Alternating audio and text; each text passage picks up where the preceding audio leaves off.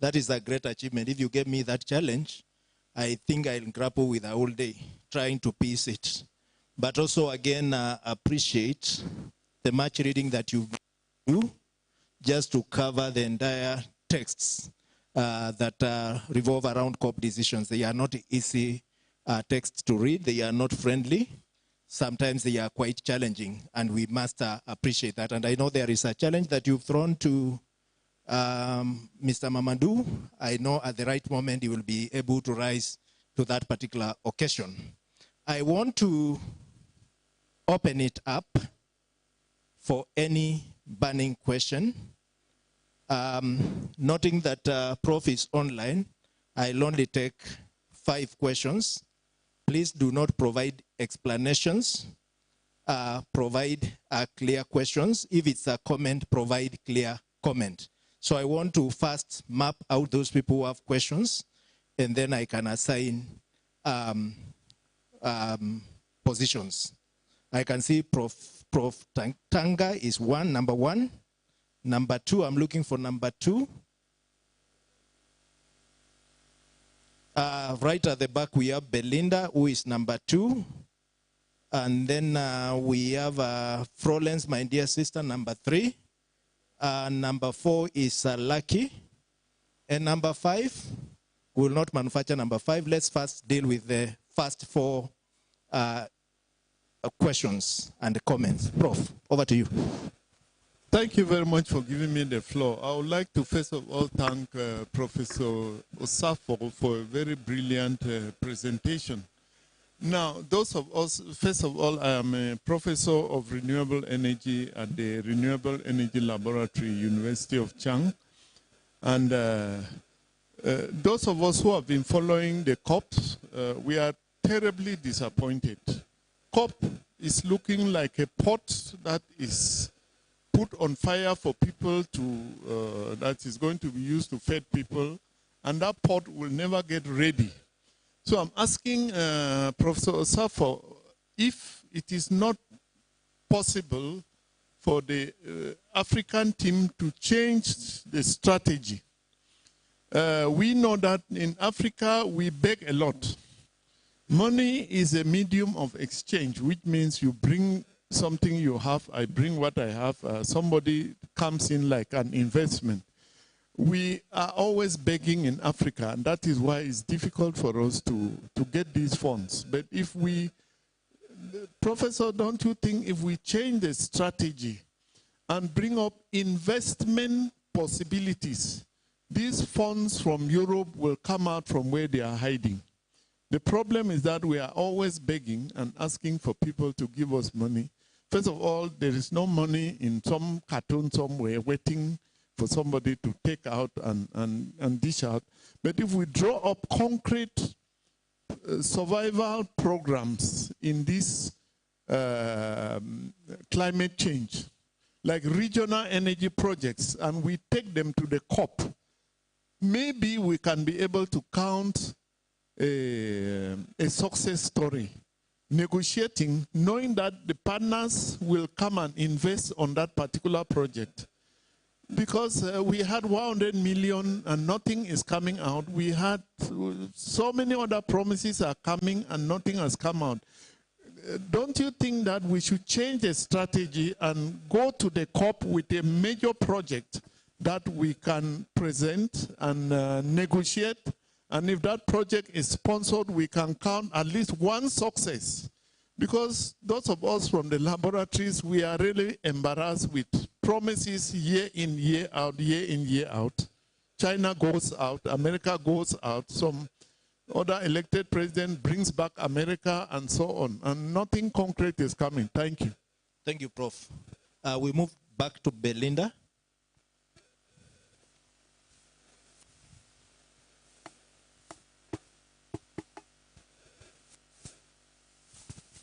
Thank you very much. My name is Wezi Shumala. I'm from Malawi, VSO. My question is on agroecology.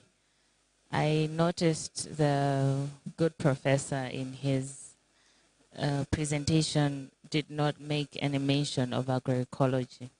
So those of us that have been following COP27 know that agroecology has been somehow embedded and integrated into adaptation.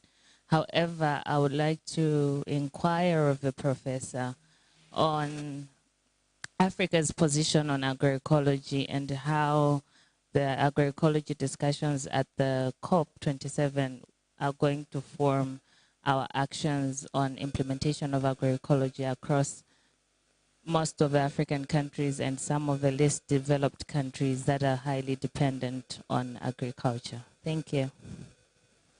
Thank you. We move to Florence. Thank you very much. I'll join my comment to the previous one on agroecology, but I wanted to bring in the perspective of gender, specifically for women, and agriculture, because that is our survival.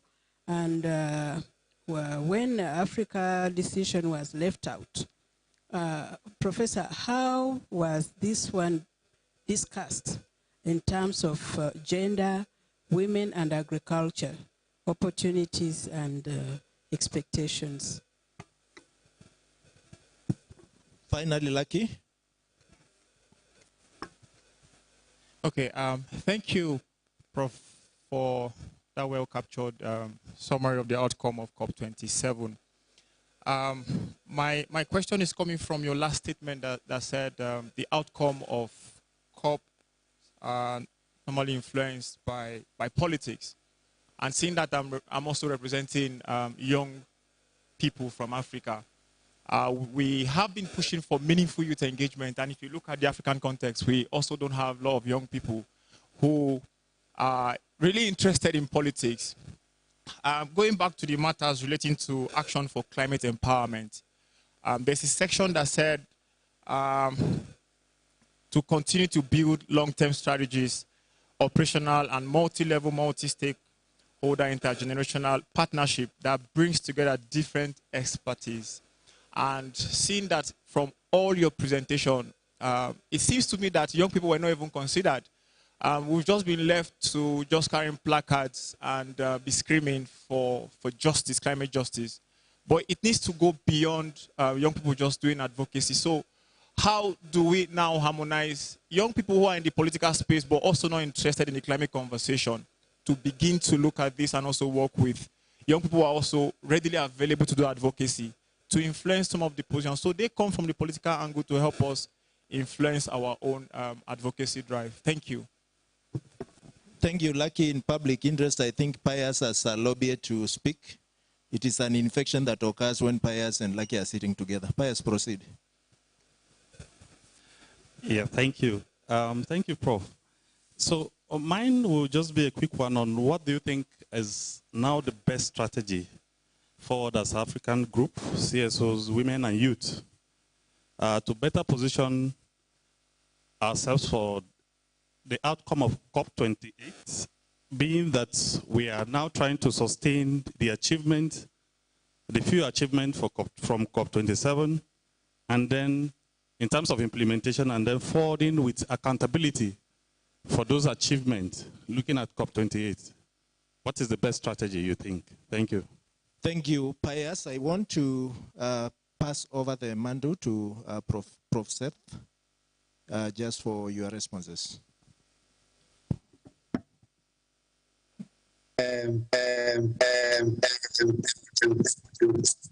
Let me start with what Professor Tanya has said about the need for Africa to look at the strategies that we adopt. And I agree with you very much that we should stop this whole process of making it look as if we are begging, always begging for funds to address climate change concerns. I think there are two things that are quite important. A number of funds have been established. One is the Green Climate Fund. And There is also the other funds that I mentioned. Now, we need to be able to get the expertise to prepare projects for submission. I have noted over a period of time that we lack the expertise at the national level to develop projects that are accepted by GCF and the other funding institutions. So I would call for a close lookup at our national level expertise to prepare projects. It so happens that sometimes we actually have to get consultants to prepare the projects for us. But let's put our local expertise into use. If we don't have them, our universities and institutions should help our governments to develop the skills that we need. But it's absolutely crucial. Then I also think that, Prof, to be able to attract investments from other countries, usually from the developed countries, we need to put a little bit of our own resources to addressing our development needs. It's clear that climate change has not been at the forefront of our national development. But with the challenges that are happening in recent times, the drought and the flooding and the waste from our cities and so on and so forth, we ought to be thinking of putting our own resources into addressing climate change concerns. But I agree with you, we should stop going about begging. Build fruitful dividends for us. And secondly, let's put our part of our own resources into addressing climate change concern. By so doing, we will be able to attract counterpart funding. Some years back, I heard about what happened in Bangladesh. And they decided, a very poor country, to put some of their money, their own development budget on climate change. And to a very large extent, they were able to attract counterpart funding, virtually more than what they had put in. So if an investor or developer is coming, what have you put in yourself? And I think this is what we need to think about. Briefly about agriculture. I think Africa has been trying to make the case with regard to addressing agriculture. But I must say that the progress has been slow and very challenging. And I don't think we have overcome the problem of some thinking that addressing agriculture should be under mitigation. And the fact that we also think that agriculture should be looked at as part of the adaptation measures that parties need to undertake. But I think not much was said in it on the cover decision or the outcome, but I think the debate and the discussion is still going on. I may have come across somewhere that there are meetings scheduled for Australia and some other countries to discuss specifically agriculture. So I think it's on the blackboard, but we have not proceeded as quickly as we want to. And then on the question of gender, again, I will say that I was partially involved in discussing a draft decision on gender. And there were a number of challenges when it came to that decision. I haven't seen the final decision yet, but the fact is that questions of human rights were being brought in under gender. And at the same time, sexual orientation was coming in. Now, the introduction of these things particularly affected the discussion on gender. But I think the issue is well recognized. If you go to the Paris Agreement,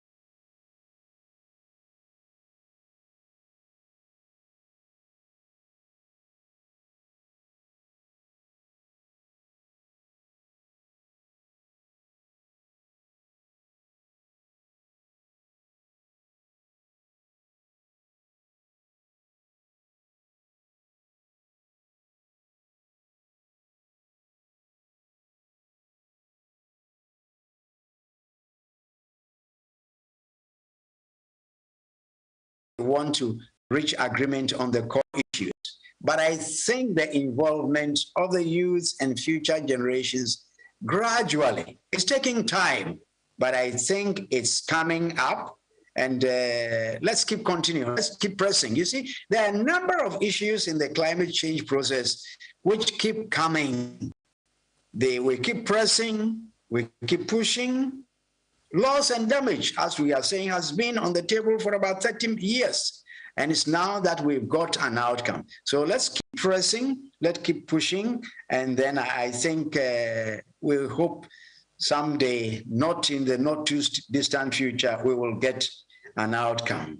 And with PIOS, I think we can say that, look, this year, PAGJA has made a lot of impact. Starting from Libreville and taking the climate marches all over Africa and also in Sharm el-Sheikh. I think the voices were heard, and I think the African group of negotiators took into consideration your views. I personally had to tell the African group about the good work that is being done by PAGJA and to support your initiatives. So I think even though we may not have moved as we expected, progress has been slow, but let's keep it up, and I'm sure we will be able to make the impact that we need to make in the process. Thank you.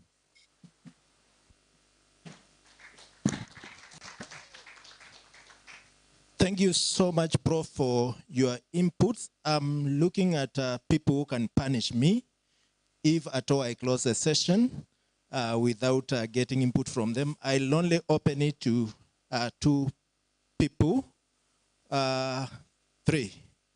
But I would have loved to move Muhammad because it's in another session to that session. So allow me just to pick 2. I'll start with Prof. Shandat right at the back.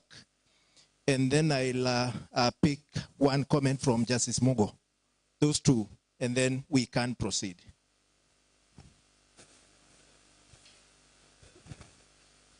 Thank you very much, and thank you, Professor, for the presentation. Allow me to be a bit frank. Although at the beginning you mentioned all decisions were taken while everybody was not there, and still you sounded in your presentation very conciliatory. It was really what's happening. You kept talking about progress here, progress there. Let's take mitigation. To us in Africa, progress is actually leading to reduction of emission in mitigation. But bringing the market and non-market and so on. Okay, it was in action. Would this end up doing this?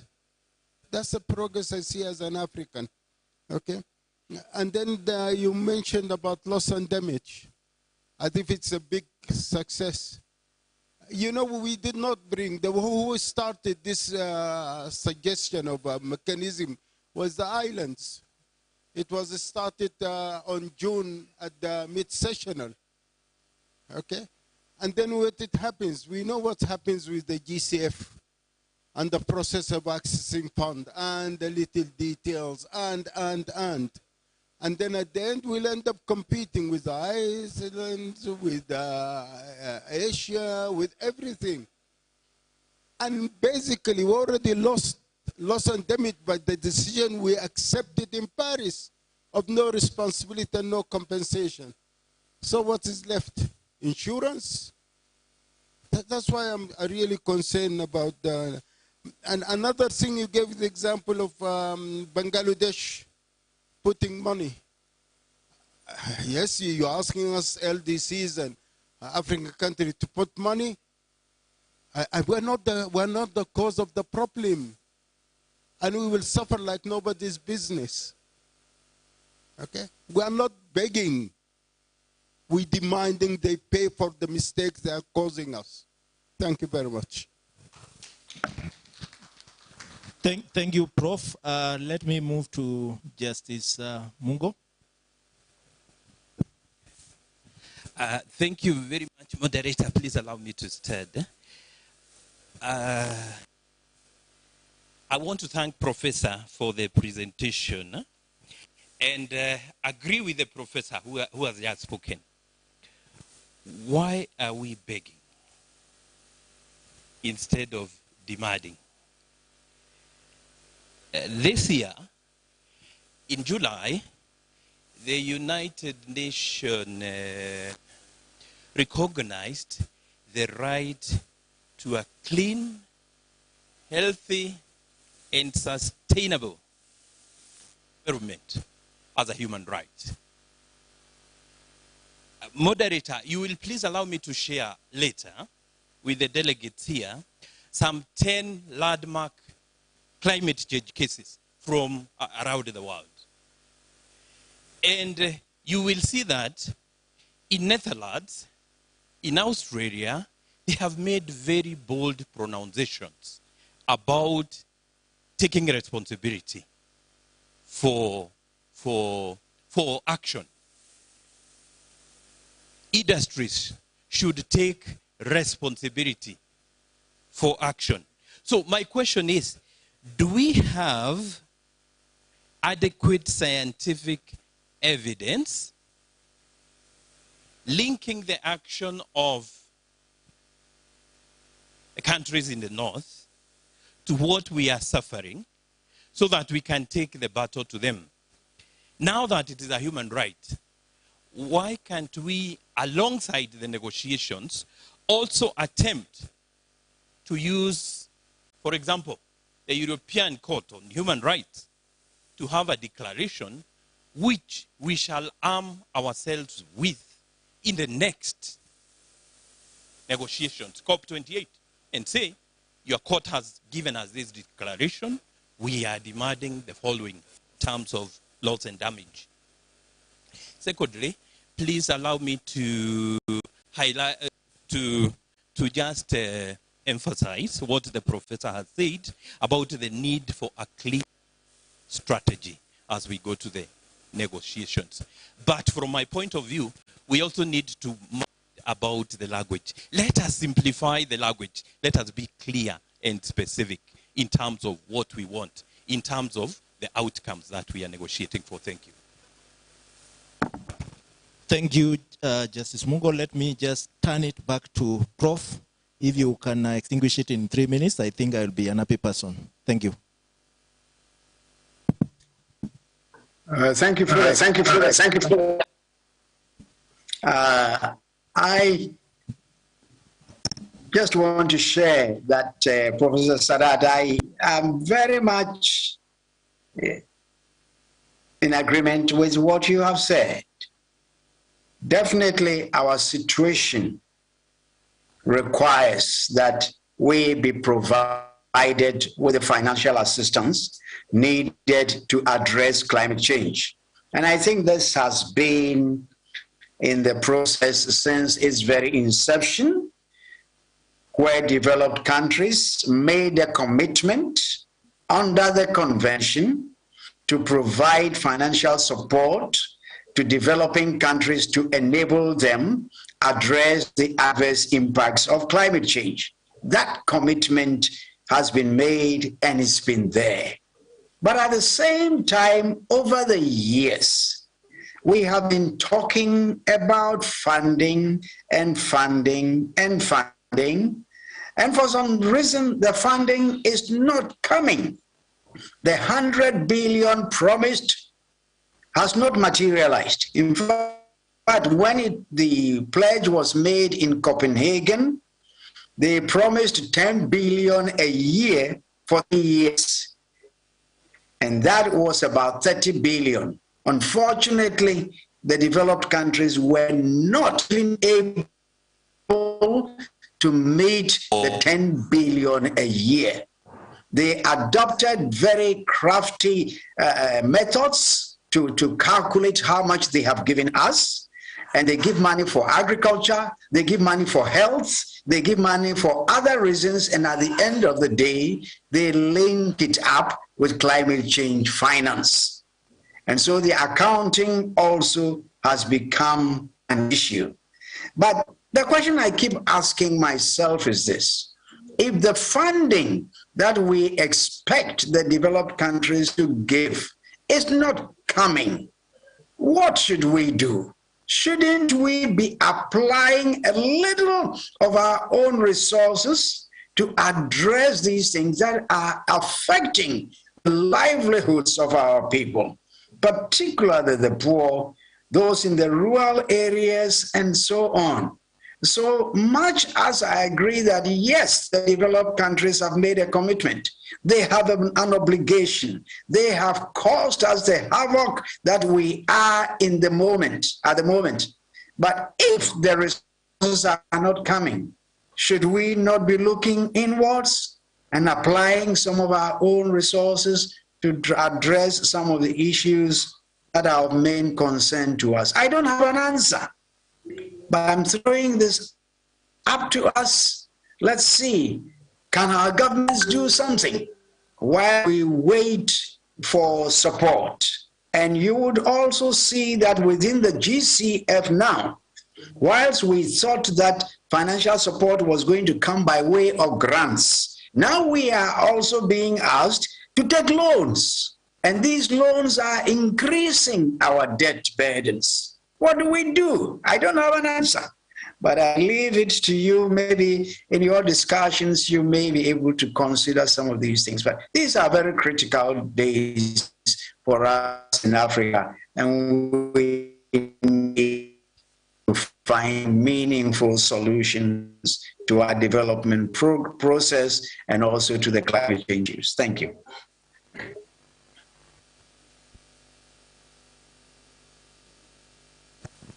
Thank you, Prof. Before you sign off, there are 2 questions that are online. 2 people want to ask questions.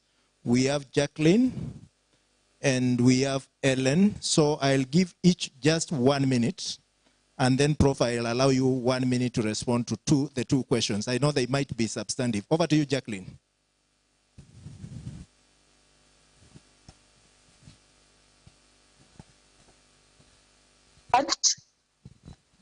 Yes, I can hear you. Okay, so I would like to thank Professor Osef and for the great submission. I just wanted to get clarification from you. This Honorable Jacqueline Amongin from Uganda. How indecently new loss and damages adopted at COP27? Do you think that we have a bigger future in that resolution? Because as far as I'm concerned, the modalities will be put in place by March. But as a continent, do you think we have a bigger future? Loss and damage, how is it going to be determined, among others? Then 2, you are also saying that we should be able to tap into internal financing. But I know the various COPs, a lot of funding has been been announced, and the global emitters are now doubling and tripling their contributions in terms of the meetings, but we eventually see the vulnerable countries, we don't realize this funding at all. So and recently at the COP27 we launched what is called the AFDAN. Do you think that we should not really aggressively continue ensuring that our countries look at tapping these resources besides our internal arrangements? So those are my two questions. Thank you very much. Thank you. I think, Prof, by your answers, the other question disappeared, so you can just deal with Jacqueline's question and we bring it to a close at that point. Thanks. Hello, Philip. Prof, did you hear me? Hello? We were suggesting you take up that question and then we can bring it to a close at that point. Yeah. So, Jacqueline, I think Jacqueline raised a very important question. There are definitely various funds available. For the climate change specifically, we have the GCF, we have the Global Environment Facility, GEF, we have the LDC's fund, we have the Special Climate Fund, and other institutions also have funding. But I think at the same time, the funds, what they have may not be able to address all our concerns. I mean, looking at some of the figures that are coming up, the needs of Africa alone run into the trillions. And it's not clear where these funds are going to come from. And then also let me say that, and this is what I've been trying to say all along, intervening political events is affecting the developed countries that provide the funding to the extent that, look, they are diverting the resources to addressing their national concerns more than the concerns of those vulnerable countries that are being heavily impacted. Bluntly, let me put it this way. Look at the situation in the UK. A lot of their resources is going to addressing the Ukrainians who have gone to the UK for refuge. In fact, I read one article which said that the UK was spending about £6 million a day for the upkeep of Ukrainian refugees in the UK by keeping them in the hotels and providing for them. Go to other countries which are also using a lot of their money for these other things. They face challenges. The energy situation in a number of European countries is critical coming this winter. And so whatever money they should have used to support the vulnerable countries is being now applied to addressing their own national concerns. That is why I keep saying it may not be the pleasant thing to say, but if somebody is not coming to help you and you can divert a bit of your resources to try and address your major concerns, then I think it will help.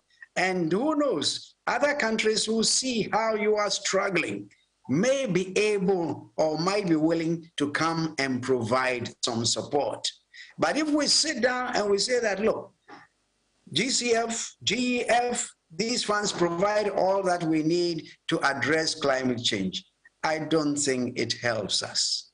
So whilst it's not a pleasant thing to do, and even though we have challenging situations in our own countries, we need to reflect on some of these things. Thank you.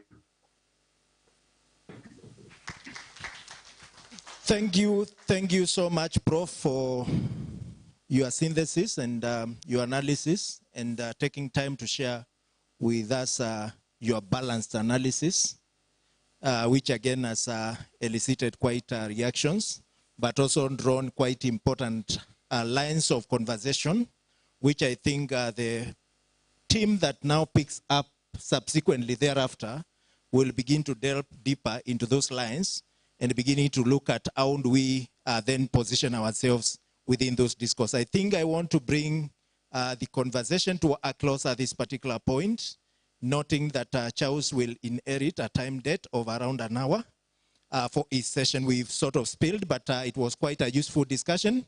Prof, we encourage you stay online. Probably we might come back to you for more inputs in terms of your wisdom as we continue looking at how best we then engage moving forward. Over to Charles, and thank you so much for your time. Charles is telling me that we should be energized, and I'm good in energizing, and I'm drawing from the energy that we cannot stand fast. Climate change is bringing multiple crises. Multiple crises. And because there are multiple crises, we must be prepared to deal with those multiple crises from all the quarters. Some will come from up, so we must raise our hands and ensure that we are able to hold on those challenges and prevent them from being disasters. Others are coming from the sidelines, so we must hold in a very stable way. And others are coming from below, so we must ensure that we are able to. So let's start. Let's start with the challenges that are coming from the top, and let's hold them. They are coming down. Let's hold. Let's keep holding. Let's hold further. Let's ensure we are all holding. Try to raise your finger, your toes a bit. All of those challenges. Good. Others are coming down from the side. Let's hold on them. Let's stretch them a bit. Okay, there are others that are coming from below. Let's squat and try to push them further. Thank you so much. Over to Charles.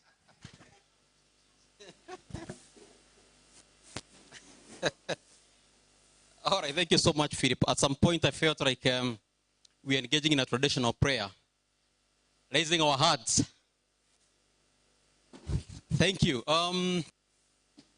Like Philip mentioned, I think we have time deficit, but we are going to try as much as possible to redeem time that has been spent. But we thank Professor Osafo so very much. We are always very, very privileged, really, to have Professor Osafo with us. He's actually synonymous with the African position in climate negotiations, really. And we are very grateful that he always finds some time to do an analysis of really what went on at COP27, indeed COPs. So we're very grateful, Professor, and we are happy that you're going to still remain with us. To deeper conversation, having listened to Professor Seth Osafo, and to help me with this session, I want to invite my brother, Dr. Sumorin Rufonso. I also want to invite my sister, Dr. Merania Chipoda, on the stage. And we're also going to be joined online by Mr. Al-Haji Baye Diegne, who is also a negotiator and a seasoned negotiator with the Africa Group of Negotiators. Actually, he's the lead negotiator on Article 6, you know, of the Paris Agreement, which is on market and market mechanisms. So I know he's on board. So, and that's going to be my team. I know at some point, Mamadou Gueye will be intervening from where he's seated, so that we can be able to engage very, very quickly in this conversation. Now, I want to start off with Mr. Al-Haji Gueye, Baye, joining from Senegal. And like I mentioned, he's actually the negotiator with AGN, focusing really on Article 6. And I know, we all know that Article 6 really came to really succeed the CDM, the Clean Development Mechanism, under the Kyoto Protocol. And we had so many issues with the CDM, spanning from lack of capacity building before we engaged in these carbon market issues, the question of carbon prices, the question even of protocols and methodologies that are actually applied, and technical capacity for us to be able to engage properly. But Alhaji Diagne is going to actually really unpack the outcome of Article 6. I know we were discussing procedures and methodologies really that are going to govern Article 6.4, 6.2, and of course 6.8. And I want to invite him to come and tell us maybe some few perspectives and really some of the outcomes really at Article 6. So, Mr. Diagne, if you can take the floor. Do you hear me? Am I audible? Yes, do you hear me? We can hear you loud and clear. Please proceed. Now I miss you. Do you hear me? Do you hear me? Yes, please go on. On. Do you hear me? We can hear you, Mr. Alhaji.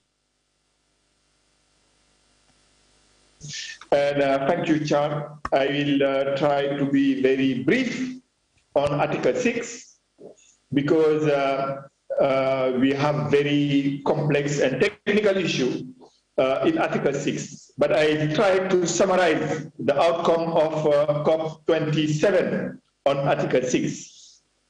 Just to remind you that, as you said, the African continent didn't benefit from the previous carbon market under the UNFCCC, meaning the Kyoto Protocol, where we had the CDM. We didn't benefit from this mechanism.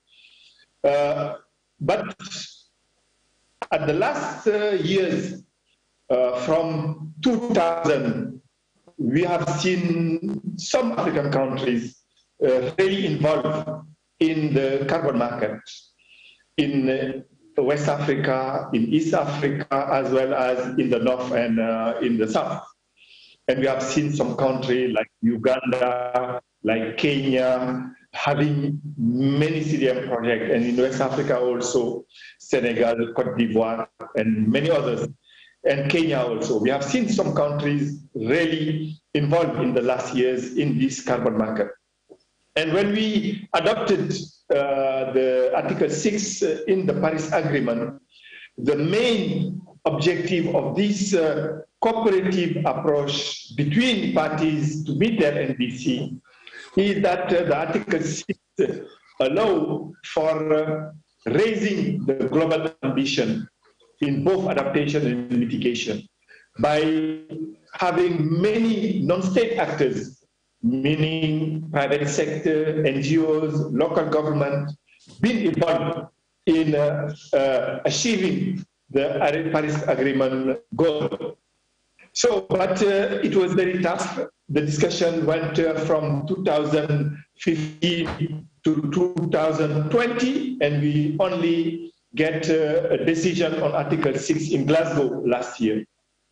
And that decision was just on principles on how to manage and provide some guidance and guidelines in relation to the different mechanisms under Article 6. Recalling that there are three mechanisms under the Article 6. The Article 6.4, which is a like CDM mechanism, and the 6.2, which is the cooperative approaches, how to deal between countries to meet the NDC through this cooperation, international cooperation, and the Article 6.8 about the non-market-based approaches. So we get the decision in Glasgow and on the principles, and we mandated many institutions, including the SUBSTA, the 6.4 supervisory body, the SBA, the Secretariat, to conduct work programs to move forward some items and issues and report back to the CMA4 in Sharm el-Sheikh. That was done, but we need to recognize that the 6.4 supervisory body didn't meet all the mandate from the CMA3 And also, the Secretariat have already proposed a very robust capacity building program, because the African group pushes in Glasgow for having embedded in the Article 6 decision, having a very comprehensive capacity building program, not only having workshops and training, but also supporting country to set up the institutional framework which is needed to allow party to really participate and effectively participate in the Article 6. And the Secretariat has already prepared that capacity building program and was submitted in Sharm el-Sheikh. In Sharm el-Sheikh, as said by my friend Osafo, we take some step forward to operationalize the mechanisms that are under the Article 6. When it comes to 6.4, the like CDM mechanism, we make some progress. We adopted the rule of procedures of the supervisory body. We adopted the main elements in relation to the share of proceeds for the adaptation. We adopted the principles and guidance in relation to the other mitigation in global emissions. We adopted some elements in relation to the functioning of this body, and also the support structure. And we give a very clear timeline to the supervisory body to achieve the mandate that are missing from the CMA3, meaning the issue in relation to the accreditation of DOEs, the support structure, and as well as developing the methodology, the guidance for the development of methodology, the removals, and all of that. We make some steps, and we also push for having a very inclusive participation of all stakeholders in providing some submissions, participating in workshops, and also task the Secretariat to prepare some technical paper to allow the mechanism to be operational maybe in 2024. But a lot of work is needed, and we need the participation of Africans in that. We have more experts in market mechanism. We have some universities working in some thematics, and we need them to make submissions. We need them to participate in the discussions. It's not just about governments. We need to recognize that the UNFCCC is an entity where the parties are governments, but at this point, when it comes to some technical issues, we need the involvement of other experts. And in the decision taken in Sharm el-Sheikh, there are calls for submissions, there are calls for papers, and also organizing workshops in person and virtually, open to observers, and it will be good that the African countries be more involved in that. In another hand, there is also a call for experts to support the supervisory body in doing its work. And at that point also, I will call for African experts to respond to that call, because they know the reality on the ground in different countries, and being involved in this roster of experts supporting the supervisory body may allow that our concerns, our reality be taken into account when developing some rules or developing some methodology. There is also some other elements that are still ongoing on 6.4, but I move directly the 6.2, which is the cooperative approaches, the guidelines, the guidance that any party need to meet when having these collaborative approaches. Here also we adopted some decision in relation to the tracking of the IPMO, because as you know, it's about internationally transferred mitigation outcome, meaning the emission reduction happening in one country are transferred to another one. And we need to have a very high environmental integrity of those units. We also need to avoid double counting, and we need also to apply for that purpose, we need to apply what we call a corresponding adjustment. So we need, there are very strong requirement to be able to participate. A party needs to have a very robust infrastructure, institutional framework, and have experts within the country to be able to participate, because we need to assess all the transfer units or coming from project against your ability to meet your NDC. And for that purpose, you need to have an expertise, having a very inclusive and robust institutional framework within the country. You need to identify all the units you transfer. You need to be able, through a registry, to track all those units you have transferred and to apply what we call the corresponding adjustment. We need also to have an international registry. We need to have a centralized accounting and reporting platform at an international level. We need to have an Article 6 database to make all of that very transparent.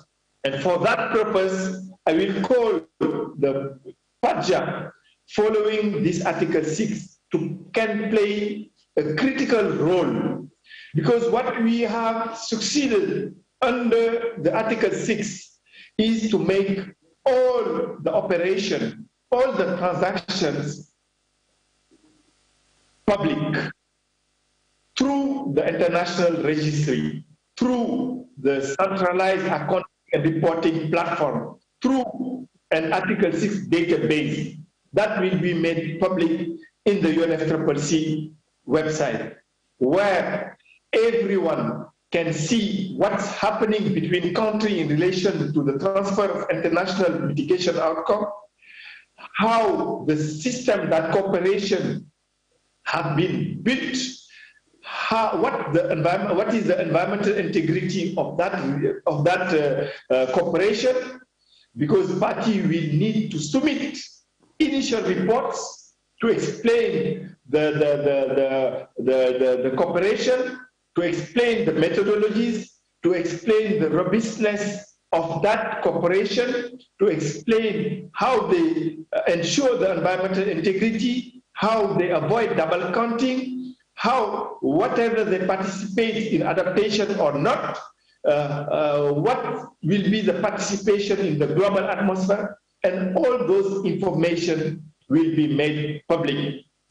And the civil society has a critical role to play, because as you know, politicians in different countries don't want to take some decision that don't lead to the commitment they have made.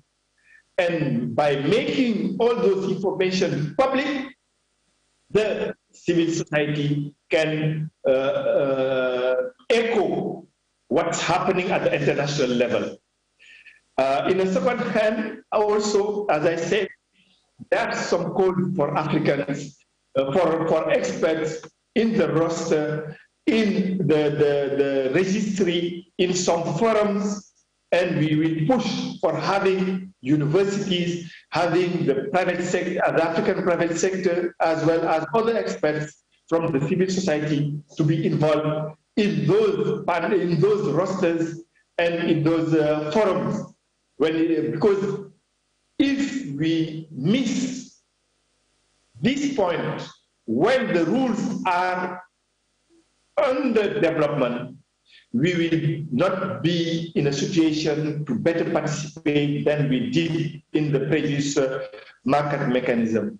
And lastly, I will go through this 6.8 non-market-based approaches, which is very important. At the early beginning, we didn't realize the importance that that mechanism can play for the African group. But we have seen on the ongoing negotiation that the 6.8, which is a non-market-based approach, will play a critical role to provide finance to countries, to provide adaptation means, to provide technology transfer means, as well as capacity building. And a lot can be done through that mechanism. The African group was very vocal when it comes to that mechanism during the negotiation, and we have made some progress, and we think that we start the implementation of this one in the current of the next year.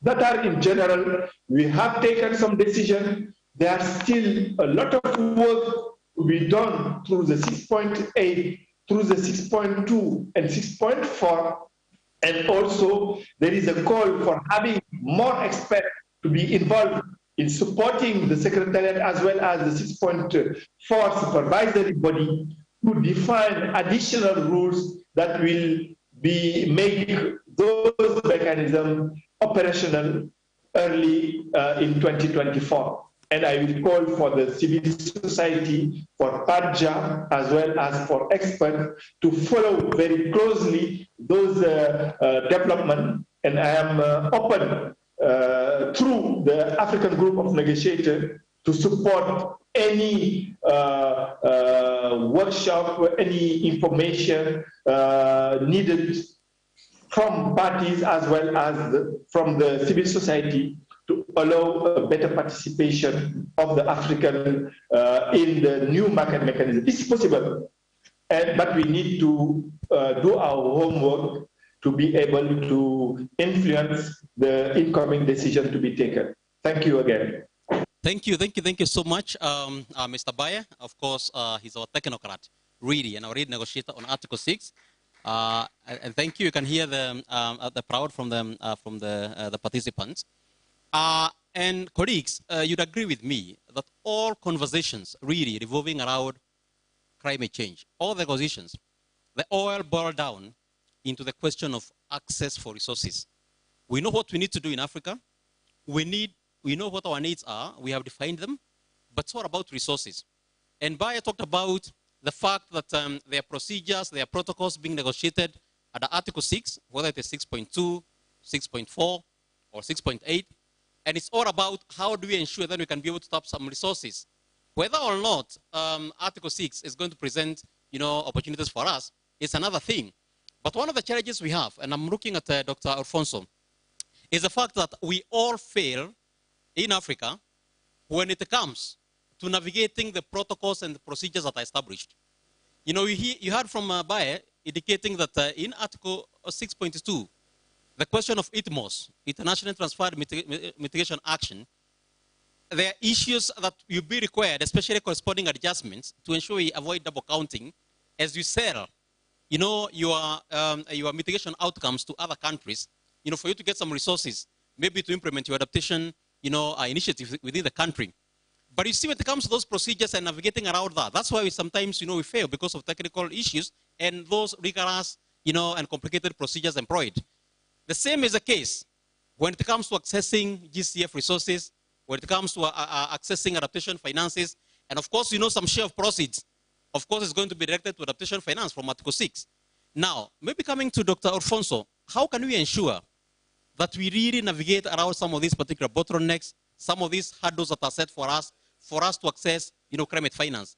Recalling that in actual sense during COP27, there was a call, to simplify procedures of access, especially from the MDBs, from the multilateral development, institutions like the African Development Bank and other institutions. How can we be able to navigate around those, bottlenecks and those hurdles?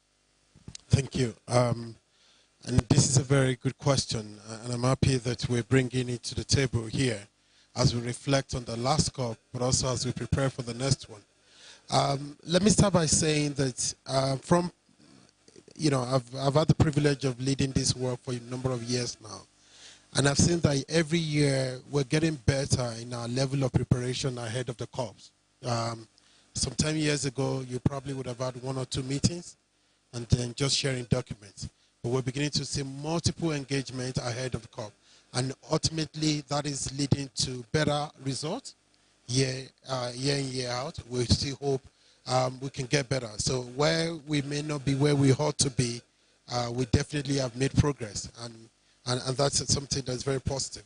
For the African Development Bank, and we had a very huge presence at the COP with our senior management, with a number of technical people. We were very focused on 3 things, and all of them touch on finance. The first one was on adaptation finance, and not just the broader climate finance, but very specifically adaptation finance. And why was that? We've done a number of analysis on the NDCs that many African countries have produced, including we're now in the 2nd generation of NDCs. Some of them have actually been costed. And if you look through the NDCs of many African countries, the adaptation costs often, if it's not at the same level with mitigation, it's often higher. And that shows the priority for adaptation in these countries. But when you now match that against the flow of funds in these countries, even in African countries, what is coming to adaptation in these countries is anything between 10 to 11 or to 19%. In most cases, below that. And yet, the priority for us is adaptation. So how do we begin to change this? So what the bank has done, and I think to respond to that you've answered, is we've created a system where, on the one hand, we're very mindful of these external climate funds, GCF, and the whole challenges around the modalities for access. And we put a bit of resources on the table to help countries in doing what they need to do. One of them would be, today, if you're going to write a proposal for GCF, you have to show climate data of the last 30 years to be able to make a rationale for climate change. And that has required a lot of investment on our side to be able to put resources in meteorological agencies that are making data available. And right now, we're supporting the proposal, massive proposals from many African countries. But look, let's also be honest. In the 11 years of GCF, it's only approved barely $10 billion. And there are many countries of the world competing, not just African countries. So GCF can do its part, but GCF will not solve the problem. So the second layer of our engagement at the bank is to now think about what resources can we mobilize ourselves? What new partnership can we build in order to be able to have resources for African countries? So you don't need to go to GCF. We can then deal within ourselves. Today, many of you may have heard, the largest adaptation program across the continent, Africa Adaptation Accelerator Program, $25 billion by 2025. So on average, $25 billion worth of investment on the ground. And we have been able to put half of that resources on the table. And by doing that, we also went to COP to be able to have a lot of engagement, bring a lot of African leaders around the table, and then also some of the partners to say, look, even if we are not able to get within the structured discussions something on adaptation, on Africa-specific needs, behind the scene, we can then begin to use African institutions to advocate for specific resources for Africa. And that is exactly what has happened. And we were relatively successful in mobilizing a large scale of financing for that. Now, it's very important to emphasize that it's one thing to have money, it's another to have that you put.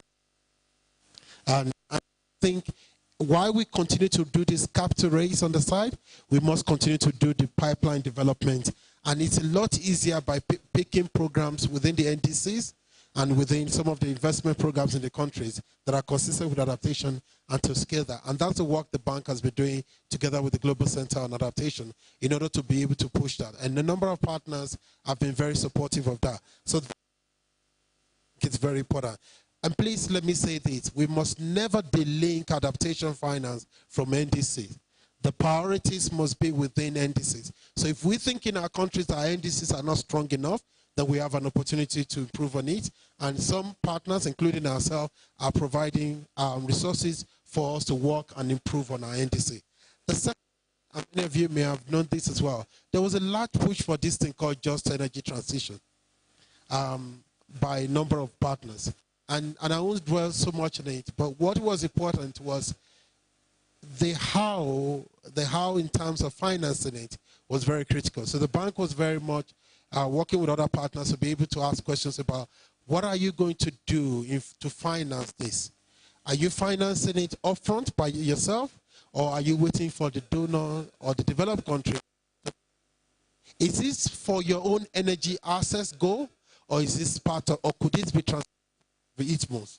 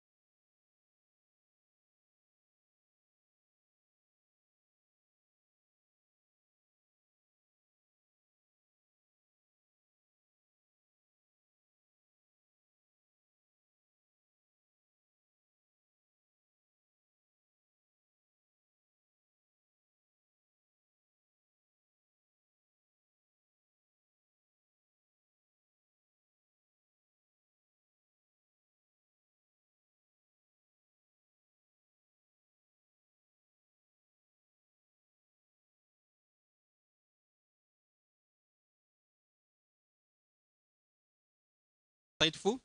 I'm going to come back to you after I talk to Dr. Mera Chipoda regarding your statement that for sure we must not de-link adaptation conversation with our NDC's implementation. But we are also aware of the fact that our NDCs really are so much mitigation centric. And we must think about then how do we revisit that to ensure that at least, the adaptation components really are also amplified in the same. But I want to come to Dr. Mera Chipoda, who is a gender really expert and working for Femnet. All this conversation, all these discussions we've been having really boil down to focusing on that frontline community in various parts of this particular continent. And more so, the women who are really the front soldiers in this climate discourse. Now, this whole conversation about, accessing climate finance, this question about developing bankable proposals, how does it resonate with communities at the front end of climate crisis? And how do we bring down this conversation from the global, halls, from the global arena to where it matters most, at the grassroots? Mera.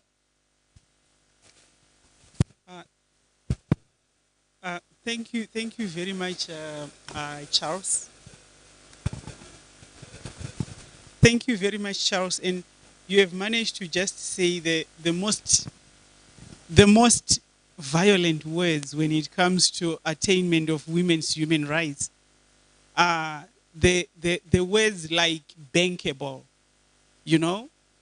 such words like how do we access finance and all that. And I think the biggest violence that women in Africa are facing is the structural injustice, the injustice that is so perfected in the global system, which makes it impossible for an African woman or even a group of African women to have justice, particularly when that justice is associated with money. At the COP, I was very angry in one of the sessions where I heard this, one of the women, I won't say the name because I really had to make sure that I memorized that name, because what she said was very problematic for me. We were talking about climate finance and we were women.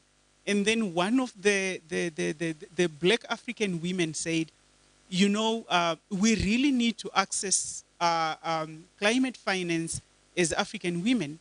And then this woman said, you can start by doing some things that don't need money. What made me really angry is that the audacity to say that to a Black African woman, like, stop talking about money because you can't talk about money. That violence of criminalizing us from talking about money.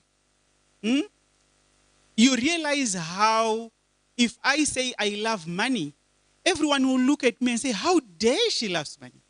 Because we are conditioned by the system, a global system that is very unjust, that you are supposed to labor for love. And what an African woman carries, the crown that we carry for that labor of love, is poverty. Is poverty. So when we look at what you were saying, you're absolutely right. That, the money is there, but the protocols, for getting this money. And I loved it when one of the speakers that said before me that the climate discussions are very political, right? It has nothing to do with any protocol, believe me on that. It has nothing to do with, this is bankable or it's not bankable. Because what is happening for the African people is that they put the money there and then they make it impossible for you to get the money. And then what we have to do is to make sure that we look for experts, in quotes. And why I'm saying experts in quotes, because all those experts are supposed to be coming from the global north. They're supposed to define our problem. They're supposed to define what we need. They're supposed to come up with the right language. And for me, what is needed within the climate justice space is to dismantle that. How do we dismantle that? So that we get our justice. Because compliance for me is something that is not achievable. How many countries are compliant? We have done so much. I was very happy today reading about how developing countries walked out of COP15 on discussions around biodiversity protection. And I say that is one of the biggest steps that we are supposed to be taking. That Africa has vast lands, vast territories, which we had been protecting. And let us not even pretend that when those are destroyed, then that is development. That is not development, by the way. And these forest resources, right now, are supposed to be protected by some companies there as climate solutions, right? That, you know, we are going to be polluting in Rwanda, and then, oh, Zimbabweans, you can protect your forests because we are polluting here. And for me, the question is that justice? And what is that climate justice? When that kind of protection comes with the violence that is happening in the DR Congo now. You know there is flooding in the DR Congo. But in the DR Congo, there are also women and other peasants and forest people that are putting their lives on the front line to defend their lands against Total Energies. Because they just woke up one day, they see the military has taken over. Now the forests, you can't get in there because these forests are now protected for Total, right? And then can we say that that is a solution? Can we say that is a solution that is driven by the military? When here we are saying that solutions are supposed to be driven by the people. What kind of climate solution is violent or resembles violence? So now, when we talk about even that we are all celebrating, aren't we, about the loss and damage fund, I'm also celebrating, but experience has taught me to be always questioning. And you can't blame me for that. I'm a black African woman, I question everything. When something has been put, I sit down and start seeing what exactly is going on here. And then I say to myself, here we have the loss and damage. But I was even asking myself, why all of a sudden we have loss and damage? And then I'm thinking, are they going to come as loans, right?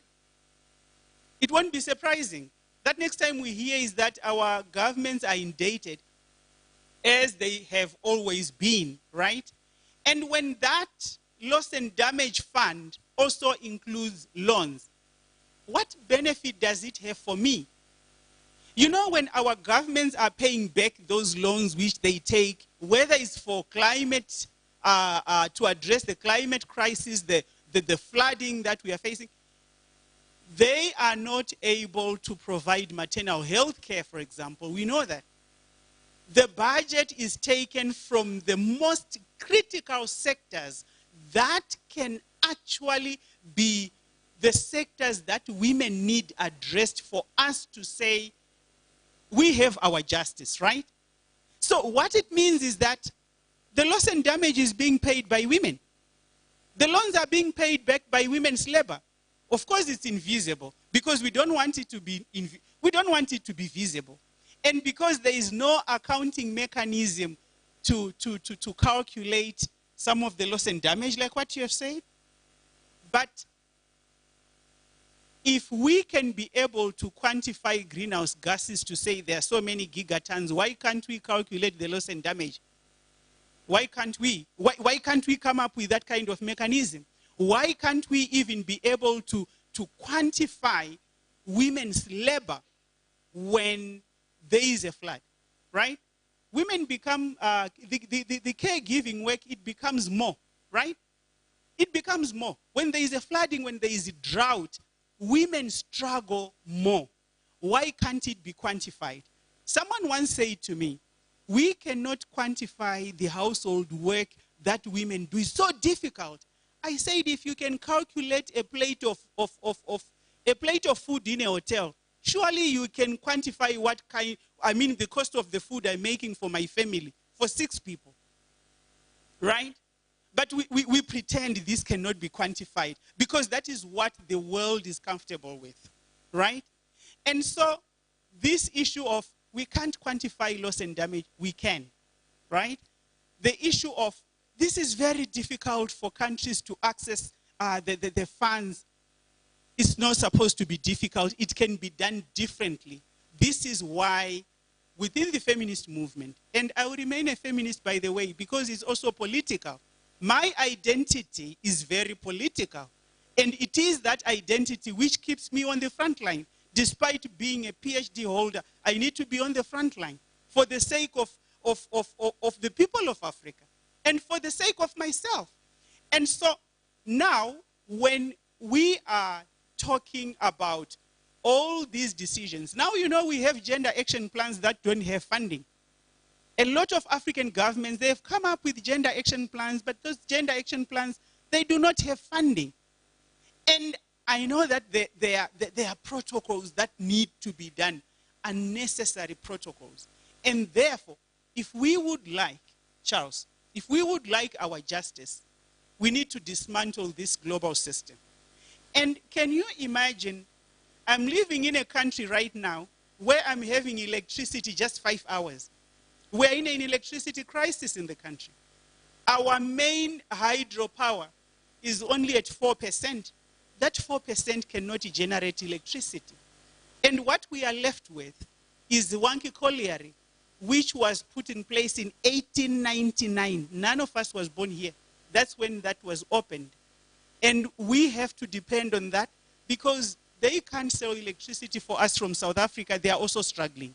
Mozambique is also struggling. And then, do you think that it would be wise for me to start talking about a just transition? Transitioning from where? I'm not saying it's a bad idea, but I'm just talking about the logic. What I need right now is energy. I'm living in extreme energy poverty. I need to get out of that energy poverty before I can start talking about a just transition. And have we seen, as I round off, have we seen how Britain has just opened a new coal mine in Cumbria? Thank you very much. It's just for us to think about. Thank you. Thank you. Thank you so much, Mera. She's really the advocate for the communities at front, in particular the women folks. Very well. So I know I have several questions for my panelists, but I want to open the floor first so that we can also get an opportunity to engage. And we also recognize the presence of Professor Bod, seated at the back there, really an expert in just transition. So I know I will be coming on board probably later. But I want to take a few.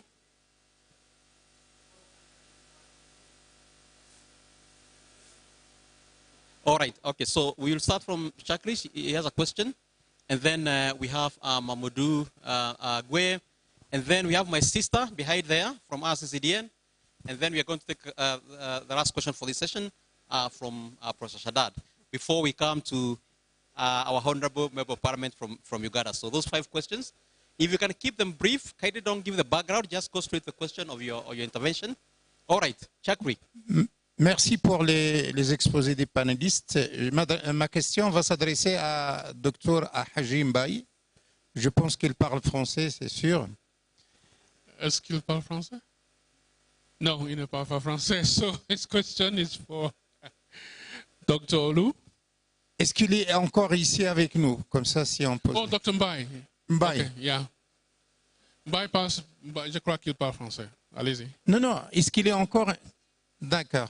Alors, je pense que M. Mbaye, lorsqu'il a parlé de l'article 6, je pense que l'article 6 pour l'accord de Paris, c'est le fond, ou c'est la caisse noire de cet accord de Paris. I think when Mr. Mbaye talks about Article 6 of the Paris Agreement, we need to understand that Article 6 is the centerpiece of the agreement. La preuve, c'est que tous les articles sont avancés, sauf l'article 6, et plus précisément l'article 6.2, parce qu'il y a du business.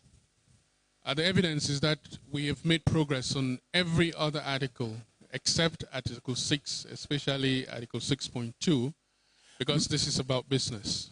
Ma question, il va porter sur 2 points. Alors, I have a two-part question.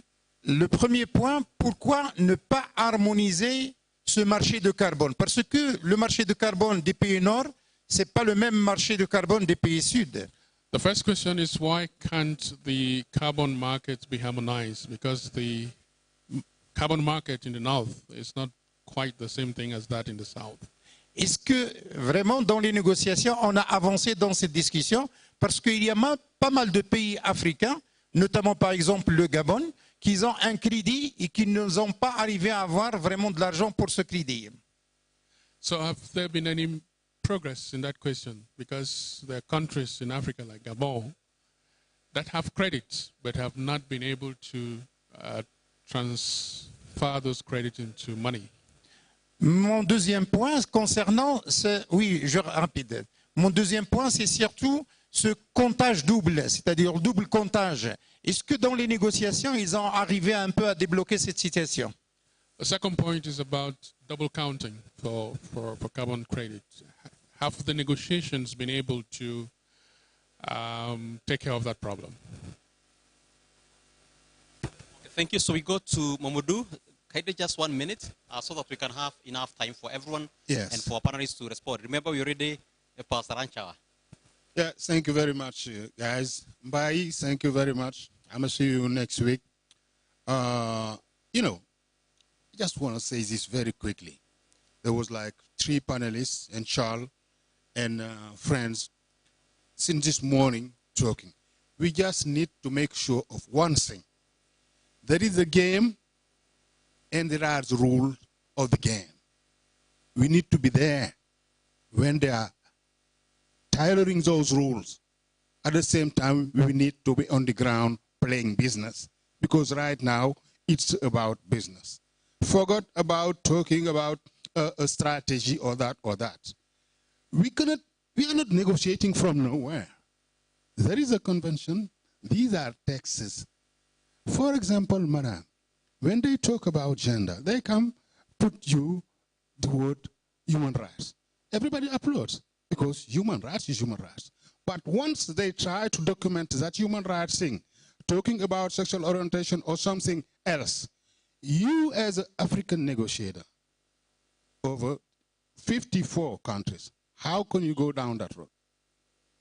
They will say Gabon agree with that, Morocco not, this Christian country or this Muslim country don't agree. So you have to be there when they tailor those rules. That's our role. The other thing is the role of everybody being on the floor playing the business for the best interests of Africa. Thank you. All right, thank you so much, Mr. Mamadou. We go to Professor Shaddad, and then my sister behind there, I can't recall her name. Shaddad. Thank you, panelists. Al-Haji, what I is not different from happening during the Kyoto Protocol and the creation of CDM and linking the units to the adaptation funds, which go nowhere. Okay, when I saw in the text in Glasgow and here in Sharm el-Sheikh, I really, because we know for Africa it did not pay anything and it's not going to pay anything. Okay, the idea of carbon marketing and the units, you know what's happened? They dropped so low. Even I remember there was a big project about like CDM, and then they don't have to pay $1,000 over the price of the thing to get that going. Okay, and then I remember all these things of double counting of registry at the days of Kyoto were set, and the Russians were demanding the air must be bought and all. So what question? The second question, African Bank, the doctor, you said something very serious, and I think we should look at it. You said nation.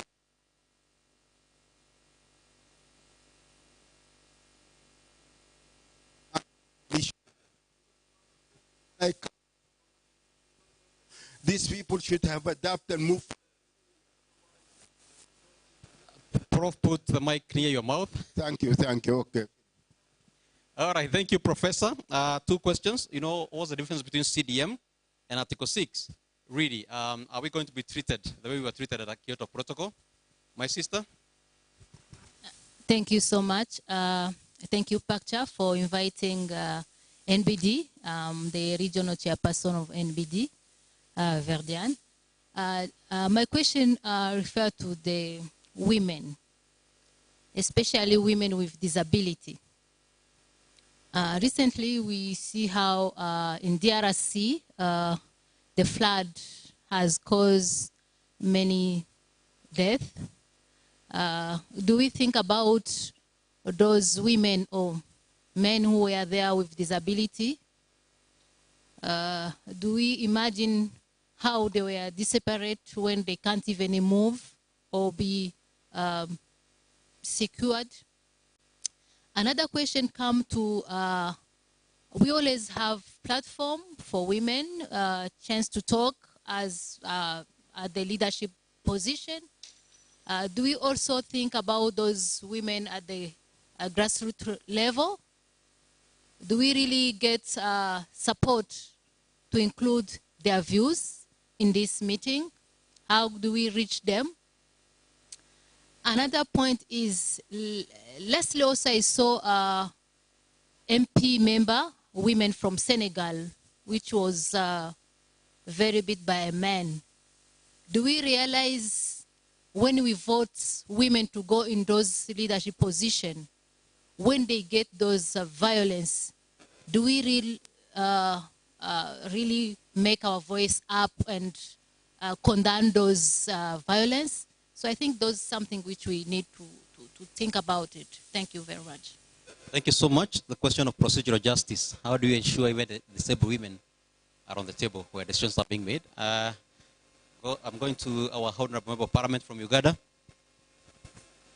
Thank you so much, Charles.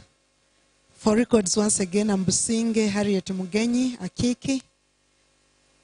I represent the people of Hoima District. Hoima District is in Western Uganda, Bunyoro sub-region, hosting the oil industry now in Uganda.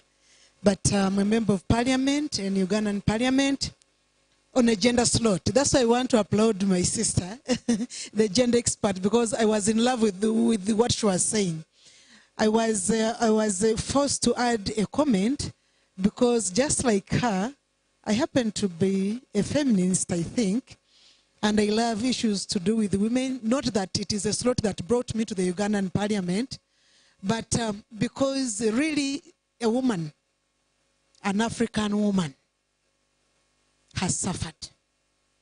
And if we don't ride in the right direction, then I'm worried the status quo may not change much, but we just need to focus and fight hard. Like she said, when there is climate injustice, automatically it is the woman. Because in an African setup, the woman is the water. If you don't have water, then it is you, the woman, to know. The woman is the food. Just like she was saying, if people could calculate the number of plates of food the woman produces per day. Back home in Uganda, actually in my home place, Bunyoro, the gardens are treasury to the woman. That is what we treasure. That is our treasury. As men both to go to the banks, to fix, to do what. For us in an African setting, especially back home, our treasure is the garden. What happens when there is climate injustice? Because as a woman, COVID was here. The man would simply sleep because it's not going to work. But it was the duty of a woman to find what the family will feed on. You can imagine that scenario. So with the climate justice, as women, we have to come out with very loud voices. And as members of parliament, before even I talk about members of parliament, historically in our place, just like someone said, that issues affecting the livelihoods of the people, especially the climate justice should be derived, should be purely, the solution should come from us. Socially, we tried it because in Uganda we have cultural norms, we have even cultural institutions like mine. I come from the cultural institution of the Omukama Kabalega. It is a big one. We had the norms attached, and especially they were a bit feminine and maybe unfriendly. They would say, don't do this, when do this is what happens culturally. And we managed it. And it was at that level. You don't, as a woman, you don't go to do this. As a woman, you don't go to the rivers. As a woman, you don't do this. And someone would manage the climate. But now that the trends are global, things are changing. The current generation cannot adhere to what we did. But if we are the solutions, then we must fight hard. If we have parliaments, how best have we engaged our parliaments? Because now, like the presenters were saying, people don't want to fund. Do we simply sit because people are not willing to fund? Are funding what benefits us? Where are our parliaments? What are we addressing at policy as members of parliament? How best have we engaged them as a paja, if I sound it right? Because like in Ugandan parliament, we have issues to do with appropriation. It is parliament that appropriates. And I believe in many parliaments, that is what's happening. What percentage of a country's revenue are we committing to this struggle for climate justice? What percentage are we committing to that cause? If we are saying we must be there, people pay taxes, and we have a treasury as a country, what percentage? So parliaments are very crucial. Even in our roles as oversight, what is happening? She was talking about Total. Total is in my area. It is already there. The oil. What are we doing as oversight, as members of parliament? Then the legislation itself, what policies have we put in place that can foster this? I thank you. Thank you so much. I think she deserves a clap. That was a very good intervention. And I think Mamudu also had an intervention in terms of let's also engage in that business. So that was also a comment. So the substantive questions, therefore, are as follows. And of course, I'm looking at Diagne. Now, how do you ensure really that we avoid double counting? I know you talked about corresponding adjustments, so that if you are to engage in business at the 6.2, then of course we have to apply what they're calling correspondingly adjusted ITMOs. But again, the question coming from Professor Shaddad was really about what is the difference between CDM really and Article 6. Do you have opportunities, especially around the share of proceeds, around Article 6.4? So Diagne, if you can come in, only 2 minutes, ready to answer those questions.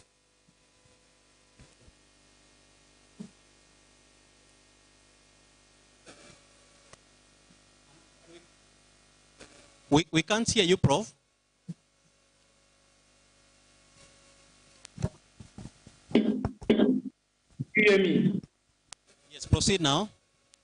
Okay, do you hear me? Okay.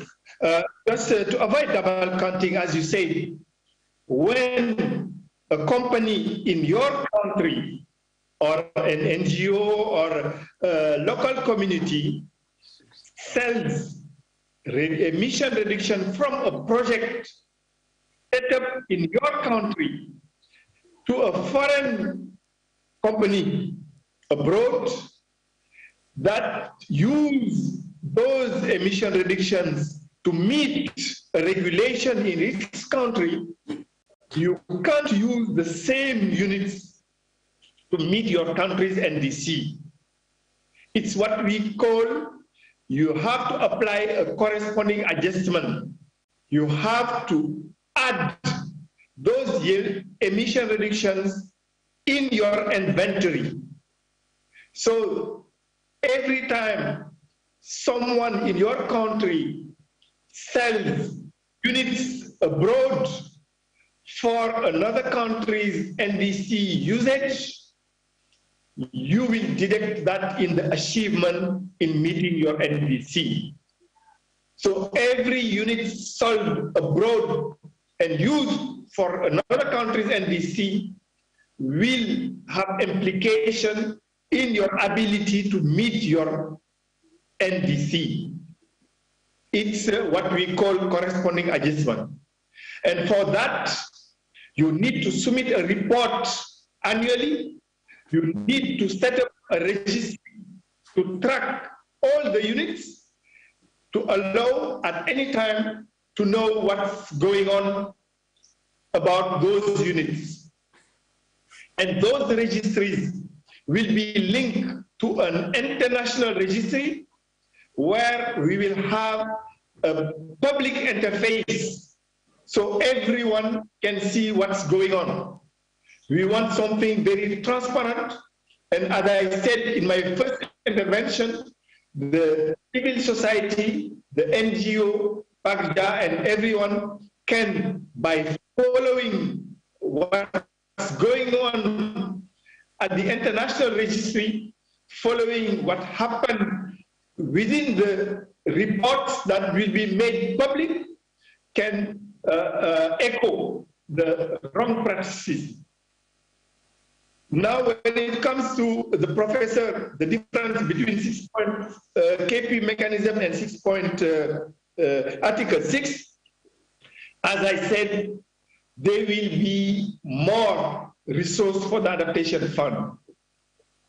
From the KP, mainly the CDM, it was 2% of the units. Now it's 5%. And in addition to those 5%, it will be also a monetary levy for the adaptation fund. We said we haven't benefited from that, but some countries have benefited from the KP mechanism. When you take China, when you take Brazil, when you take Mexico, even South Africa, Egypt have benefited from that. And I don't think it's the right way just to complain about that. We are setting the rules. We have enough experts in our institutions, in our associations, in our university. Let's go through the negotiation, be present when the rules are set up, and push for having our concern to be taken into account in those rules. That's my conviction. Now it's not time to complain. We need to be really involved. The Article 6 is already in place. It's a business, as said the previous speaker, and we need to push our interests to be taken into account when defining the rules and to struggle to get projects in relation to that meet our sustainable development goals. We will benefit both on having our development goals to be achieved and at the same time having money for some other projects. That's my conviction, and we are pushing for that. We have a very robust team, including some people from the private sector, from university, from NGOs, and it's our role to support the African interests in that negotiation. And lastly, if you can lastly, for the speaker in French, I will go in English, maybe they will translate it. He was talking about harmonizing the carbon market. It's not possible to harmonize it. There will be market between developed countries. There will be market between developing countries in the future. There will be markets between developed and developing countries. There will be voluntary markets. We can't harmonize all of that. What we can ensure, we can push for having rules that ensure the environmental integrity of the transaction. So we will not have hot air. The units that are transacted needed to be real and be measurable. We need to have a very transparent framework to track and follow all transactions, and having all the community, including the civil society, being able to ensure that the rules are met by all the cooperation, and if not, to echo that and push the governments to come online. That's what I can say in the different intervention I had. Thank you again. Thank you.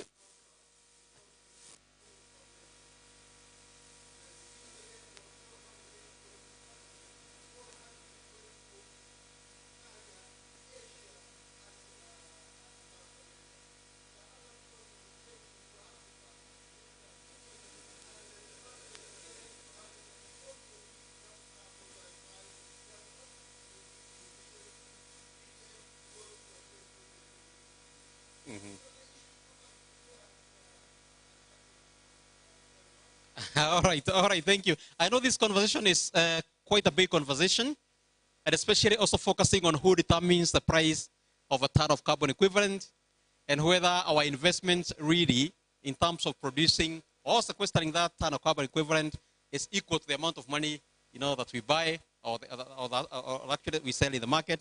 So it's our conversation. I think we may not want to indulge in that, now we don't have enough time for that, but let's keep engaging so that we can see whether we have 4 solutions here in carbon markets, or we need to engage even as we try to push for our agenda and ensuring that really we get something out of it. Now, I want to usher in Dr. Alfonso. I know there was a question again from Professor Shaddad regarding the fact that loss and damage finance may not be a walk in the park, and that's going to be considered over and above your efforts on adaptation. So, Dr. Alfonso may want to clarify that. And then we're going to come to Mera, the question of procedural justice. How do we ensure that even disabled women really come, on the table? Thank you, Prof, for the question. And look, I don't want to sound like the bearer of bad news. I just want us to embrace this loss and damage with a lot of caution. Because think about it. How much do you think is the cost of the loss for in Pakistan for the flood, or even in DRC at the moment? We're talking of billions.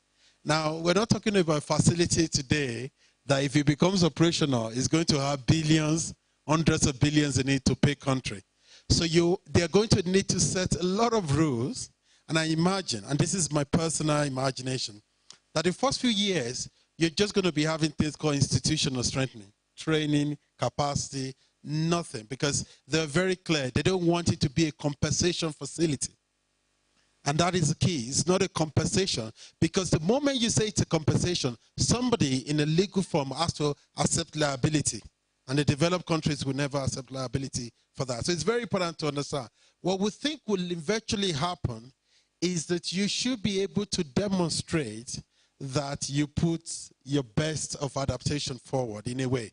So if sea level rise caused a huge damage to a group of hotels in Mombasa, it should be very clear that over time, these hotels, or together with the government, have put in place some level of barriers, so that even at the best of their approach, they still had a residual loss or residual damage. And that is very key, because at the end of the day, and this is what it comes to, Prof, we must not get to a point where we should change ourselves to elevate loss and damage facility at the expense of adaptation facility. Adaptation finance is very critical, and we need to be able to do that going forward. And look, I have to say this again, and thank you, Mamadou, for saying this. We're very good at conversing around what is the game looking at, but we're not involved in the rules of the game. And we need to be part of the people who design those rules, keeping in mind our ability to play in the game. And that's very important, and we're hoping that we can take that forward. On carbon market, look, I'm actually surprised we're still talking about Article 6. There is a world of conversation that is even outside the climate conversation. It's called Carbon Border Tax Mechanism, CBAM.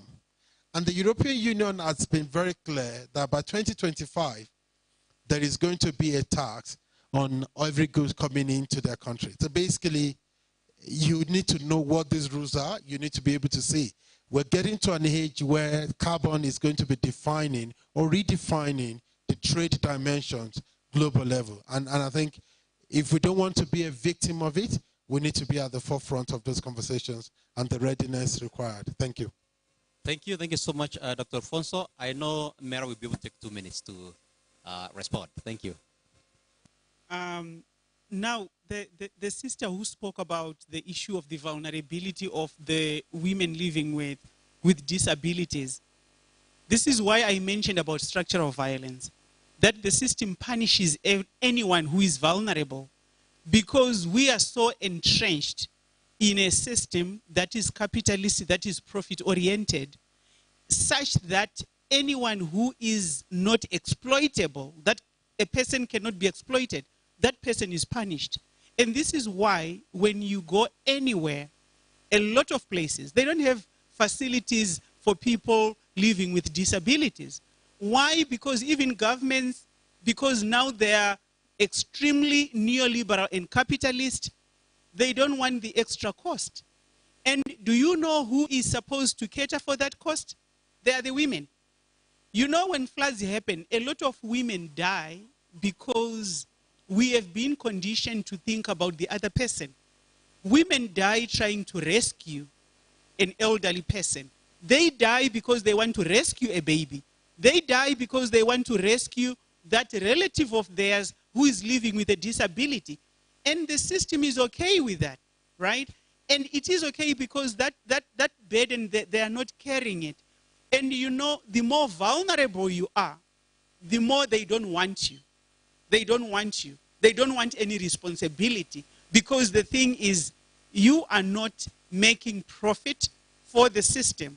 So this is why I always talk about we need to dismantle and disrupt that and create spaces for us to interrogate even what we consider as even the ideas around human rights. You know, sometimes when you look very closely about this idea of human rights, you may not even come to like it. For example, I always say the Universal Declaration on Human Rights was done in 1945. We were a colony. So whose rights were we talking about?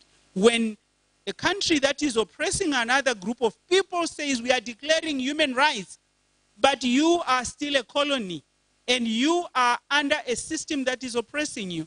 And this is why, as an African ecofeminist, I believe in Ubuntu, a philosophy which says I am because we are.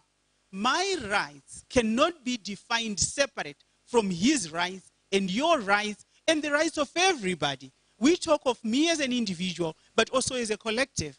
And what you mentioned about how do we create spaces for women who can't be in Sham and women who can't go to Glasgow. We all know how the system is very complicated.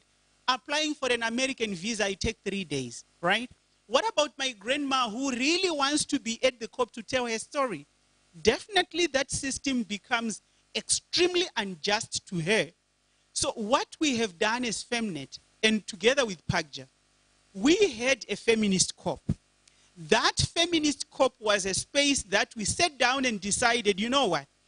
We need to have all those women who don't even understand what adaptation is, even if they know that this is adaptation, but that language is not a language that they can use. So we had that space, and we had women who came from all over, and also some men across the whole continent. We came together in Namibia, and in Namibia, the women were actually defining their own adaptation. They don't need to do this book definition of adaptation. We were even giving the burden of explaining your term. If you use the term adaptation, explain it to everyone so that everyone understands it. And it was very interesting that not many people used it, by the way. Everyone was breaking down the language. So those are the spaces that we create, because we see that those women cannot be accommodated in Sham. That place is so unkind. Even to me, it's so unkind. So sometimes I even think through, why would I bring someone from Hoima, my sister? Why would I bring someone from Bunyoro to be violated and intimidated in those spaces? So I want to thank you very much, but let us talk even about feminism and about what it means. And that feminism is not a vulgar word. It is a politics. Thank you. Thank you so much, Dr. Merania Chipoda. A clap for her. We are privileged to have you with us. Thank you so much, Dr. Alfonso. Really a pot of knowledge, and we really appreciate your presence and your knowledge. Thank you so very much. Thank you so much, Diagne, our elder, and our expert on Article 6. We are very, very grateful for sacrificing your time, to be together with us. I want to close this session, ladies and gentlemen, because now we are moving on, really, and we have eaten onto your lunch time. Sorry, we really apologize, but I think you agree with me. It was a very, very, very powerful session, and let us really applaud our panelists, as we break for lunch. Thank you so much. I now pass over the mantle back to our moderator. Yeah, I'm actually looking at the watch, and I do not want to intervene between you and lunch. Can we attempt 45 minutes? We see whether we can cut back to be here at 2:30.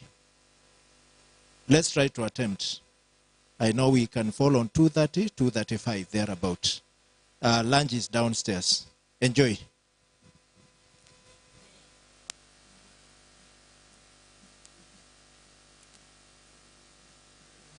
This side, please. This.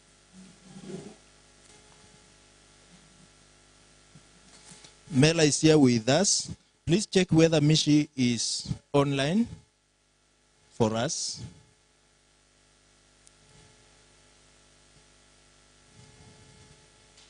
Belinda, are you there? Belinda was supposed to be with us, but I know he's engaged somewhere else.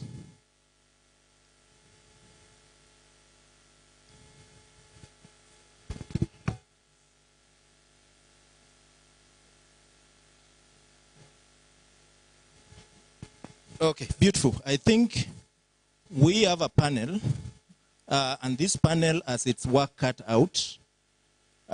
It's meant to start giving us a sort of deep dive on various thematic issues.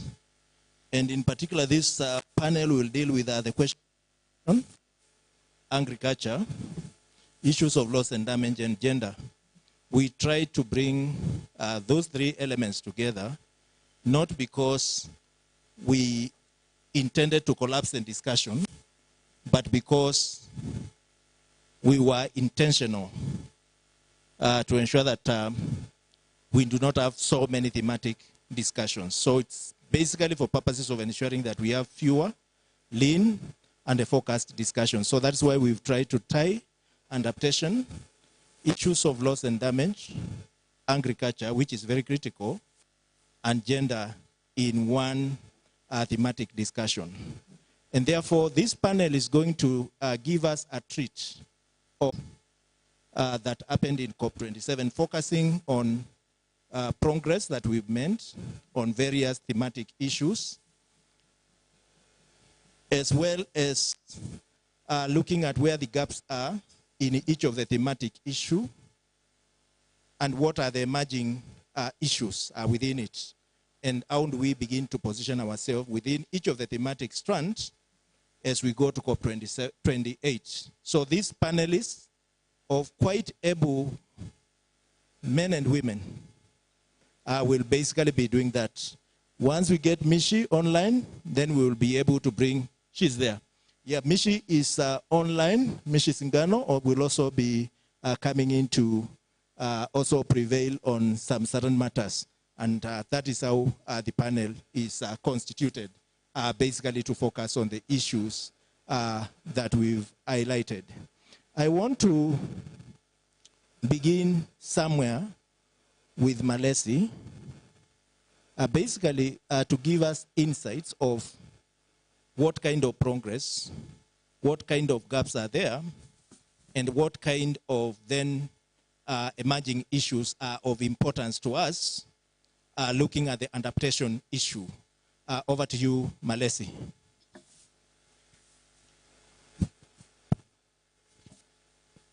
Thank you. Thank you very much, Philip.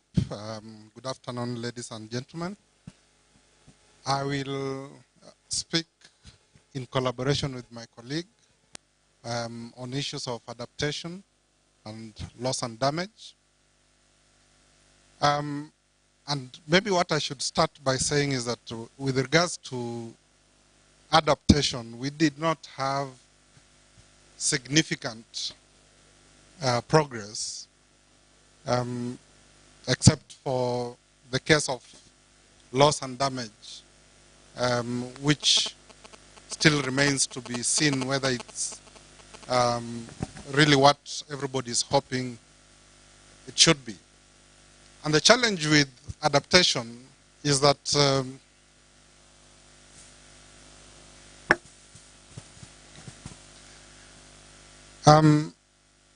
the challenge with adaptation as a stream of conversations within the climate change discussions is that traditionally, as much as it is recognized as an important thing to be taken up, especially by those countries that are most in need, there has never been a specific target.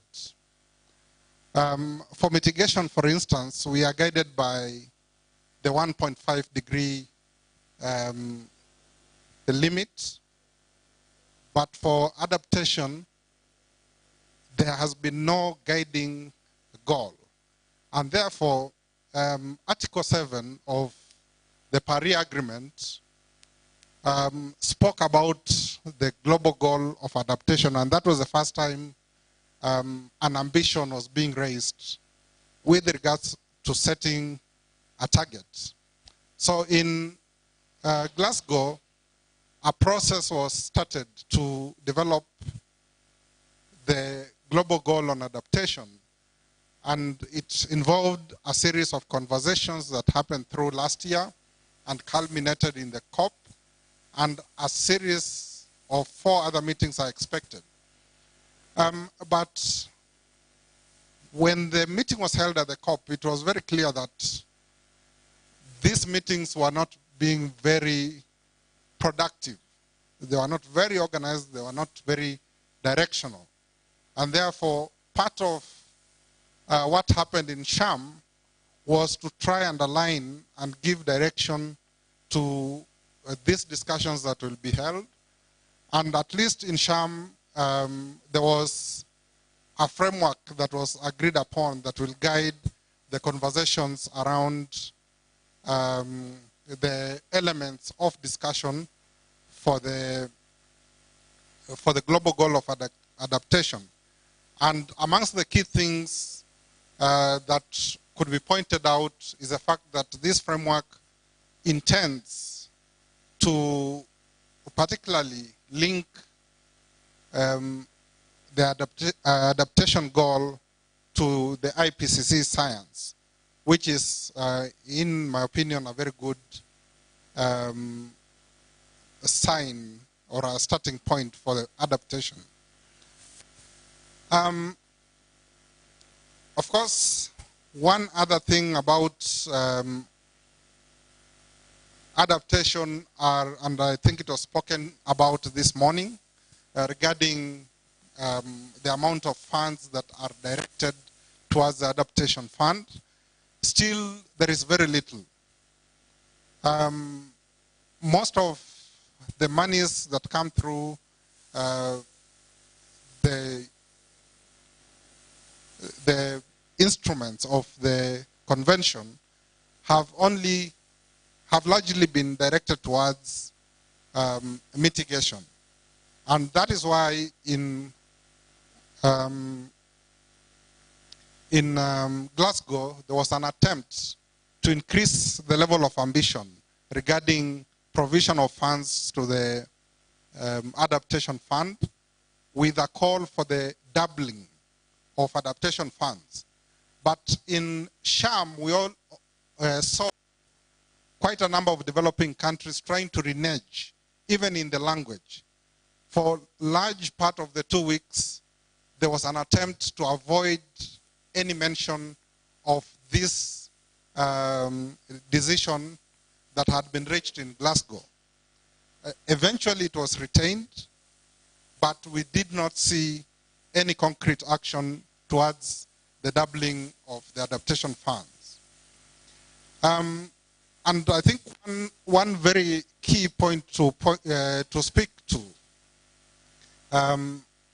about that retention of the doubling of adaptation fund is that the final language did not, it was still watered down, because in Glasgow it spoke about developed countries doubling. But in Sham, now they have reduced it to say that the Standing Committee on Finance is requested to prepare a report on the doubling of adaptation fund. So now it has come down from being a request for the developed countries to finance to a decision to ask the Standing Committee to report on how that is being done. You see, now that is one of the challenges that we had with that decision.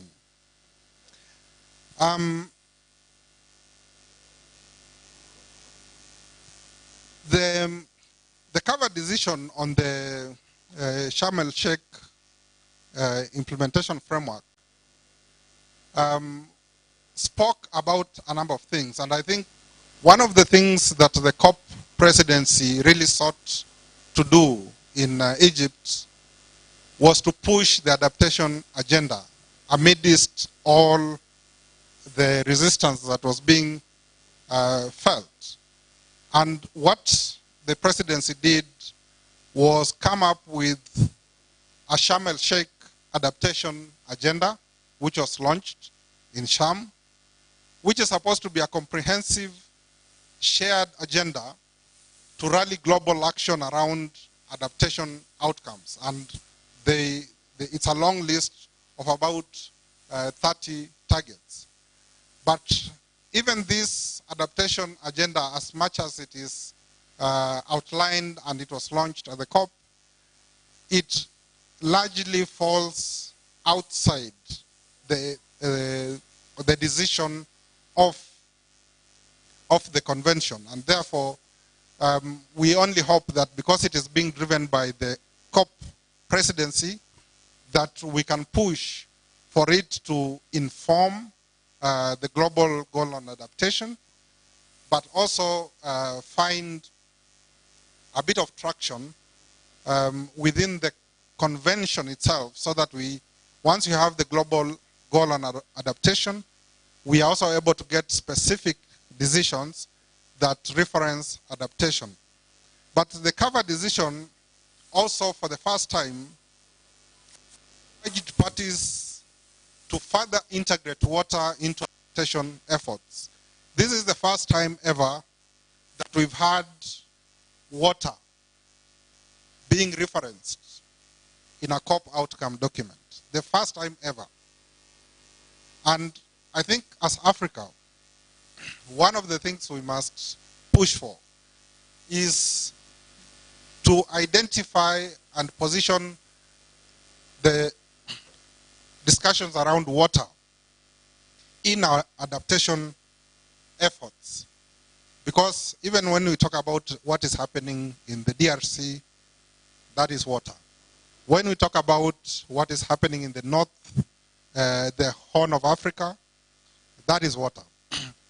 But it never gets referenced in the COP. One other positive adaptation thing that came out from the COP is an emphasis around use of early warning systems to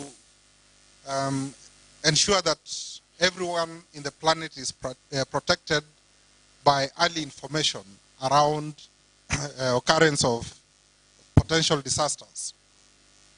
Now, this is important because one of the biggest challenges is the preparedness, the knowledge about the effects of climate change occurrences. And in this case, the World Meteorological Organization has been specifically tasked to make sure that there is this sharing of information, especially for those countries that are most vulnerable. So in the convention, Philip, I would just say that there's still quite a lot that needs to be done, and I think as the community of civil society organizations, we definitely need to push more in terms of the language, in terms of the level of ambition, and particularly those salient issues like water that we need to have within the COP outcomes. I will, without your permission, maybe, or with your permission, because we are doing it together. Thank you. I think that is quite useful, Malesi, and you've really started to point us to where the action is. The global goal on adaptation is a point of deep action, and again quickly pointed us to the issues to do with water and how do we leverage, position ourselves around that, as well as highlighting the need for us to work on issues of language moving forward.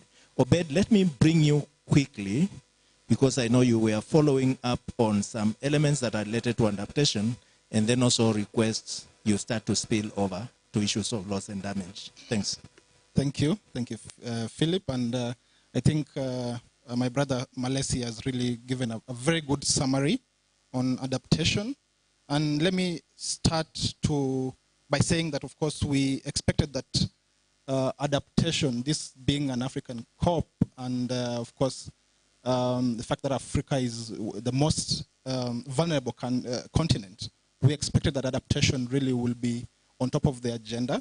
But it's unfortunate that we saw like the progress on adaptation fell short of what we expected at Sharm el-Sheikh.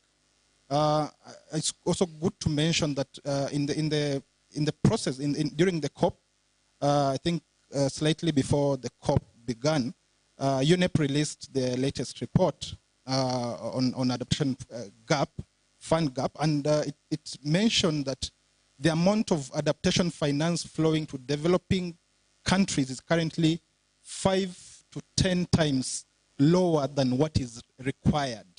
And it also estimates that annual adaptation costs are expected to reach up to around 340 billion USD by 2030, and up to 565 billion USD by 2050.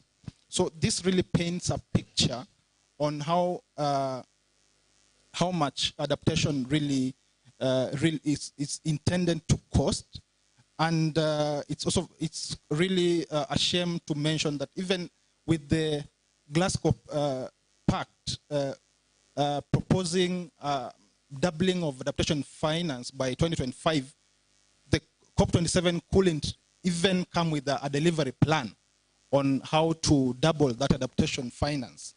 Then in terms of pledges, we saw that in COP27, by COP27, only 60% of the pledges that were made to the adaptation fund had been received by the adaptation fund, and the amount that was pledged in Sharm el-Sheikh, which was around 230 million USD, was 35% less than what was pledged in Glasgow to the adaptation fund, which was around 356 million USD.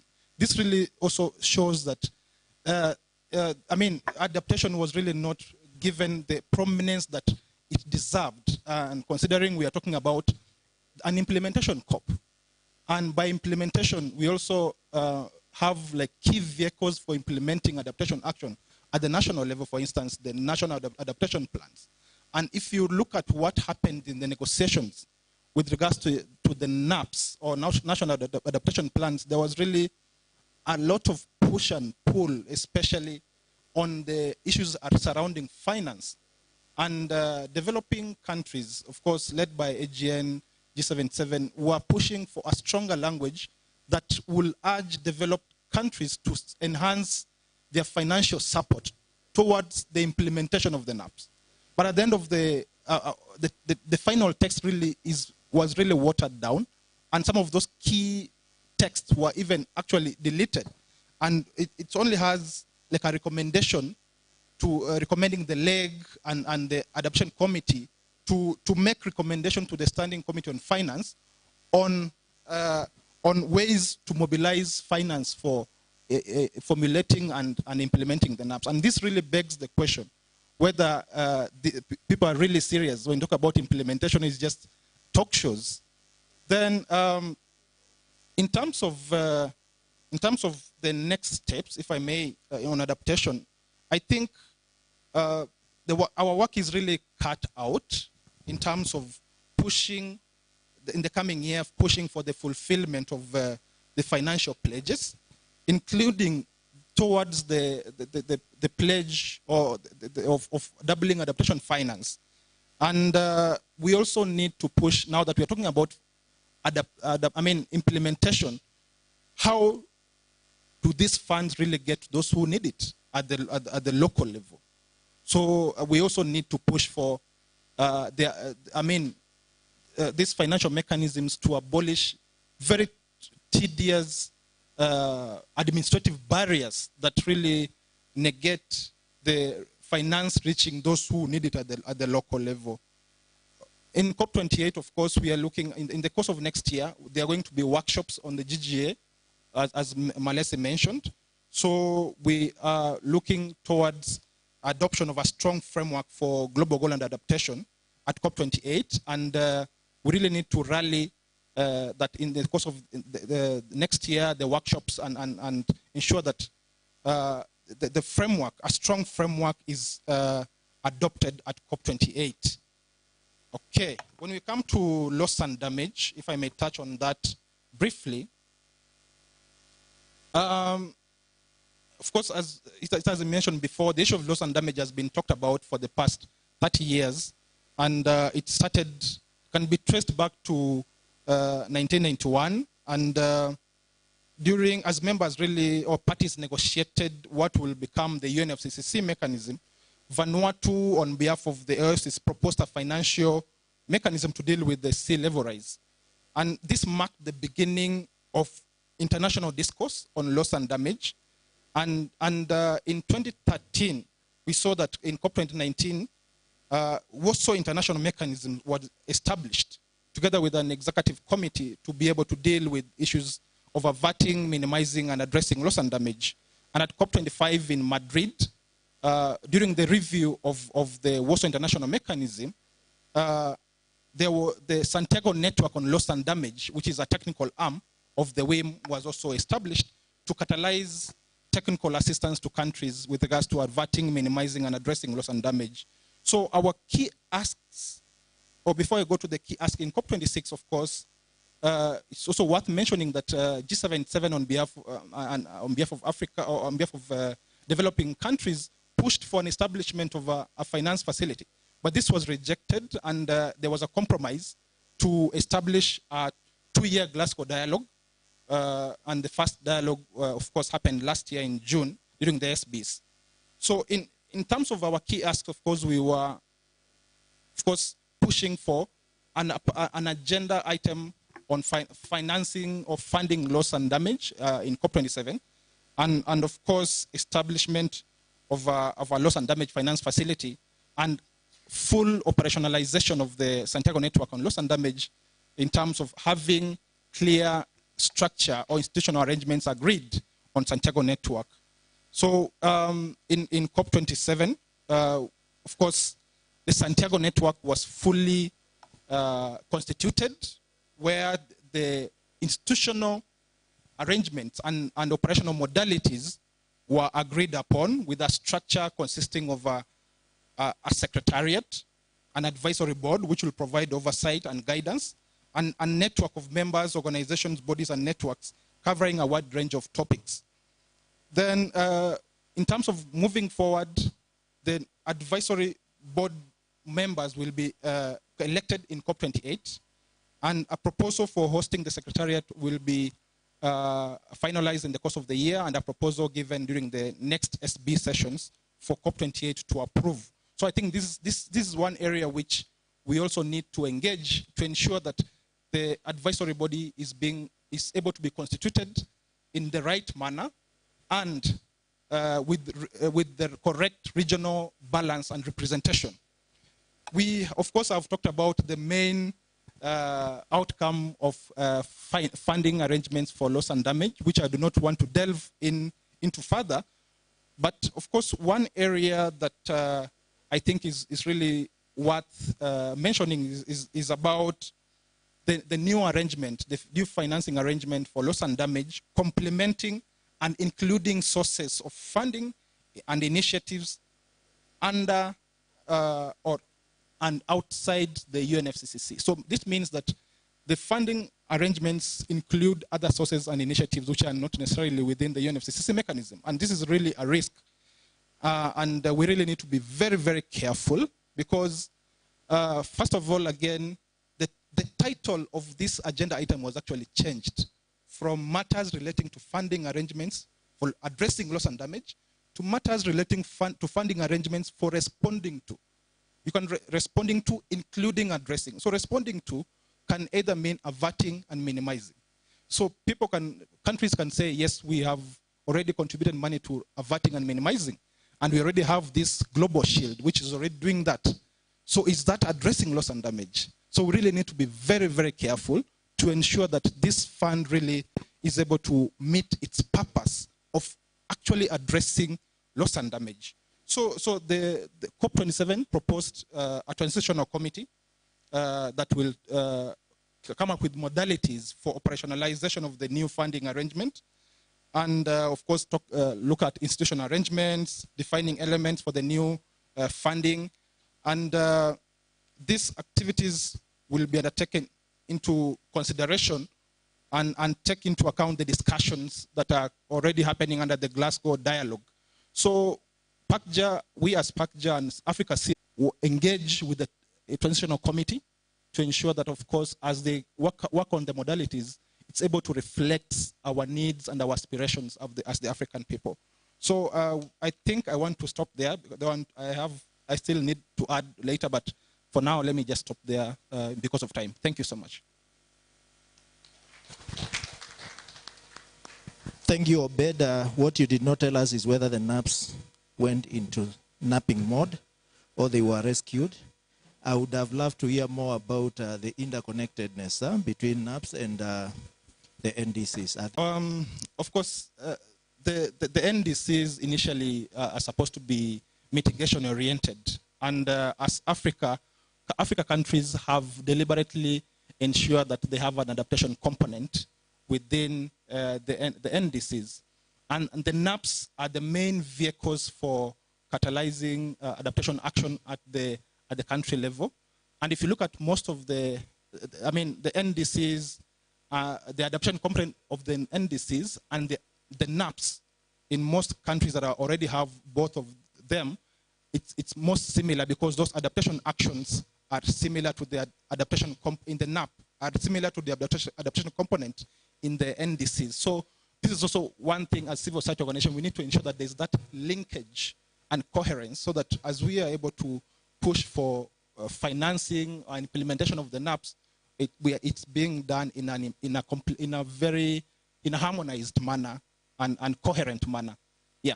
So in terms of the NAPs, these are very, very important vehicles for catalyzing adaptation action, implementing adaptation action, even as we talk about implementation.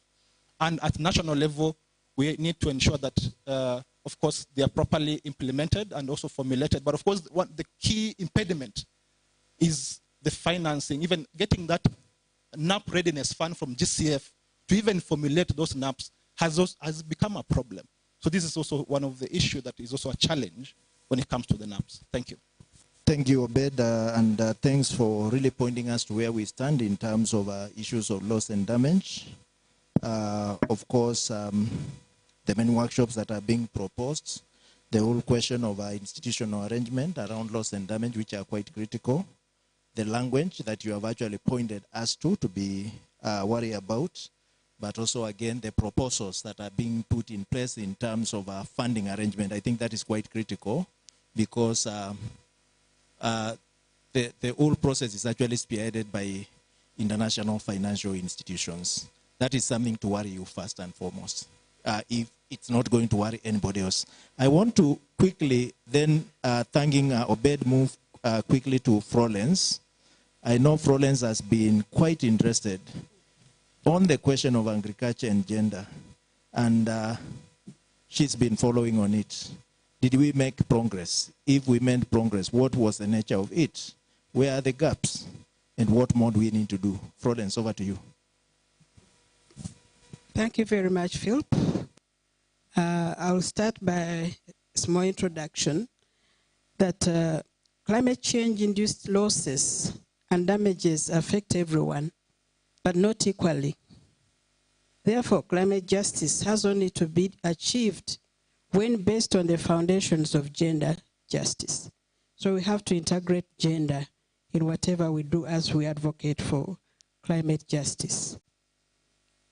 In terms of loss and damage and the way we understand it as women, we say that although losses and damages can be translated in economic terms, such as loss of income and physical assets, many losses, damages are not non-economic, and these are the main focuses for women. And the non-economic loss and damage may include loss of food security, loss of life, biodiversity, territory, cultural heritage, ecosystems, indigenous and local knowledge, including physical and mental health impacts, because people are now becoming mad, some of them, due to climate change and other related health issues where women come in as caregivers. And when capitalized, loss and damage refers to the political debate on losses and damages, which covers issues of responsibility and justice. They come in. The constraints in relation to women in agriculture. We all know the background that throughout Africa, women are the primary caretakers. They hold significant responsibility for tilling the land and feeding their families. As somebody said, agriculture is literally the women's treasury in Africa. So if it's affected, our treasury is affected. Women living in rural communities, especially in Africa, derive their livelihoods mainly from agriculture and animal husbandry, who constitute over 70% of the agricultural labor force in Africa. As a result, women are often the first to become aware of environmental damage due to floods, droughts, as resources become scarce, and they are incapable of sustaining their families. As these women are still grappling with effects of COVID-19, which greatly affected their food security and other socioeconomic livelihoods, they are now experiencing the worst impacts of climate crisis and the greatest losses and damages due to climate change. For example, this year, the losses and damages caused by climate change are becoming more visible. We've seen them in the Horn of Africa. Turkana, Karamoja regions are currently experiencing famine and death due to drought. And on the contrary, over 100,000 people were displaced in Nigeria, South Africa, and this week, DRC. And you could see women struggling with their families. In all this, we know that women are leading climate change responses because they still have to adapt in order to put food on the table and care for their families during all climate-related crises, including care for the sick. Therefore, African women are key and central to effective climate action to adapt and to address climate change losses and damage. First of all, when we talk about process at COP27, given the background, the item for Africa being considered as a continent with special needs and circumstances, when it was dropped, it impacted on us as women, since we hoped that our issues will be directly discussed under this agenda. Still as a process at COP27, when we talk about agriculture, which background I've given, the Conrovia Joint Work on Agriculture, It was the first time agriculture and food featured in the COP cover decisions. The text put some emphasis on small-scale farmers, especially women, pastoralists, and indigenous people. It recognized their special vulnerability to climate change, but also their key roles as part of the solution, for example, through traditional knowledge. The final decision created a 4-year Sharm el-Sheikh joint work on implementation of climate action on agriculture and food security. Focus will be on implementation though, and with further details to be fleshed on in 2023. I will not talk about loss and damage because a lot has been said, and the Santiago Network has also been talked about. It has been presented. And also adaptation, it has already been done. But in relation to women, the emerging issues are that being the first time that agriculture and food featured in the COP cover decisions, and yet the Coronovia framework ends this year, there's need to see how food and agriculture discussions are taken forward. For example, in Bonn, Germany, in Austria, and other conferences before COP28. And within COP28 also. Since this is the gist for African women, pastoralists, indigenous peoples, and among others. In addition to what has been said about adaptation funds, well, one of the emerging issues is that more funds will be needed than which is available. It has been talked about. Not mentioning the Ukraine war and COVID pandemic, which are affecting women in terms of energy crisis. The items that were moved to COP28, the further details on the decision created for the 4-year Sharm el-Sheikh joint work on implementation of climate action agriculture will be fleshed out in 2023. We hope that the doubling of adaptation fund finance will also be discussed, and more funds will be given to women. And conclusion on global goal on adaptation, as they have said, and also operationalizing of both the new funding arrangements and the loss and damage fund.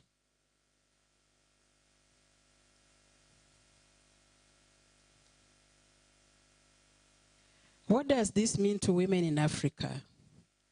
Although creating a specific fund for loss and damage marked an important point for progress of developing countries, to us is a question: when will these pledges in form of finance, resources, and tools be available?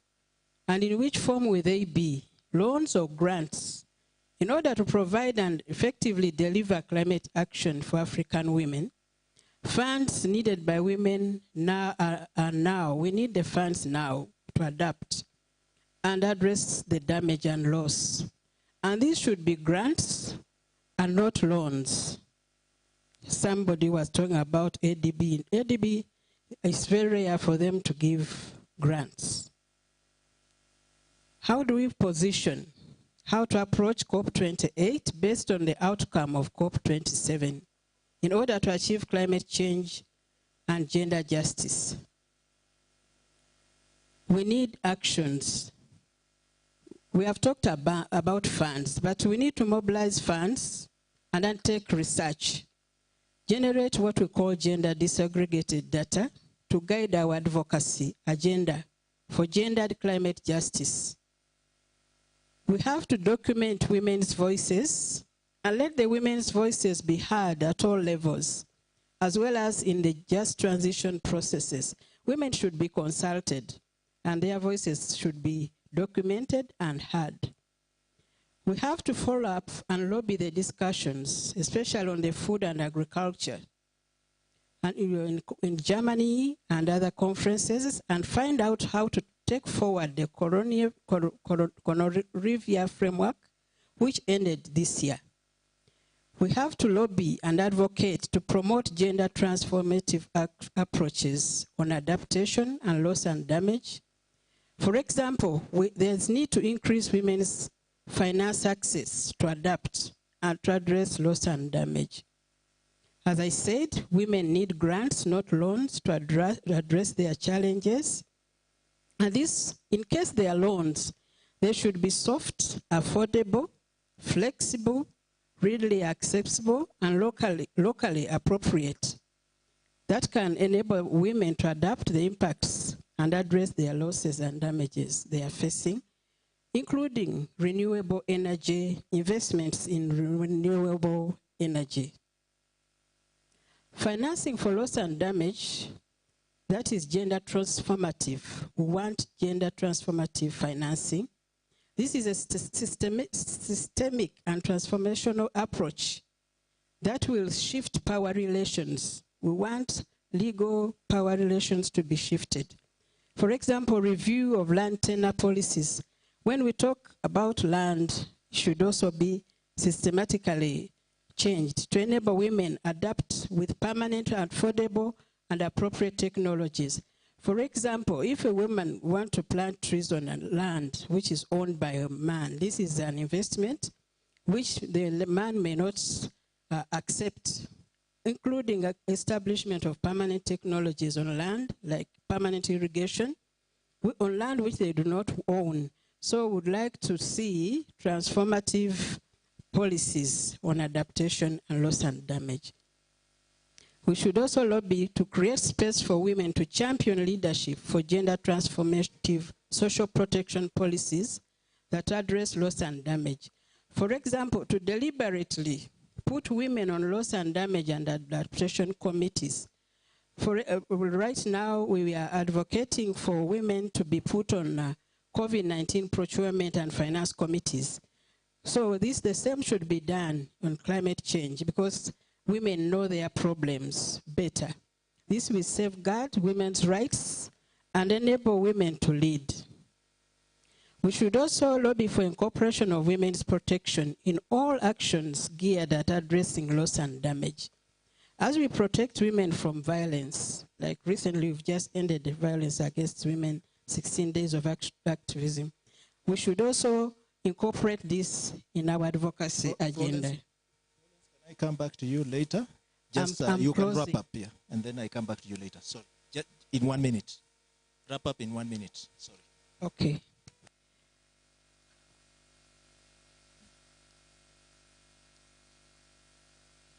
We should support women-led agroecology during recovery from loss and damage.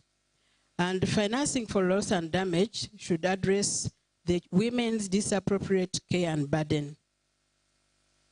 We should tackle climate change-induced injustices which have led to induced migration and lobby our governments finally for their total support and intervention to mobilize funds so that the gendered mainstreamed policies which are on shelf are implemented. Thank you very much. Thank you so much, Florence. I was not privy that you've gone the PowerPoint way, but you've even come out better than I expected, huh? Because usually I know you to be quite an organic speaker. When you transited to PowerPoint, I was quite interesting to note. Thank you so much, huh? And I think those are useful perspectives that you are actually pointing us to. I think you began with clearly articulating the nexus issues. There are quite a number of nexus issues that you spoke about, connecting issues of adaptation, loss and damage, women in agriculture, and beginning to show where the challenge indeed rests. And I think that was not quite an easy job to do, but also really anchoring the whole conversation around women in agriculture under the special needs and circumstances for the continent. I think that was extremely powerful, and I think that's an area that we still need to keep building into, as well as really pointing us to where the decision stands. I want to quickly, before I go online, I want to move to Mela, and I know Mela will be building on the conversation and the foundation that Florence has set, and move us to the next level and begin to see then what other elements of inclusion are relating to women were not probably dealt with properly, as well as looking at when did we essentially score. I know it's a difficult one, but I really want to push you to that particular level. And really looking at whether the discourse between North and South approach to gender issues within COP would have been worked differently for us to secure much more progressive gains for women. Thanks. Thank you very much, Philip. And I think I was sensing bourgeois conspiracy, because Philip knows I was following loss and damage. And then he allows all the speakers to address all my points. I had my laptop open, but I had to close it, because then I realized there is nothing that I'm supposed to say, because everyone is saying what I'm supposed to say. But anyway, I like what you have said, that now it allows me to bring in the political discussion again, right? So now, when we look at the loss and damage, I think some of the questions that we are having as women, they have already been mentioned. I think Obed mentioned some of them. That when we are talking about loss and damage, we are happy that there is acknowledgement of the non-economic losses that are suffered. And the majority of what are considered non-economic losses are losses that are experienced by women, right? Most of it are the losses that women experience. And therefore, what we are looking at is that as we are looking at the operationalizing of the Santiago framework, we are actually saying that the voice of women and their needs should be centered, right?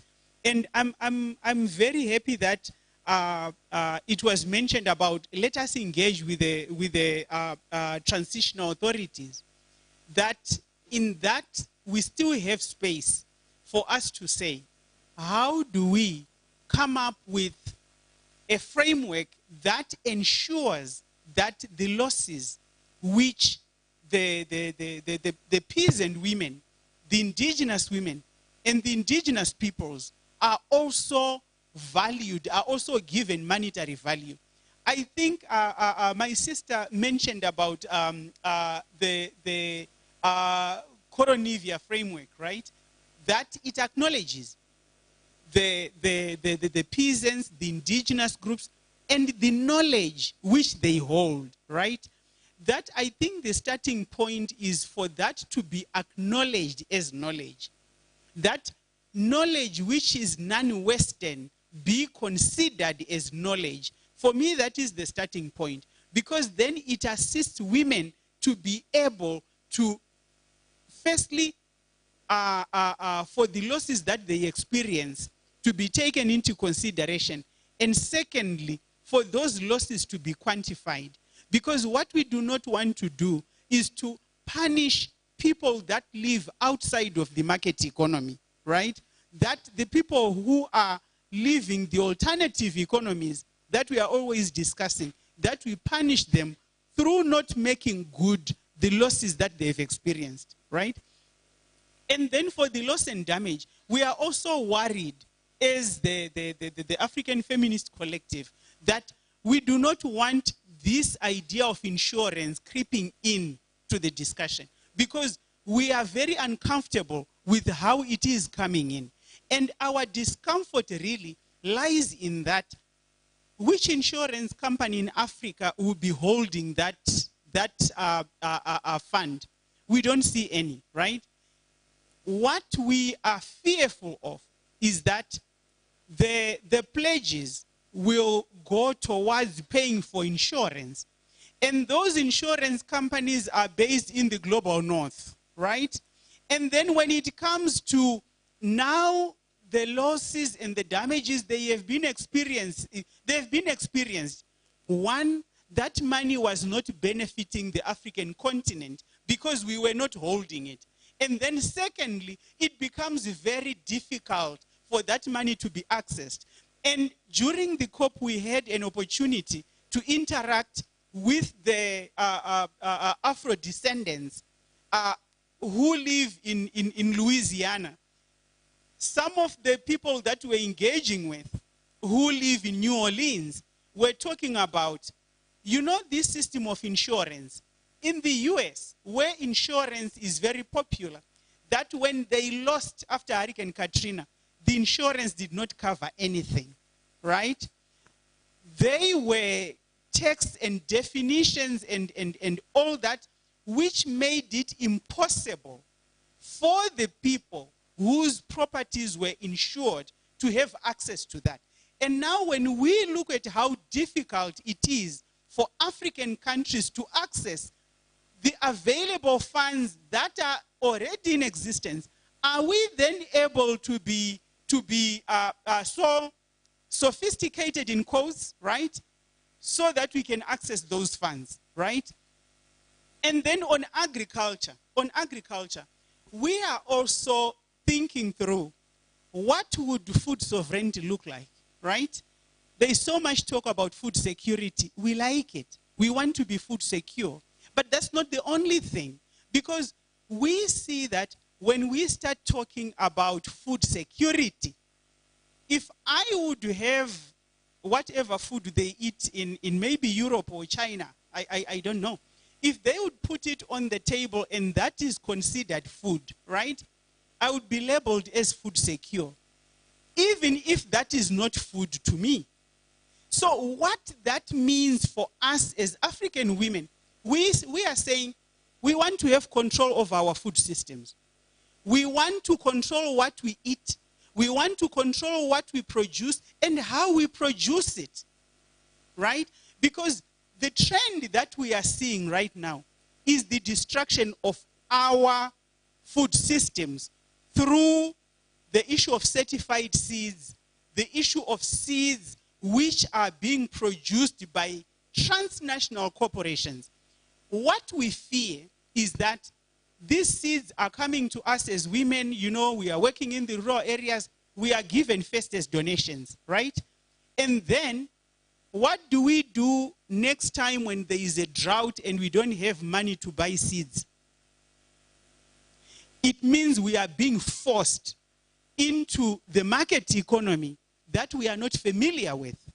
So we are also safeguarding, and there is a lot of work that is being done by peasant movements like La Via Campesina, that they are going into initiatives, and I know in Uganda as well, that indigenous women and women living in rural areas are hiding and exchanging their seeds because we fear extinction.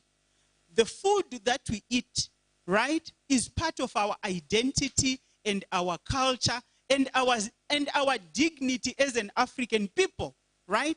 And so we do not want the market-driven solutions to our food systems, which include these threats to the eradication of our seeds and our trees and our forests. And that takes us to, in Uganda, I have met with a group called Friends of Zoka.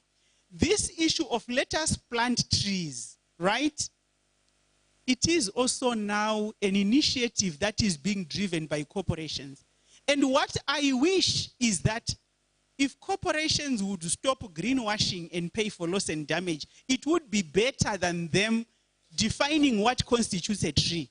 What is a tree? What is food for us? We know what is our food. We know what is our tree. And in Uganda, I want to give this example because it is very critical. And I know that it will happen even in some of our countries, that trees are donated, right? Trees that grow in Europe cannot grow in Africa, right? The trees that were donated in Uganda, I'm using this example because I have been working with the sisters in Uganda for quite some time. Those trees, they grow very tall, and when they grow very tall, they take away all the nutrients in the soil that all the indigenous trees, they will dry up, right? And then what happens is that they create green deserts. It's a desert, but it's green. And then we it is going to affect our water table and everything, that I was so happy that there are initiatives of people who are actually removing that tree. But it is already there. So that capturing of even our forest, our solutions, is what we are saying. As African people, this is what we need to safeguard against. And unfortunately, some of it is not even brought by the US government or the government in China or coming to say, we are going to give you this tree. This is being pushed by our global sisters and comrades in the global north. NGOs are bringing these as well, right? And for us, this is problematic, that we would like the driving, the women who are living the crisis to be driving. And what we are also experiencing, particularly in Senegal, right? In Senegal, people are crossing the Atlantic Ocean to go to Europe. And this time is not the gate of no return, though it just resembles the gate of no return in a lot of ways, right? We don't want our brothers and sisters to go to Europe kicking sorry, this time they are not going kicking and crying, but this time they are even drowning as they try to go to Europe. We want Europe to accept African people who are going there as climate reparations. If there is acknowledgement through research that Europe, through the Industrial Revolution and unsustainable production processes, are responsible for climate change, then it means all the climate refugees should be looked after by Europe as part of reparations. The point is very simple. You cause a crisis, accept the person whose land is now uninhabitable. The sea level in Senegal is rising. And when the sea level rises, the land cannot contain all the Senegalese that are there. And why should our brothers and sisters risk drowning in the sea? They should just get plane tickets and go to Europe and being looked after, because they cause the climate crisis. This is a demand that we should be having. And let us not feel bad about being radical, because this crisis needs for us to be radical. And the last point, instead of all these oil companies, I won't mention them by name because these days they are suing activists, say, these, yes, I don't want to go to prison, but these transnational oil companies that are polluting, instead of them spending so much money to pay for their lobbyists to attend the COP, why can't they just pay for the damage? What is the logic of spending billions to try to push propaganda instead of just paying the debt? And this is something that I'm challenging. That you have caused environmental crimes in the Niger Delta. In terms of you going all over the world to try to convince us that you did not commit an environmental crime in the Niger Delta, just pay for that which you caused in the Niger Delta because it makes more sense. So this is where I want to end, and this is only how we envision justice. And on adaptation, adaptation can be driven by technologies. Of course, yes, to some extent. But when we have so much of our women in Africa working on the land as small-scale farmers, what would make sense trying to bring in these technologies, or just making sure that the adaptation policies that we have are nature-based? That we are thinking for solutions when the solutions are right there, without even consulting or giving them space to say, this crisis, how do you envision this? How do you think the solution should look like? That process I think it should be done, and I think that would also ensure that women also have access to those funds, because those funds, a lot of women are failing to have access. Someone is just taking over the loss and damage on their behalf, the adaptation on their behalf, but the whole COP always sings a song of women in Africa are disproportionately affected, but also women in Africa are disproportionately carrying the poverty that is induced by the climate crisis. Thank you. Thank you so much, Mela, for really elevating the discussion to another level, particularly beginning to look at political discourse around adaptation, women and adaptation. I think you've really highlighted what needs to be looked at and canvassed from a political perspective. But I like the climate liberation, immigrants being part of climate liberations, which again could be a new political framing. So those are quite sweet political framing, but also pointing us to what was actually taken on board in COP27 decisions around non-economic losses being part of what constitutes losses as a result of losses and damages that we are experiencing as a result of climate change. So I think that is extremely, extremely powerful. And we will continue with the discussions around the seeds and where they sit within the adaptation discourse. I think that is extremely useful, coming back to ensure that we are not picking or we are not being forced to adapt forced solutions in the name of really advancing the adaptation agenda in this particular continent. Mwana Amise, I know you've been waiting for quite some time online, and you've listened keenly to the discussion. I know the temperatures are quite high. I know you've been also following keenly on the issues of taking stock.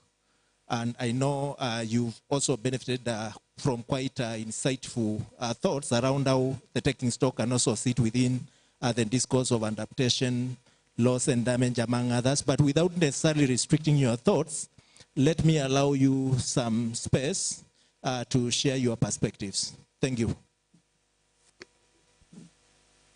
Thank you so much. I hope you can hear me. Kindly confirm. Absolutely clear, clear, clear.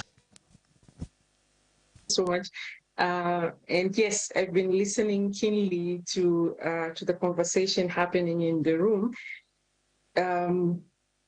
So it's at this point, I think being the last speaker, it's hard to find a niche on what more can you add to the conversation. But I think some few points that can be of value. One, just to add up on conversation and loss and damage. And this is just a note, because a lot have been said on whether this funding works, it doesn't work. But I think one thing that we are all agreeing, that this transition committee or the transition structure, which has been built, can be the gateway through which our ambition and aspiration can be taken to the consideration, especially in that transition committee, so that they are able to receive our input and to advocate for it. So I don't know if there is time to still lobby or to check with the AGN, who are they recommending, but it will be important to influence that process. And I hope before the end of the year, we'll definitely know who constituted the transition team. So that one. Second, the conversation that we've said, I was following a number of things, gender being at the center of it, but also global stack and decision has been made. As most of you will know, with our view on the progress that we are making. So it is important as well for civil society, especially from Africa, to submit our articulation of the progress that we are making. And connected to that, I think, coming back to loss and damage, there is another invitation from the Secretariat to do submission by February 15th. When it comes to structure of this committee and the scope of the work that they need to do. So briefly, I would like to add some of the practical now decisions that have been made, which we can leverage moving forward, especially in our conversations to COP28, because a lot of political context has been given by Mela, but also practical context have been given already. So allow me just to give you a very basic cut-paste decision across the board. So we tracked a number of decisions which have been made.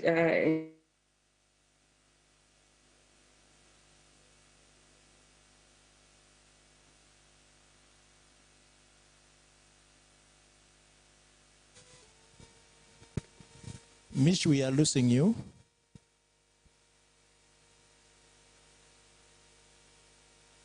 Mish, we are losing you.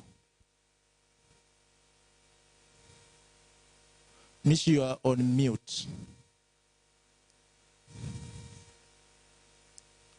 Mish, yes. Proceed.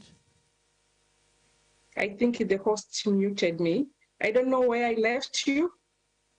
You were now getting to give us some snap insights on some few elements. That is where you were. All right.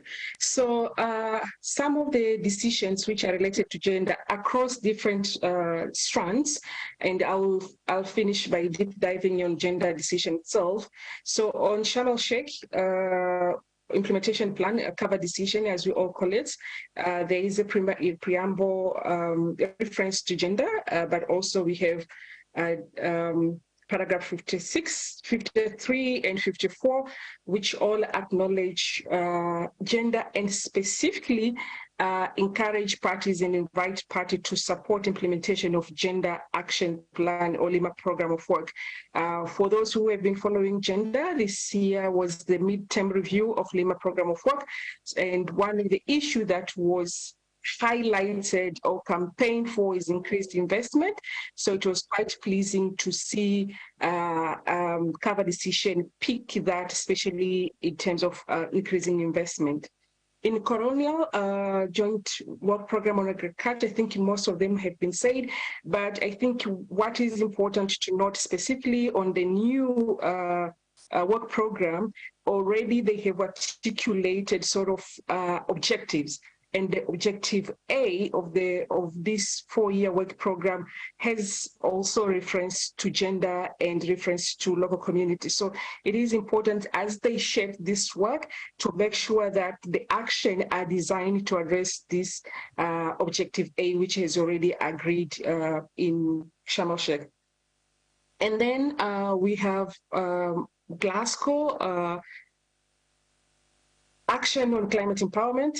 This was adopted, but the 4-year work program is adopted in COP. It also emphasized especially an implementation to make sure that implementation are inclusive, intergenerational, and gender responsive. And this is important for all of us to follow through to see that that implementation has been happening. And Santiago Network, again, a lot of references already been made, but I want to draw your attention specifically on the board, establishment of the board, that is paragraph 9, but also preceded by paragraph 10. So this board for the new structure has been constituted, and within the annex, that this board have, in terms of the composition of the board, there are 3 civil society constituencies that have been given a seat, and that is 1, women and gender constituency, 2, indigenous people constituency, and 3, children and youth. So there will be a process soon after to nominate, but it's important for all of us as African civil society to know who represent this constituency in this board of Santiago Network.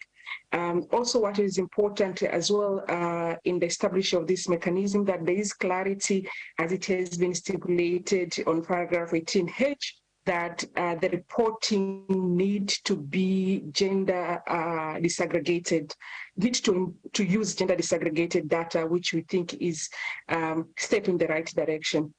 We have several decisions when it's related to finance. Again, as I said, this year with the gap review, finance was one of the agenda, and for those who have followed, the decision on gender almost collapsed on finance.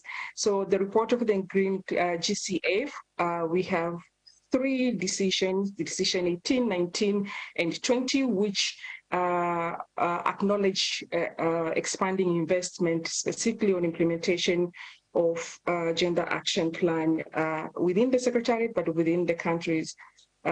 Equally, the GEF has a decision 11 on the same note.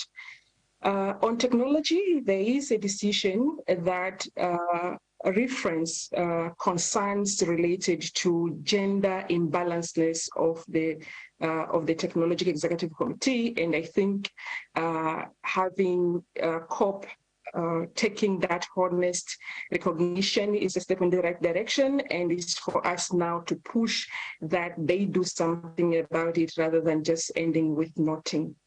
So now allow me to deep dive on gender action, mid-term review of gender action plan. As I said, as adopted in COP27,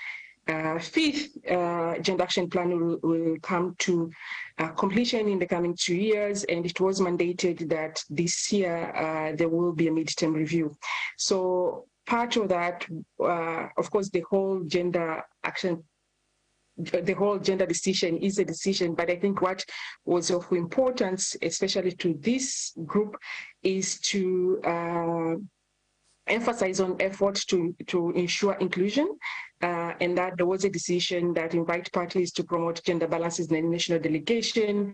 They also invite future presidents to have high-level champions on women, and invite secretariat and other presiding officer to promote gender-balanced event. As all of you who you have known, you have seen a lot of male panel. So for the first time, not for the first time, but at least this decision has specifically make reference to events that are organized that are not gender balanced, and this cut across within civil society and also within the government. There is a conversation decision on the support specifically to the national focal points, and this support has gone as further as asking Secretariat to provide support to the national focal person to attend the meeting, and this has been the huge cry of gender national focal person. And also there was change of activities in the gap. So there is 3 more activities that have been added. One activity is under section C, which is finance, and 2 activities under monitoring and evaluation. So I will pause there unless there is question. I will be making this analysis available to everyone for their easy reference, but also to note the African Women Task Force, they have a couple of demands. So we have 27 demands, and we have done analysis of against all the demands and what the COP27 has provided, and we'll also make that analysis available for reference and use of all African civil society in the coming few days. Thank you so much.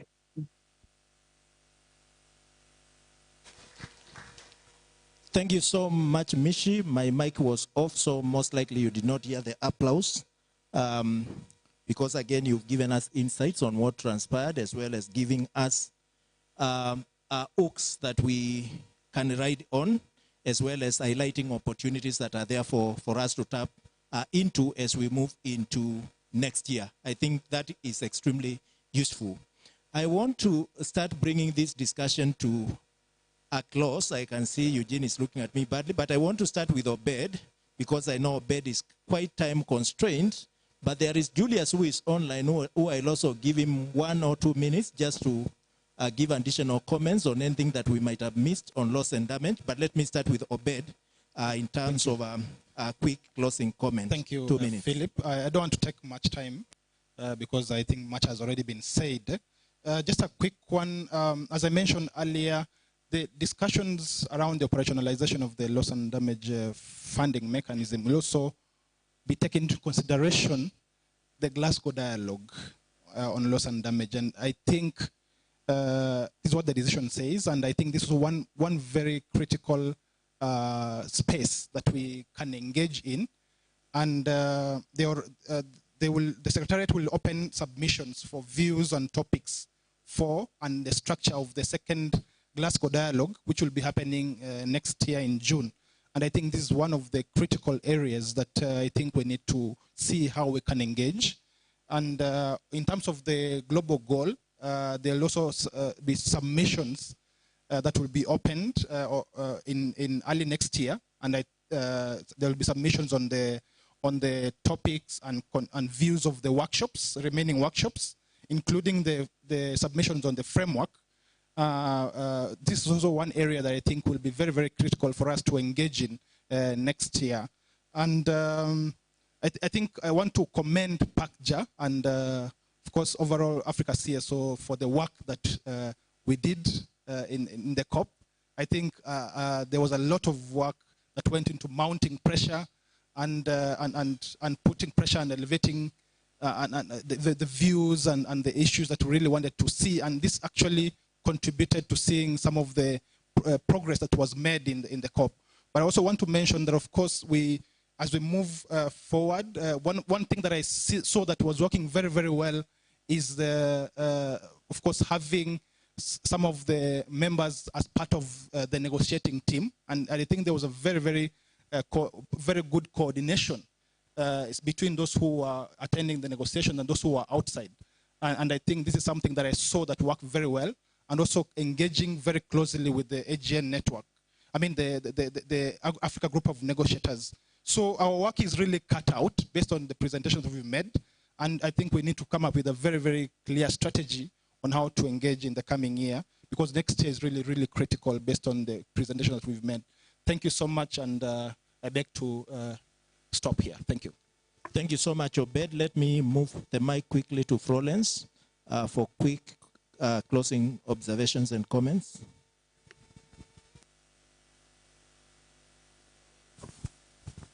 Thank you very much, Philip. I think agriculture concerns us all, not only women. And if we don't have food on the table, I think we are in very, very critical crisis. She has mentioned gender disaggregated data. I had mentioned it also.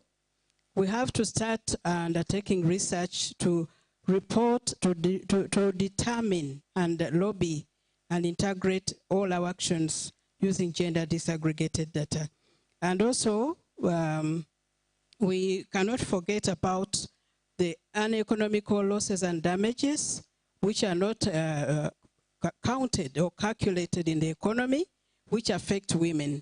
So with that, I think we have a lot to do in future to follow up on the women and also the gender action plan, because this one concerns all the vulnerable groups, not only women. So we have a lot to do and to follow up with the different conferences, since agriculture has just been brought on the decision table. Thank you, Phil. Thank you, Florence. Allow me to bring Julius, who is online, for quick comments before we get over to Malesi and then move to my dear sister Mela. Julius?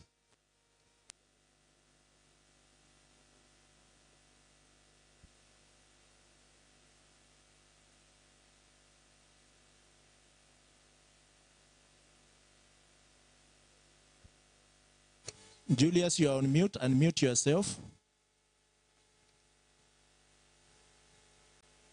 Julius, unmute yourself and proceed.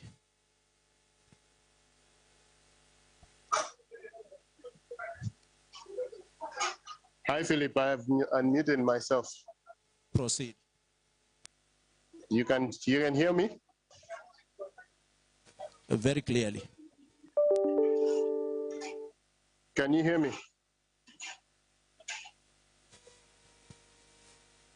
Philip, confirm. Okay. Okay, thank you. So, yeah, I don't have much to say, but on the way forward, because I think your discussions, I think have been very rich, and most of the points, as Mela has indicated, I think have been discussed regarding the issue of loss and damage. I think we just need to be very strategic moving forward in terms of engaging in the dialogue, the Glasgow dialogue, which is continuing. I think there's a number of things that we need to do as stakeholders, including the civil society and other players, in terms of contributing to what would be the next steps. Transitional committee, thanks to Mishi for actually also highlighting that issue of representation. I wanted to talk about that. And how we want to also be able to work with governments to ensure that we have African representation in the transitional committee, which will also be very critical. I don't know how we want to move forward, but I think I like the suggestion that Misha has actually talked about to engage the AGM so that we are able to come up with the candidates that can feature into that committee. But also research, I think we need to continue filling in the gaps, and also this issue of, even though we are talking about the funding arrangements being there, but there are so many things that needs to happen. We don't know who the contributors will be, who the beneficiaries will be of this fund. It's just out there being set up, but nothing has been discussed or has been agreed yet. So I think that's the work that we need to do as civil society to as quick as possible, so that at least by first quarter of the year 2023, we should already be making our proposals concrete on some of the things. Thank you, Philip. Thank you so much, Julius, for those additional insights. Let me move quickly to Malesi. Thank you. I think the only thing I'll speak to again is the ambition around the global goal on adaptation. Indeed, we must be proud because that framework document that was eventually adopted was proposed by the Africa Group of Negotiators. And there is need through the 4 workshops this year to really ensure that the outcome of these conversations in the 4 workshops raises the ambition to a point where we will have a very clear reference target for adaptation. Because as it is, many developing countries are using above 5% of their GDP on trying to adapt to the impacts of climate change. Yet, the ongoing impacts of climate change affect them to up to 15% of their GDP. So if adaptation is not taken seriously enough, and if it is not facilitated sufficiently, we should assume that rather than progressing, many developing countries will have negative impacts going forward, regardless of how much they attempt to finance themselves. And I raise that because in the morning, there was quite a rhetoric about how we should start doing things ourselves because money is not coming. But the reality is that those who are most left behind are continuing to slide back, even with the efforts that they're making.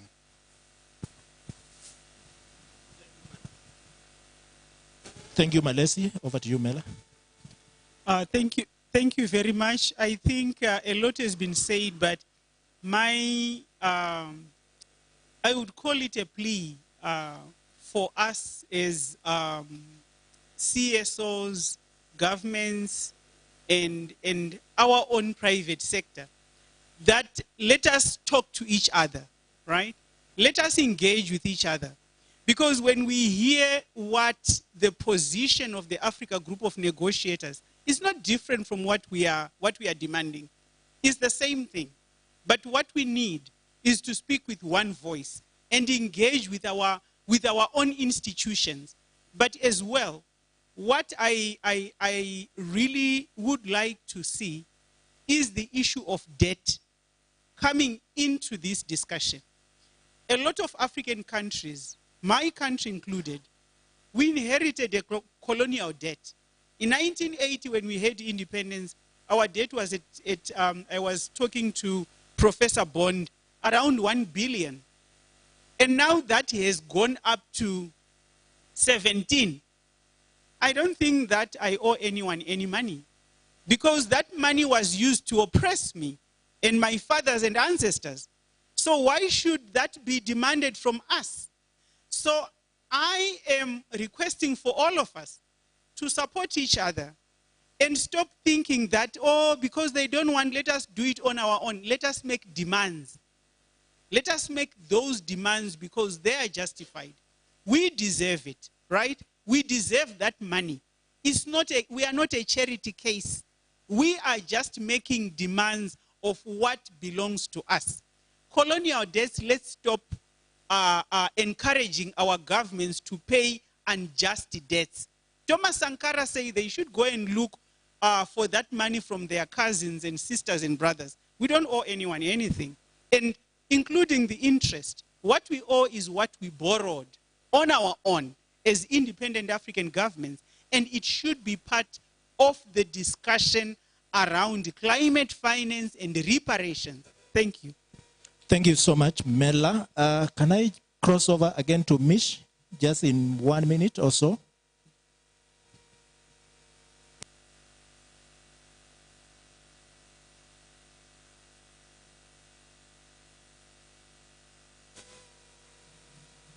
Especially on date. And if you read the cover decision, I think, which was impressive, that date was referenced 4 times in the cover decision, not on the language that we would want, but I think that at least is the step that we can start pushing this agenda on date. But also moving forward, I think for those of us who have been at the COP15, we saw how private sector and private interest got a red carpet in COP27 with the flashy pavilion and flash this and flash this. I think there is a role of us as civil society, not only to look at the climate change issue and the decision specific, but also to look how this space has become. And I think it will be worth going to Dubai next year. So there is an urgent call, which I also appeal to all of you, to really be critical how the UNFCCC now has become an expo, a showtime. I don't know, like it has become this space where money are just being displayed in power. So there is, within what we are asking specifically, within our finance, etc., we really need to critique the multilateral process that UNFCCC has become. And I think there is an avenue, especially now that UNFCCC is reviewing the engagement of non-state actors. So this is one area that we can put our energy, can focus, asking for more space for Africans to engage, but also pushing business interest out of this multilateral process. We know UNFCCC is not a perfect process, it's everything that we don't want, but it's the only thing that we have. And we have an obligation as citizens of this world to demand the multilateral process that work and big powers and cooperation. Thank you. Thank you so much, Mwana Amisi and Julius, who are online. Thanks to Obed, who had another assignment to catch up with. Thank you so much, Florence, for your insights. Malesi, the pleasure is always mine to have you on board. My dear sister, Dr. Mela. Thank you so much for those provocative thoughts. I think the panel deserves a clap because they did sufficient just in terms of demonstrating where the progress has been made, where the gaps are, where more work is, and again pointing us to where we need to crystallize the action. I think that is great. We bring it to a close at this particular point, and as I welcome Eugene, take the advantage to recognize the presence of Augustine Jamshi, who is the chair of our Political and Technical Committee of Pan-African Climate Justice Alliance. He feels tired, but feel welcome. At the back is Dr. Mithika, who is the Executive Director of the Pan-African Climate Justice Alliance. We are happy to have you on board. And when you are on board, our load is lifted. Over to you, my brother Eugene.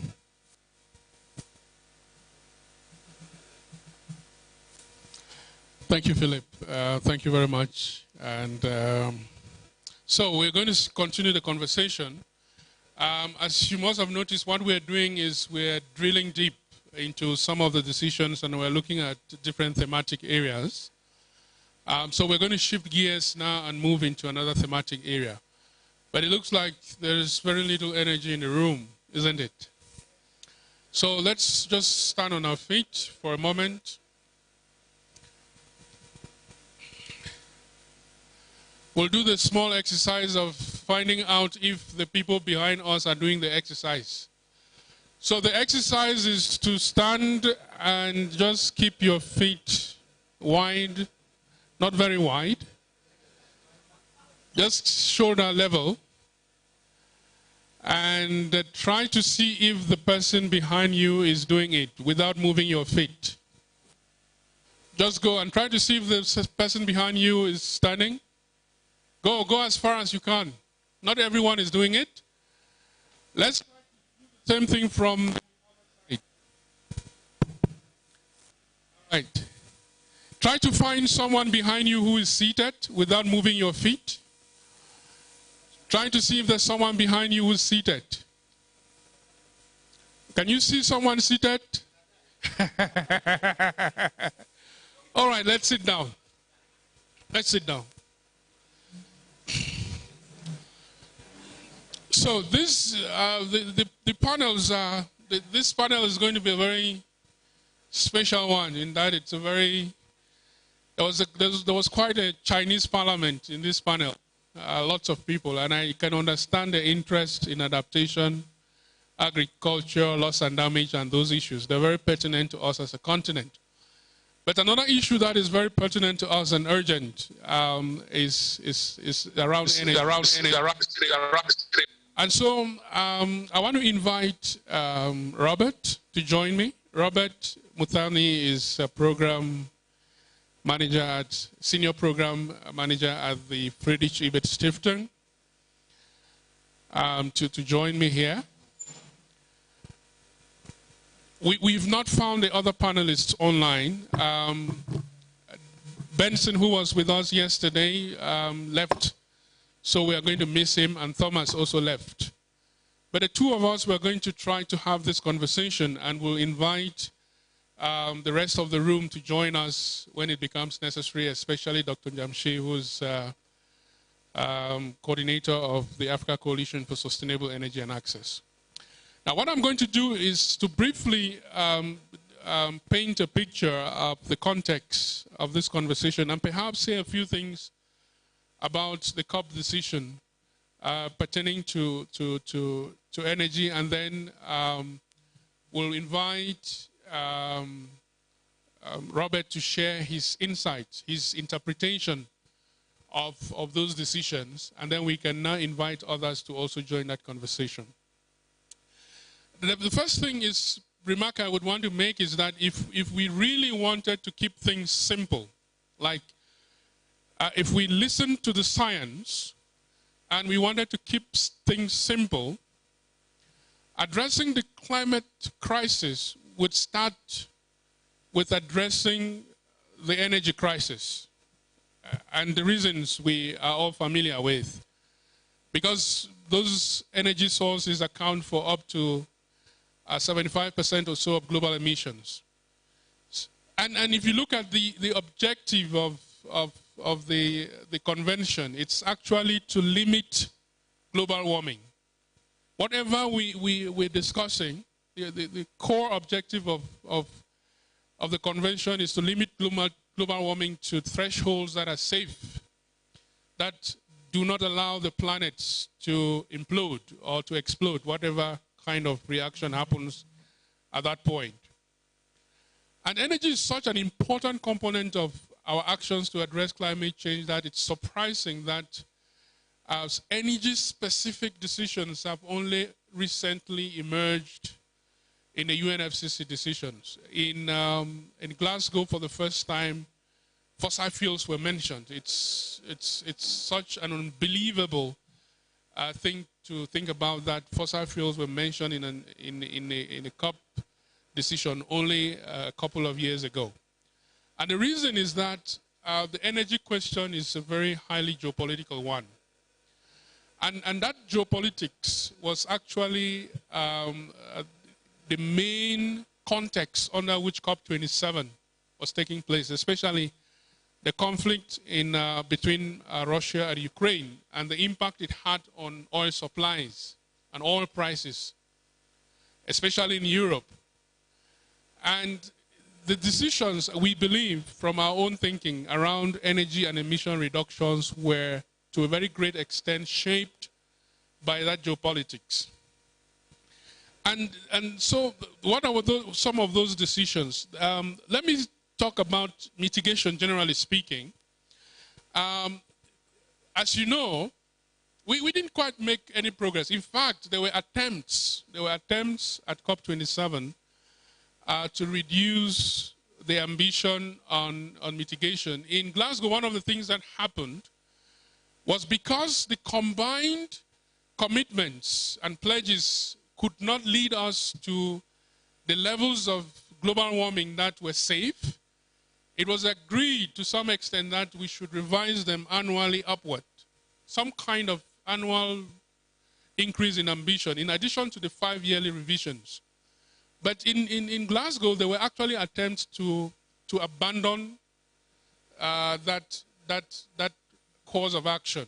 There were quite some pushback against that course of action. And that's indicative of the unwillingness of the parties to undertake the bold actions that are needed to reduce emissions.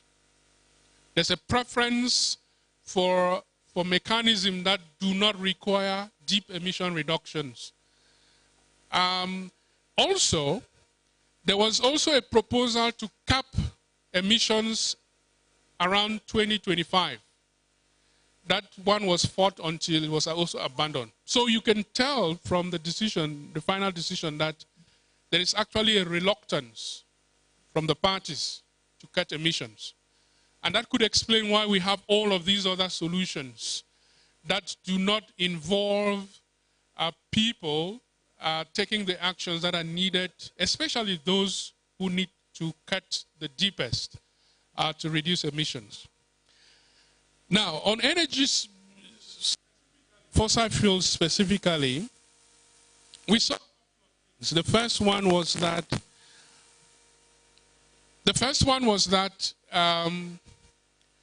the weak language that we saw in Glasgow continued to be upheld.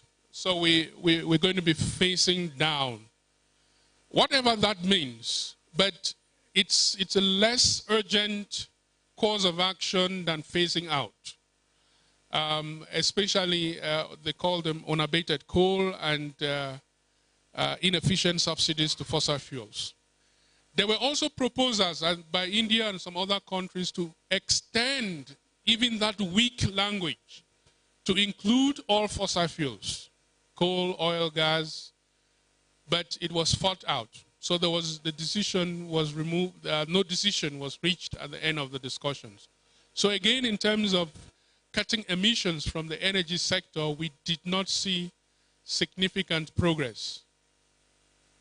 Nothing new was added to what the decisions that were taken in Glasgow.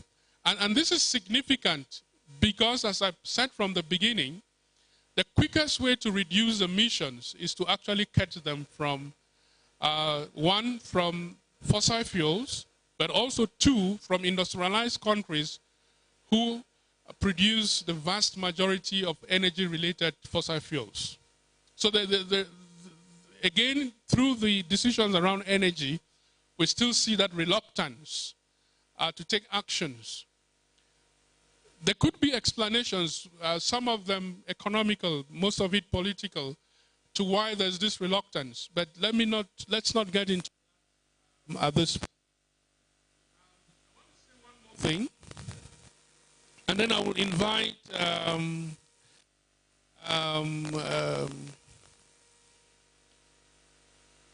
Robert to say a few words. The second thing we saw was that for the first time also, there was a standalone decision on just transition. And there was an attempt to define what just transition is. What we need to note here is that I think there is an increasing recognition that just transition would not only have to concern energy transition, but that different sectors will also need to transition. And I think that to some extent was a good thing, because that is the kind of framing we had started developing, especially in our context in Africa, where the energy transition narrative doesn't really make sense in most African countries, where energy access is at its lowest and emission levels are also very low. But there are going to be changes in how we produce food. There are going to be changes in how we use land. All of that are transition issues, and bringing them into the just transition discussion is important. But what that is also suggesting is that we're seeing an increasing framing of climate action, generally speaking, as just transition. And it may be taking us away from the core principles of international climate change politics and policies and law, which is climate justice.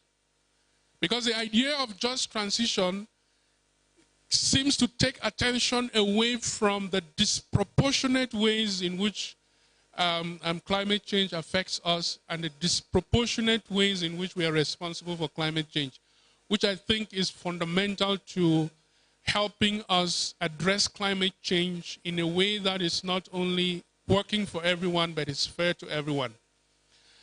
I'm not saying it's a bad thing, but I'm saying it's something we have to pay attention to and try to see how we begin to also frame the just transition discussion as a climate justice discussion, and see whether we can actually have a climate justice interpretation of just transition, so that those elements of disproportionate responsibilities and impacts are not missed in the process. So I want to end here. There's a lot that we could say, and ask Robert to come in. And I want Robert to pick up from this just transition framing, because I know that's an area where your work is focused around that area.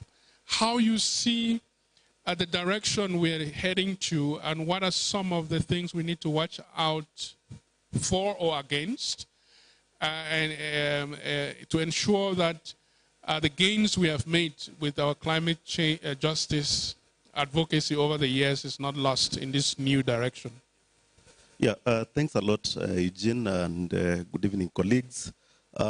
Great to meet all of you just after a very exhausting COP27 in Egypt. And I think listening to the conversation since morning, there is still a confusion whether COP27 was a success or a fail, because I think from even the speakers in the opening panel and the discussions, I think there are so many interpretations, especially on what happened in COP27. But I think until tomorrow, I think we'll be at a point to know the kind of direction that we need to take, especially in strategizing for COP28. Thanks, Eugene, for the highlight, and I want first to start with the broad political issues. And I think it has now become a norm that at the beginning of every COP, we have the high-level segment that we call the World Leaders Summit, where world leaders convene. They have very good statements, especially on what their countries are doing, and the call to ambition and even some countries getting into bilateral engagements with other countries, what Mithika sometimes calls a con game, because you agree on some sort of funding, but that funding never comes through.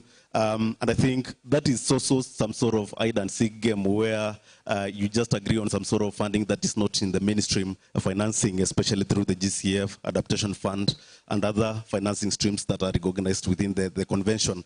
The other aspect to highlight, and I think Mwanamis also spoke to this, it seems that we, at a point where we having like two COPs, where we have the serious one, quote unquote, where we have negotiations happening, but of course so many events within the pavilions and side events happening that basically do not somehow directly contribute to the mainstream negotiations. And I think we really need to look at what is the role of the outside activities in the real negotiations, and especially the more influence of the private sector within the negotiations. And I think Mwanamis also alluded to this, of the good pavilions and the showcasing of the power of money within the private sector based on the kind of pavilions that they're having and the private sector centered side events that they're having in the negotiations. But I think overall, I think PACJA and other civil society actors, and from where I sit, and even from the sentiments with the AGN this morning, PACJA really played its role in COP27 in ensuring that we stood on the key standpoints and especially the key demands that the African continent was pushing in the climate change negotiations. Of course, we achieved some we did not achieve. The struggle continues. But I think we really need to continue consolidating our voices towards COP28 and beyond. Just to come on the mitigation, and I think Eugene, you touched on the mitigation aspect. The outcome in COP27, we do not have like a new language, especially on keeping the 1.5 degrees Celsius goal alive. Of course, the phase down of coal, the phase out of fossil fuel subsidies, basically reiterating what we had in the Glasgow Pact. But of course, the call for countries to continue updating their NDCs. It's another thing that we must be very keen from the African continent, because if we look at our NDCs that we submitted initially, they are very ambitious. So when we are taught to update our NDCs further, then I think that is getting too much into what we can do based on the resources that we have, looking at the fact that the kind of support that we require to enhance our adaptation efforts and even the mitigation actions that we have with our NDCs being implemented as expected. But of course, the new reference to renewable energy, most of our countries, especially in sub-Saharan Africa, they are actually even beyond 80% investment in renewable energy. So when we talk about just transition, and the just energy transition discussion is something that that was prominent in COP27 and going to COP28, I think, quote unquote, COP28 will be more like a just transition COP, because I see the presidency of the COP moving to that particular direction, being also an oil producing country. It will also be like a Saudi Arabia COP. But we must ask ourselves from the African continent, then what are we transitioning from? Then unpacking the just transition discussion, first from the energy sector, we at 80 to almost 100% investment in renewable energy. But what does that mean for the African continent? Does it provide the kind of jobs that we want from the African African continent's perspective? The unemployment rates in Africa are quite high amongst young people and broader African population. And that relates to even speaking to the element of the technology that is being provided for enhancing renewable energy in Africa. How do we enhance the innovations that we have amongst young people? Where is the technology coming from? Does it provide even the expertise that our African young people or our African people should have to tap into the jobs that come with the new technologies. And I think we really need to have a broad discussion, especially around just transition and what it means for the African continent. My perspective on this particular topic, because we've been working on this discussion, this is a discussion that basically, and the concept is from the West. And we will see much of this in the climate change discussions where we have concepts basically emanating from the North and basically more veered towards what trade unions are working on. But looking at where we are at the moment and at the point where just transition is being pushed in the climate change negotiations is that everyone has a different meaning or a different interpretation on just transition. Trade unions have a different interpretation based on looking actually on jobs. Civil society have basically a different interpretation on just transition, basically looking at the climate justice element. The private sector have a different view on just transition, basically looking at the business aspect of it and the technological aspect of it. But my push on this discussion on just transition, let us not leave our urge for climate justice. Even if we have the pursuit for just transition, let us remain on the course of, let us evaluate just transition from a climate justice perspective and broaden the conversation further than the energy sector. If we are to discuss just transition from the African continent's point of view, then we must look at critical sectors that are relevant to the African continent. Let us look, for example, the agricultural sector that provides more than 60% of jobs to the young people in the African continent. What does it really mean moving from the traditional kind of agriculture, the small-scale agriculture, to a more mechanized agricultural system in the point of addressing food insecurity issues from the African continent in the face of climate change, addressing issues of jobs from the African continent's point of view. Let us also look at other sectors, for example, forest sector, transport sector, and let us not just basically look at it from the energy perspective, because we will be narrowed down to a discussion of just moving from coal to renewable energy. But the other big discussion that we need to have, because we all say that we are transitioning to low carbon development pathway. What happens to the resources that we have in the African continent? Basically, we are asset stranding. We have a lot of coal, a lot of non-renewable energy resources in the African continent that we are not utilizing for our own development because we are in this thing of transitioning to low carbon development pathway. The big question is who pays the African continent for not using the resources that we have for our own development, because those developed countries are using the same resources to develop. And as we move to COP28, because I know the energy discussion will be up there, then we must be strong on the asset stranding.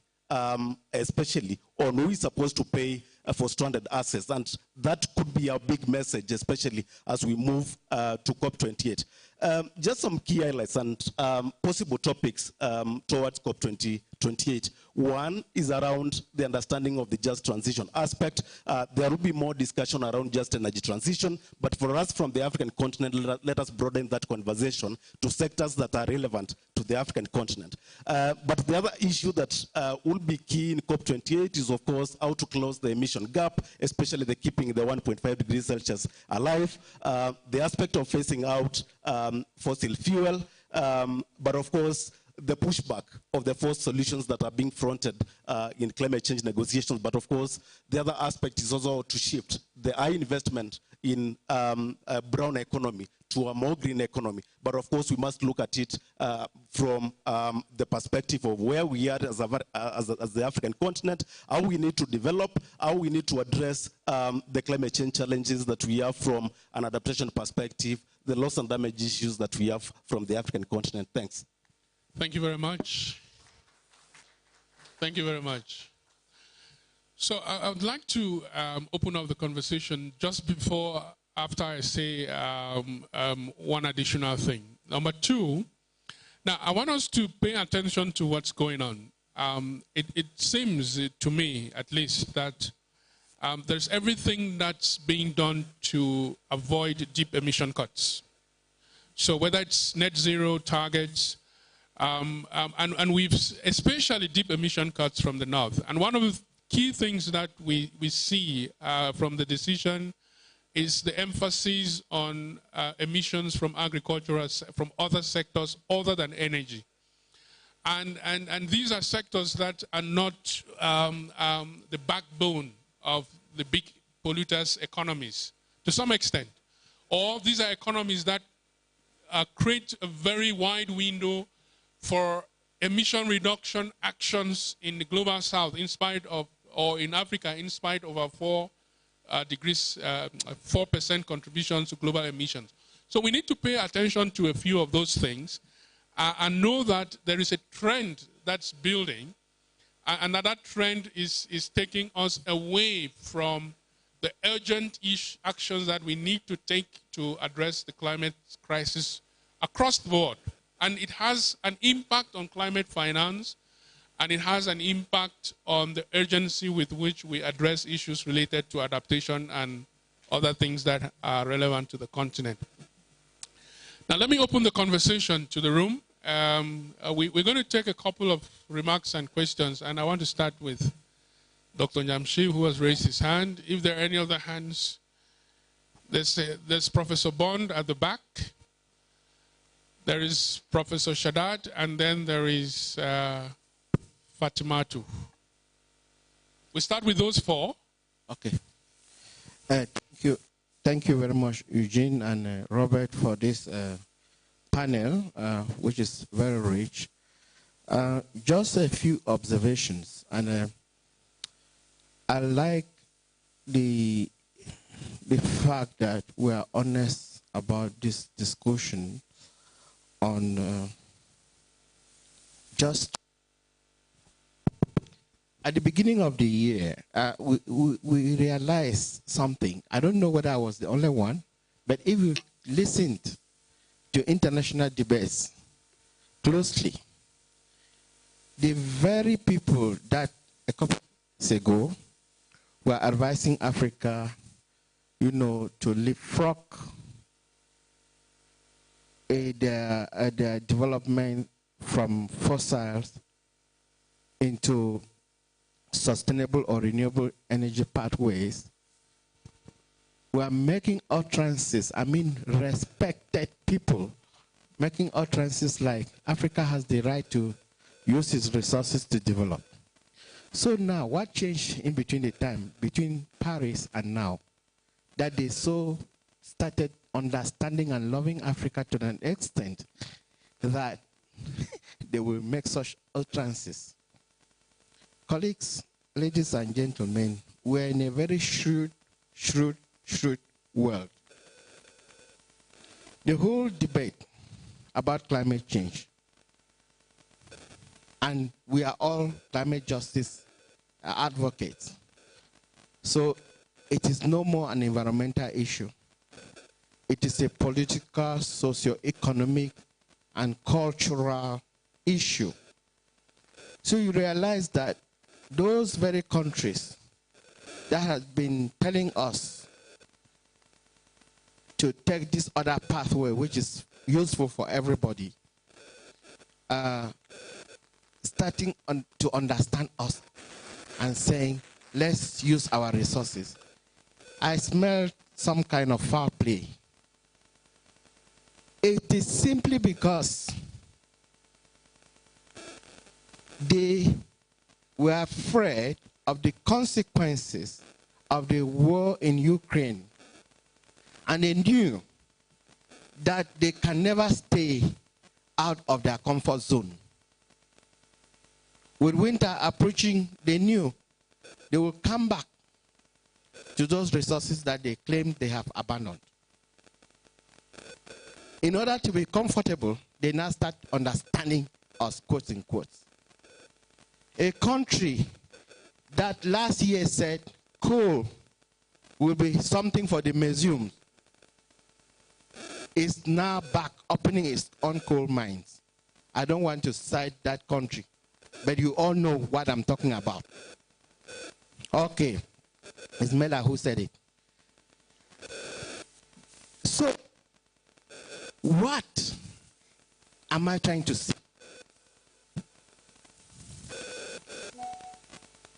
Robert said, we are approaching this from a climate justice perspective. And brothers and sisters, out of all rights that we have, I have not seen any climate justice right to pollute. Climate justice has never preached the right to pollute. So if there is anything that is polluting, we have to fight against it. That's point number one. Point number two, unless and until we understand as a continent that migrating or investing in sustainable energy is first of all for our own good, before the good of the global community, we'll always be having this argument and will be putting us back. So let's reflect on that. Why are we advocating for sustainable energy? It is because it is good for us. It is what is sustainable. It is what can be decentralized and people-centered. It is what can meet the needs of those people in the isolated areas. You can have a country that the capitals or the economic capitals are well lit and they have all the energy. But if the 80% of the population that is in the rural areas has no electricity, that country will never develop. You have figures, but you still have poor people dying in the streets or in their communities. So as PACJA, let's take this leadership. As ASEA, let's take this leadership and advocate for what is right. These people are not resting. I'm coming with Mitika from US. We just arrived from DC a few hours ago. I asked him in the plane, Mzee, did you realize that out of all the Ubers that we took, about 70% were electric cars? There will come a time when we'll be left with this oil and will not drink it, will not cook with it, because they are not asleep. Let's be thinking. Let's discourage our governments from investing in something that doesn't have a future, because the future will not be determined by us. The future can be tomorrow. I know we understand that with every passing day, our assets, these so-called fossils, are getting stranded, nearer to stranding as the time is going. But the difference is that we don't even know when they will be fully stranded. So let's be wise and have a balance in our argument and make sure that we're investing in something that is profitable for us before the climate, solving the climate crisis. Those are some of the few thoughts that I had. Thank you very much. Sorry for taking long. Thank you very much. Those were very useful. Professor Shaddad?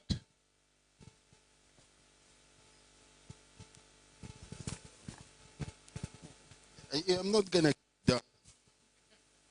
And I, if they allow, now I'm walking.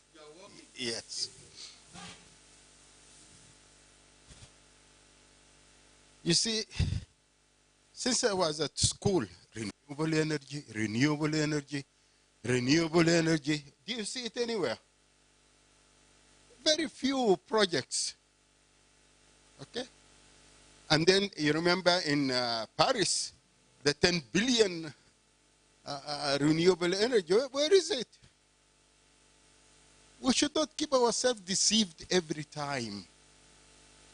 For instance, Al-Haji, I just wanted to be easy on him.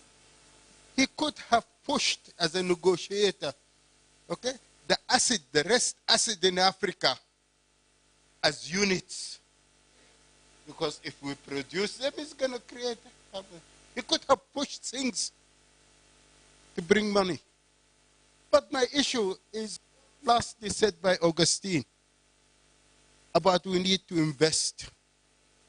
I want to talk about something called fusion. I know you must have the news. Okay? Fusion, you have two processes, three processes of fusion. Gravitational, and that happens inside the stars. Inertial, and this is what's happening in the laboratory in California. And magnetic confinement of the plasma, and that's a tomac, which is created by the Russian, and is now in China and Europe and so on. Okay? These are going to be the future. Fusion is just new hydrogenic bomb. Okay?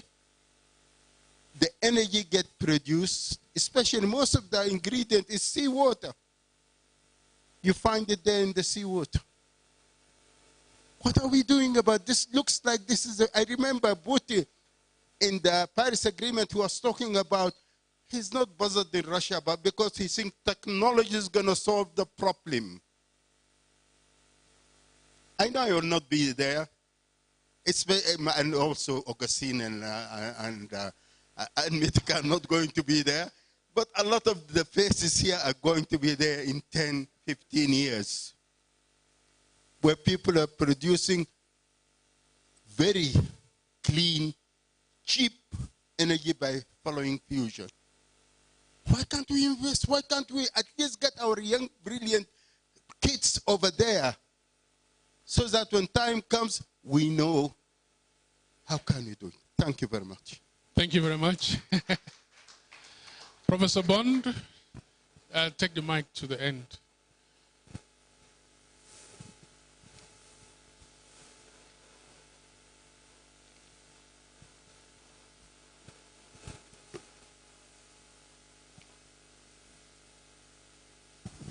Thank you very much. The discussion is so vital because we've all been working out the prospects and the problems with the funding for the adaptation, loss and damage, and now we're coming to this critical question of compensation for not using fossil fuels that are under African soil or offshore. And because it was so striking this morning that that Seth, discussing for the African elites, insists that we do use the fossil fuels in Africa. And yet we did have something which I don't think he is ready to acknowledge, which is a just energy transition partnership between the South African elites and the enemy, the Western ultra polluters. And they're realizing that this idea of compensation for not using fossil fuels, in South Africa's case, the coal in Mpumalanga and Limpopo and KwaZulu-Natal that goes into the Eskom power plants. And has everybody heard that there was $8.5 billion that was committed by the Western governments, the US, UK, Germany, France, and the EU as a whole? Is everybody aware of this? Because it became discussed in Glasgow and it was finally settled on the first day in Sharm el-Sheikh, that this 8.5 billion would be loans in hard currency. Now, it's fairly typical to say that the United States is the most reactionary partner because they only gave $1 billion in market interest rate foreign currency loans where their subsidy protects the commercial bankers from South African defaulting. That's not at all a partnership. It's just a commercial transaction where, as usual, the US state finances its own for-profit banks. But there are some other aspects of it. And it does seem to me this carrot that they're offering, right? The carrot of leaving fossil fuels underground for $8.5 billion, of which about 7.5 is below market. The US put them aside. But the rest of it, there is some below market. That is a principle that I do think we should look at. Do we want it in loans? I don't know. I heard feminists today saying, no, it must be grants. Because loans you repay with hard currency, and that puts a massive debt burden on countries, even South Africa, that have, in our case, $150 a $70 billion foreign debt. So we definitely need to dispense with these being loans. Also, the same lenders made loans to the same company, our electricity company, ESCOM, so that they will now repay these old loans which are corrupt.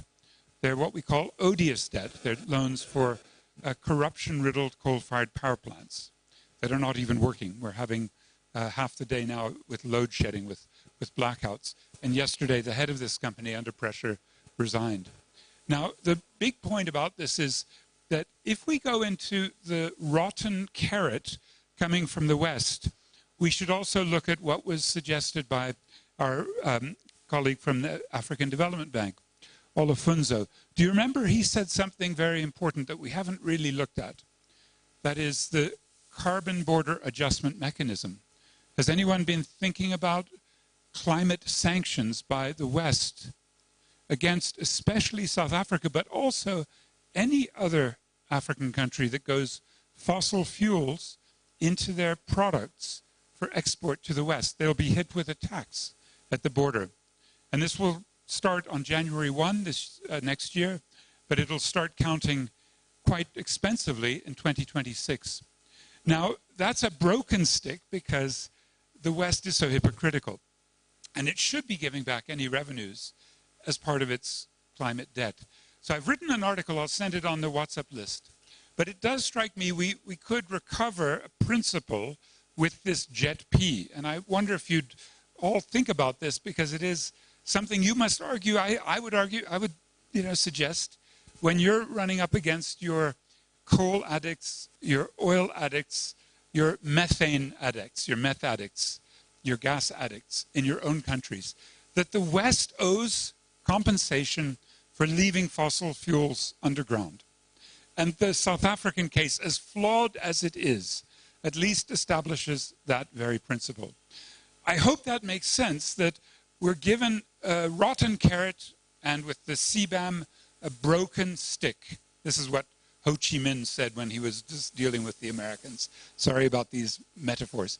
But if these are interesting ways for us to go into the combat with the Western partners, our main high-polluting enemies, I think there is something good in there, which is they pay us to leave coal underground in South Africa.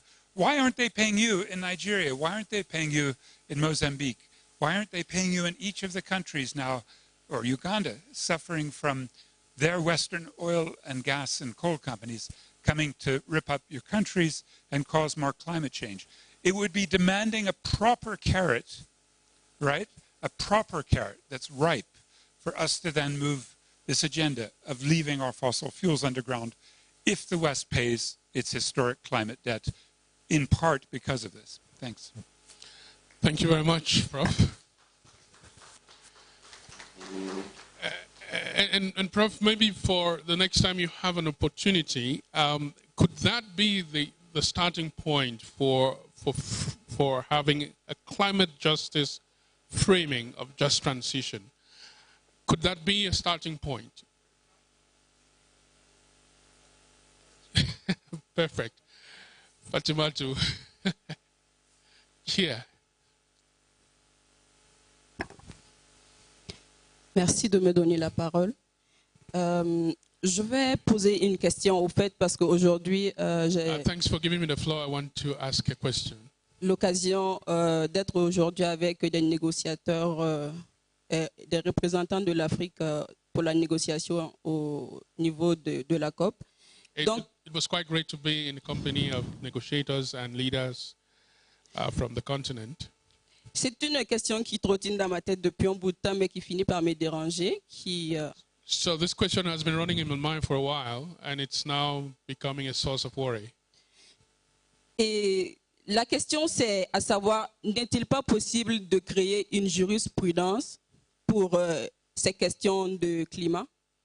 And the question is it difficult to create jurisprudence on the climate question?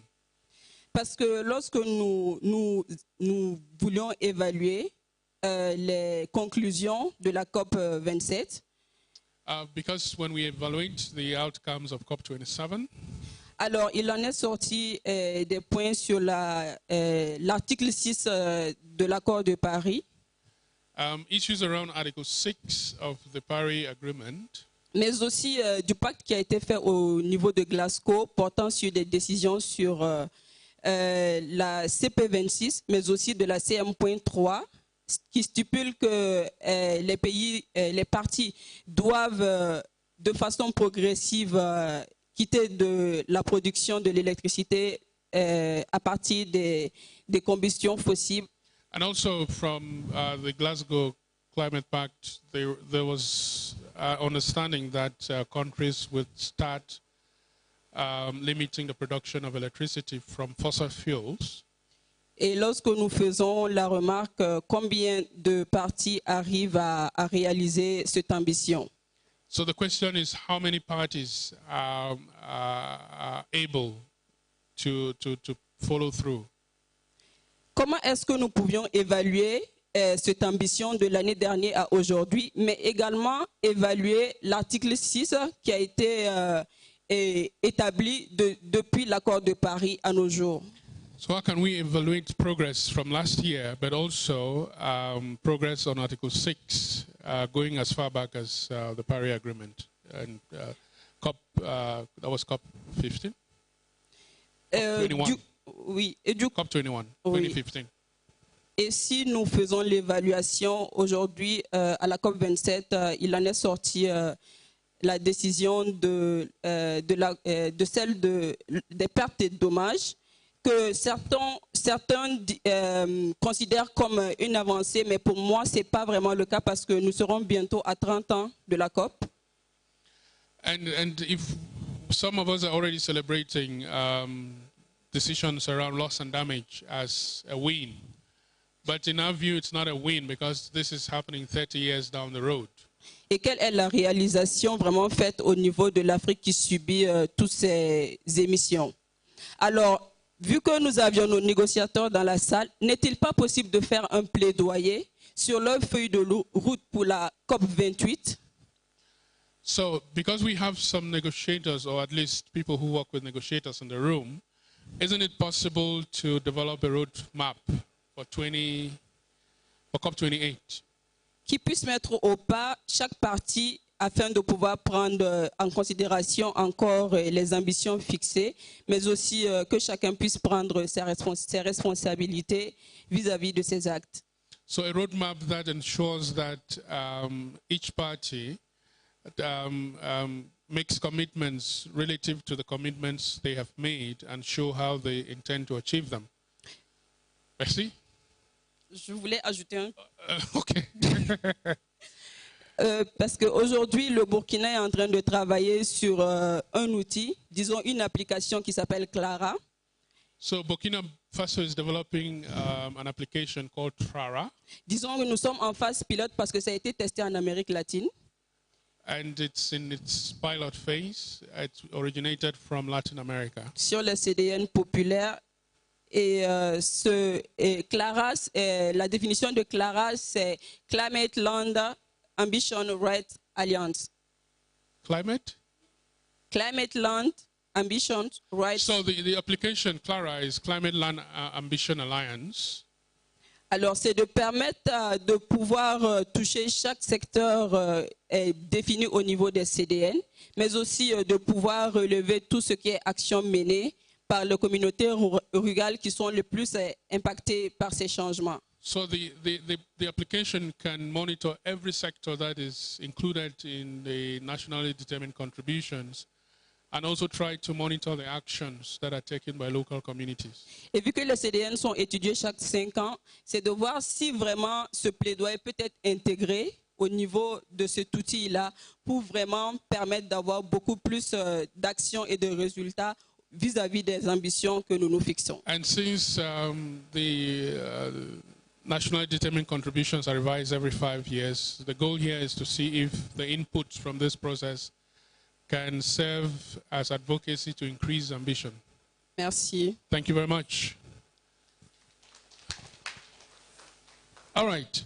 Let's see. I think the inputs we have had so far have mostly been in comments, and I would rather not invite Robert or myself to respond to anything, but allow a few more people to speak, and then we can share our final thoughts in the next, we should be wrapping up now, in the next 5 minutes or so. So let's get the microphone to Mamudu, and then Dr. Mwenda, and I see another hand by the door, and then Professor Tanka here. Yes, I think these will be the last speakers. If there's anyone who would want to take the floor, it would be good that we queue you up now. Perfect. Yes, let me take this opportunity before answering two of his points to respond to call to Asian to clarify something. Three of the intervenants from the other panel was asking about the elections, the process. Very quickly, you know we have to elect people in this transitional staff, etc., etc. The way it goes, Asian has asked to focal points to send their nominees, and there are some criteria, right? Gender balance, regional balance. Are you already sitting in there, and what is the work you are doing for Asian, for Africa in these specific topics? That's the way it goes. Okay, I don't want to speculate much. Coming back to the question of Fatoumata, just 2 points, roadmaps.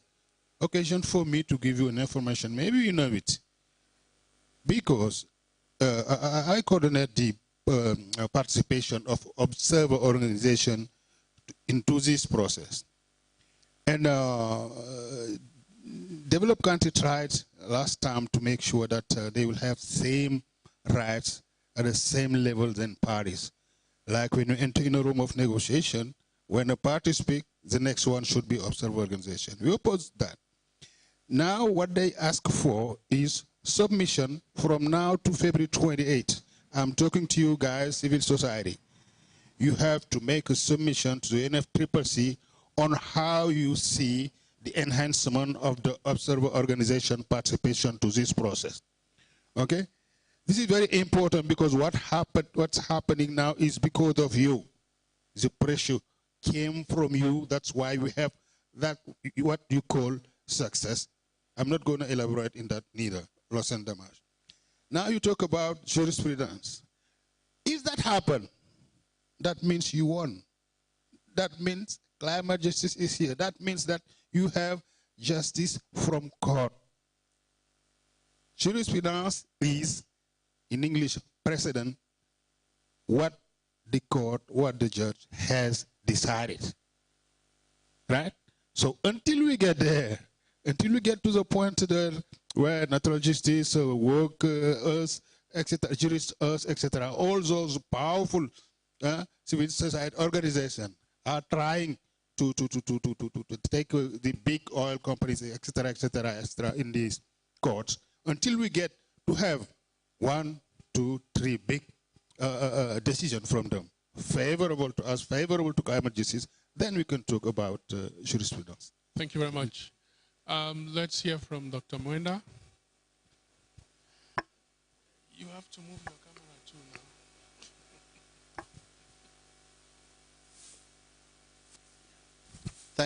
Thank you very much, Eugene. And it becomes very difficult to talk and discuss when you meet the discussion at the main room. But nevertheless, the just transition debate is quite emotive, is contentious, and is very divisive. Looking at, and having listened to my colleagues, I'm just wondering where we will put it. But as we continue redefining the concept of climate justice, which has not really evolved, my sense is that we have an opportunity as the African continent to say, fine, these are some of the branches. These are some of the areas we feel are the persuasions on what we are calling justice. So it has multiple definitions.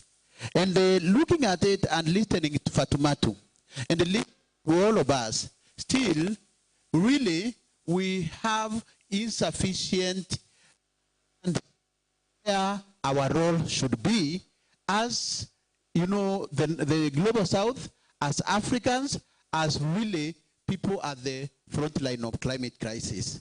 And so we really have to be very careful. And that's actually my caution on where we need to be and the interventions we need to undertake.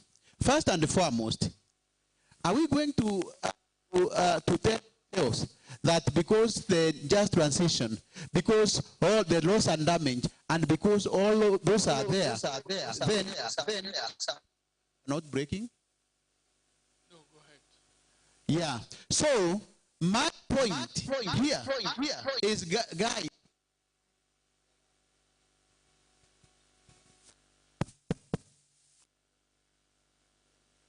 we have a all right. Though I'm almost finishing. So what I mean is, as we meet here, and I would like to see that as the maybe recommendations from this meeting. How are we going to ensure that we take the discourse on climate, the discourse on just transition, the most emotive issue forward? We have discussed loss and damage. And I'm afraid, I think this is just but the beginning, but I normally caution that don't be disappointed at the end of the day, because what you are looking for, because, you know,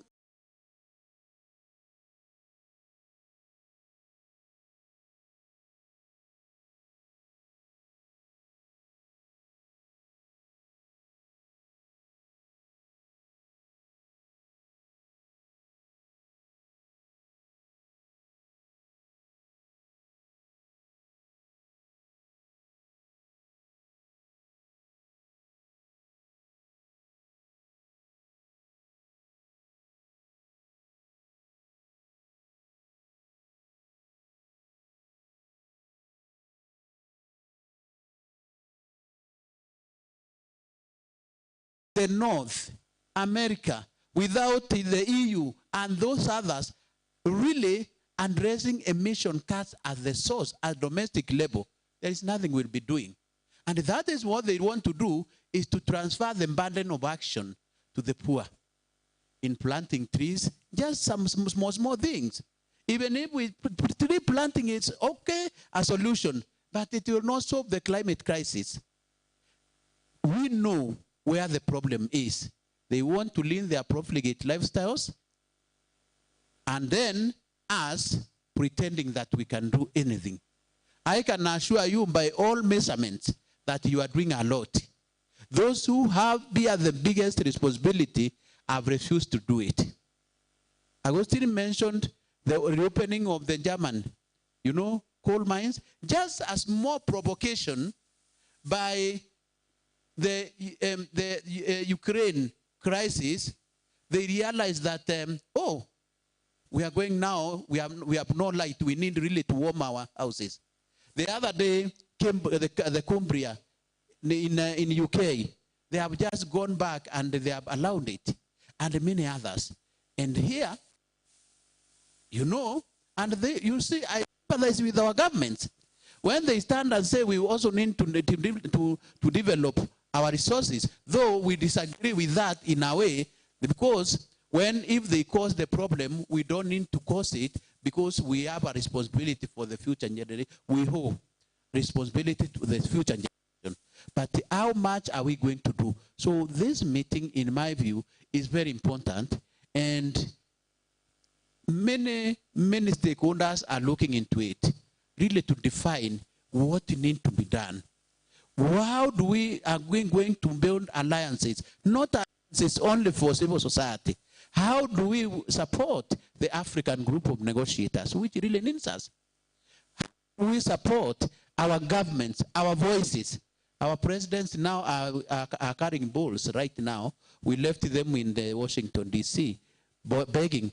And you know, the guy has given them 50 billion for 5 years, or for 3 years. He has announced 50 million US dollars. But just divide that to those countries. That is very little. In fact, when the US announced and they were fighting for what they were calling the Inflation Reduction Act, it allocated, that is domestic, 327 billion US dollars. But our government's carrying with all their delegations. In fact, we could not find a hotel in Washington, D.C. All of them are doing a lot of shopping there, but let me not be quoted. But now, that is what they return with, my friend. You see, it's a mockery. I think we need to put pressure into the North. The Bindens and those others, their work is just mocking us. And the only thing which we need to do is to generate that desired critical mass. Our voice is very important. And then we develop a name and a shame framework. Whether we have, we turn the, what Mishi was talking about, we turn the corpse into whatever she's talking about, that they are displays, they are exhibitions or what, export. I think a multilateral process is where we secure ourselves, because just imagine Binden just gathers all our ends of state because it contains that power. They just begging and they will not raise any voice. And those are the carrots I'm talking about. In Dango's the carrot, they forget the bigger picture. I think this must be a citizen-driven process, and the only way, and those are imperatives of climate justice. It is never going to be easy. Thank you very much, and I think I look forward for a very comprehensive statement coming out of this, denouncing those people, even those going to the US. When Binden wants to go to meet the Saudi Arabia, he goes there. When they want to go to China, he goes there. He doesn't call Chinese. When he wants to go to elsewhere, he goes to but when he wants to meet the African ends of state, he calls them there to the White House. That is an insult. I think these people should have their own dignity. Thank you very much. Thank you very much. I think we had one last hand here. Yeah. Okay. Prof, let's go to the back so that we end with you here. I think I'm missing someone at the back. Please keep it under a minute so that we catch up with some of the lost time. By the door. Keep it under a minute, please. Thanks a lot, Eugene. I wonder what to say after Mithika has spoken, eh? So you want to send the mic forward so we move on? Sure. Are you able to hear me now? You didn't get me. All right. So my point is one. It revolves around what has been mentioned. My name is Julius Mbatia. I work with ACT Alliance. The rules of the Green World Order are being set. And as they are being set, we are seeing the shrewdness of the global north. And when we talk about just transition, particularly in the context of this continent, and as well the outcomes of COP27, for me it's a very pertinent, emotive issue which we must engage in, and we must do it diligently. So what COP27 has done as an input in the remaining 30 seconds, what COP27 did and COP26 and 27 combined have done is they have taken the just transition analogy from just a workforce-related issue to one that is now a wider society, energy, workforce, and other dimensions, all sectors-related issue. And therefore, just transition is an organizing principle that puts into perspective Article 2.2 of the Paris Agreement, which is equity, common but differentiated responsibilities. Those two things.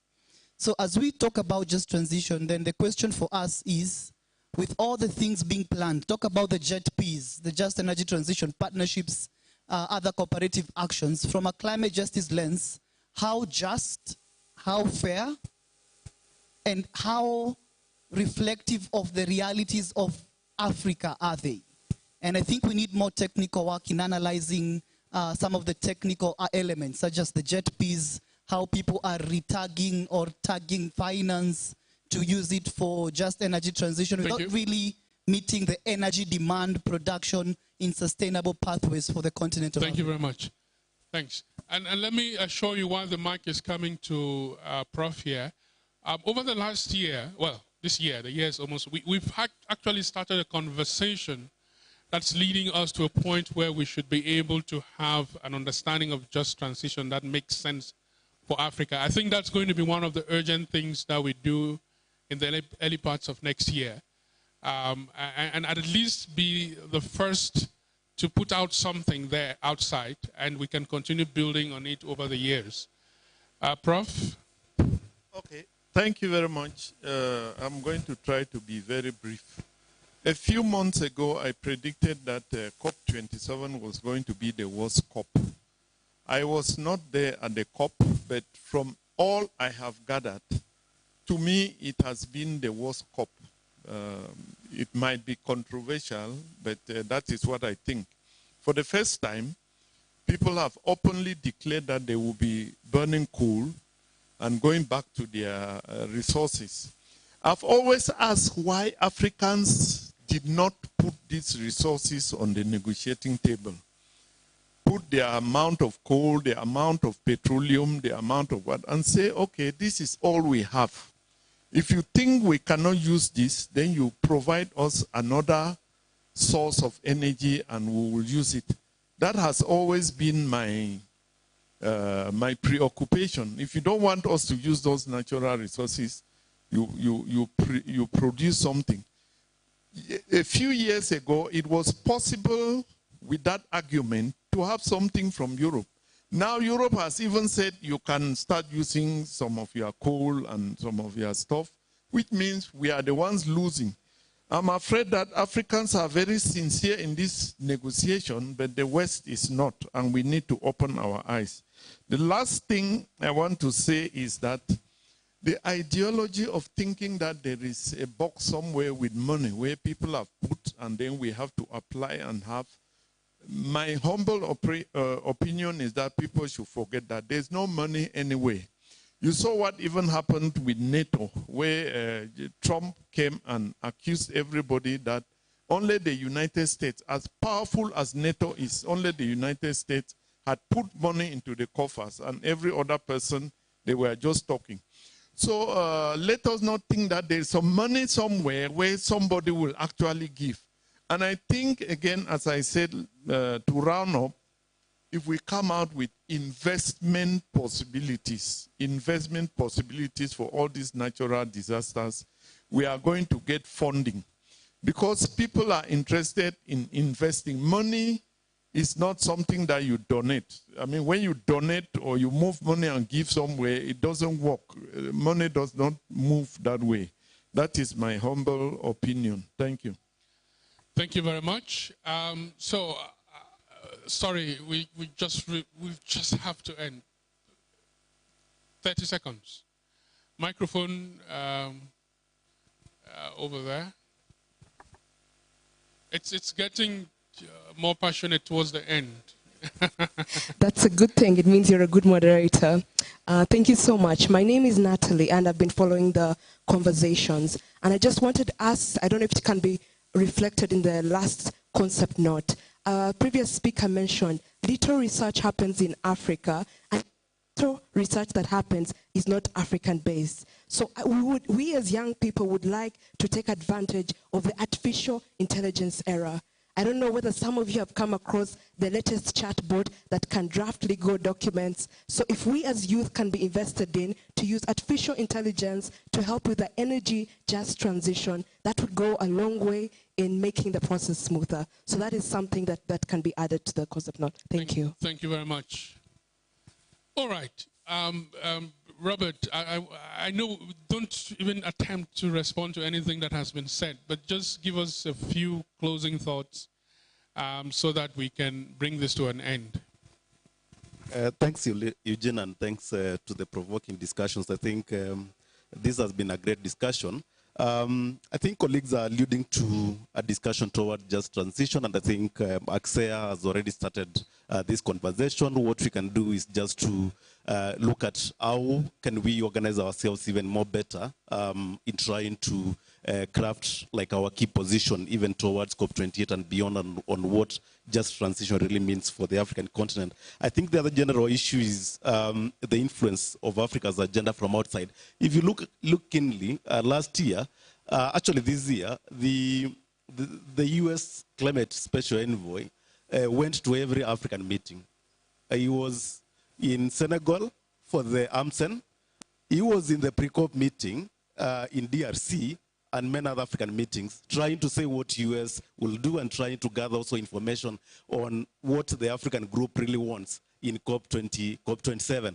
And they had an idea that we somehow wanted something to do with loss and damage, and they know this is an agenda that we will not go very far with. So we were given a loss and damage facility.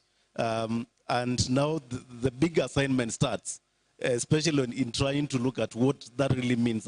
And I can say that maybe we may not get very far with that particular agenda item. Actually, we lost on adaptation, which should have been a key outcome for us from the African continent in having resources that could advance our adaptation efforts. So as we move to COP28, let us keenly guard our key position and what we really want, because there will be a distraction of the just transition issue, but let us focus on what we really want from the African continent. Thanks. Thank you, Robert. And thank you all for joining this conversation. I think it's the way it's going to get hotter next year. But before we go, and I would like to invite, once I'm done, Dr. Mwenda to come and close the day's work. I've been here since Monday, so just to close the day's work. But to say that there is also something that's missing from the energy conversation. Again, energy is still predominantly discussed as mitigation action. But we need to pay attention to the fact that if you look at all of the drivers of vulnerability, they're dependent on access to energy. Whether it's in the healthcare, whether it's poverty itself, whether it's in agriculture and all of that. And so there is the need for us to increasingly frame energy-related actions as adaptation and resilience-building actions. And that can sit well with the suggestion that Prof is giving. These tend to have more of better opportunities for investments in those sectors. Just something we bear in mind as we move the conversation forward. So thank you very much, Robert. Thank you, everyone who has contributed. Today has been a long day, and it's a good thing that we ended up with a very passionate discussion. But we don't want to sap all of the energy so that tomorrow when we come back, we still have enough pump in us for the day.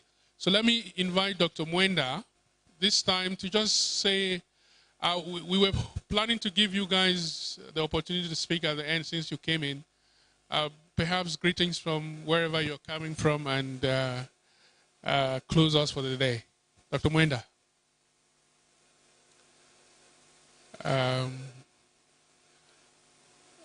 You can sit. So let me start with Augustine. It looks like Dr. Mwenda is busy. Sorry? Come to the front.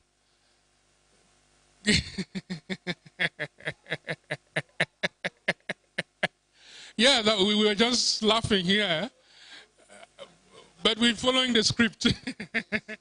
So, colleagues, I send again, and we want to really to apologize, but when you are a network, you have the able team. It's not necessary that you are always there. That's why you have competent people. So with very due respect, and I thank our team, we were expecting to be here earlier, but it was really practically impossible. It has been, we left actually Washington, D.C. yesterday. It is the same struggle we wanted to pitch. And these processes are very, very important for us because we need really to understand and ensure that we hold our governments and the policy makers accountable. So mine is, I think I'll have more to say tomorrow, but let me say just two things. That from the COP27, you saw the role of PAGJA cannot really be underestimated. The COP28 is the COP of accountability. It is more going to be a political COP. It is going to be a review of, from 2015, about what we have done under the Paris Agreement NDCs. So this is going to be very important for us. And this meeting, to me, I know you discussed in the morning and throughout the day. Perhaps today was about really reflecting, but tomorrow we'll be really going into details. Africa holds us with a lot of regard on really setting the pace, the direction, where we want to be. So as we go back now to rest after a day's reflection, let us think about what really are we going to do practically to move the discourse forward. And to me, my take here is you need to be able to identify how to strengthen ourselves, not as PAGJA, but even other actors. We need to raise the ambition in terms of driving our overall goal. And how this is going to be done is through a generation of a serious critical mass. And that critical mass is not going to be attained when we work in isolation.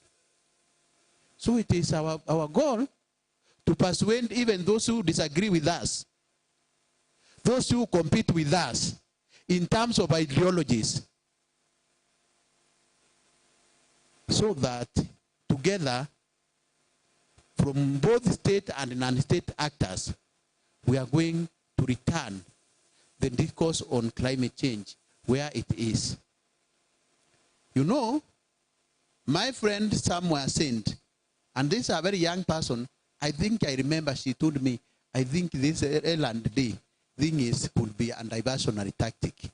I don't want to make a judgment on that, but I believe that you have made analysis and you need the bigger picture things, which we need to drive. By tomorrow evening, we'll have agreed, just as the way we did the other, during the other strategy meeting, setting the African pace is what will be the priority campaign agenda.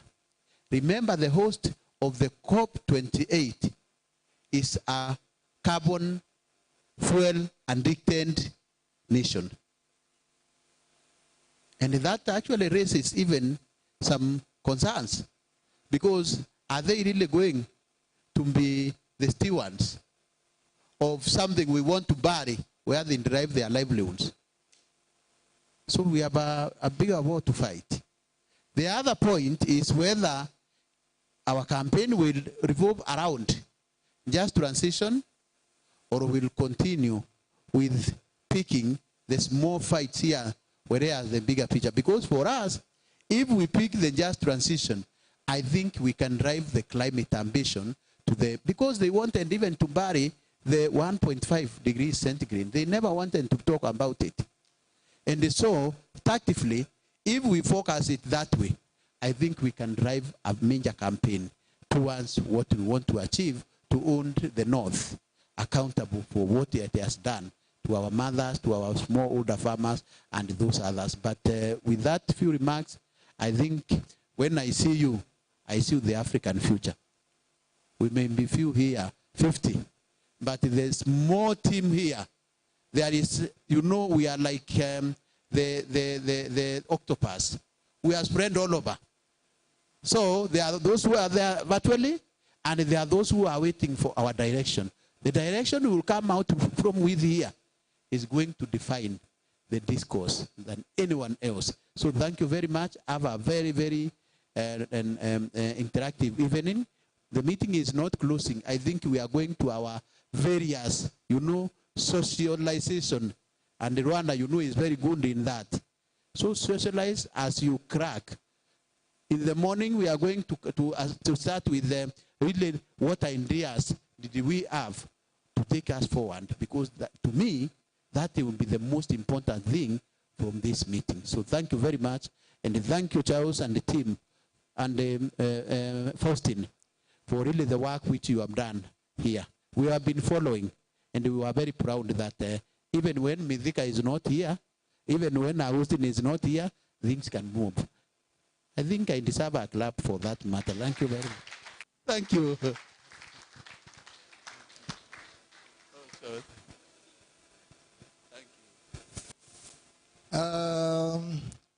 Just to say thank you to our government representative who has hanged on to the last minute of the day, and to request him to be here tomorrow. I know it means a lot when we take part of your time, but I believe listening to this also makes it very important for you as you engage with other African nations in the African group of negotiators.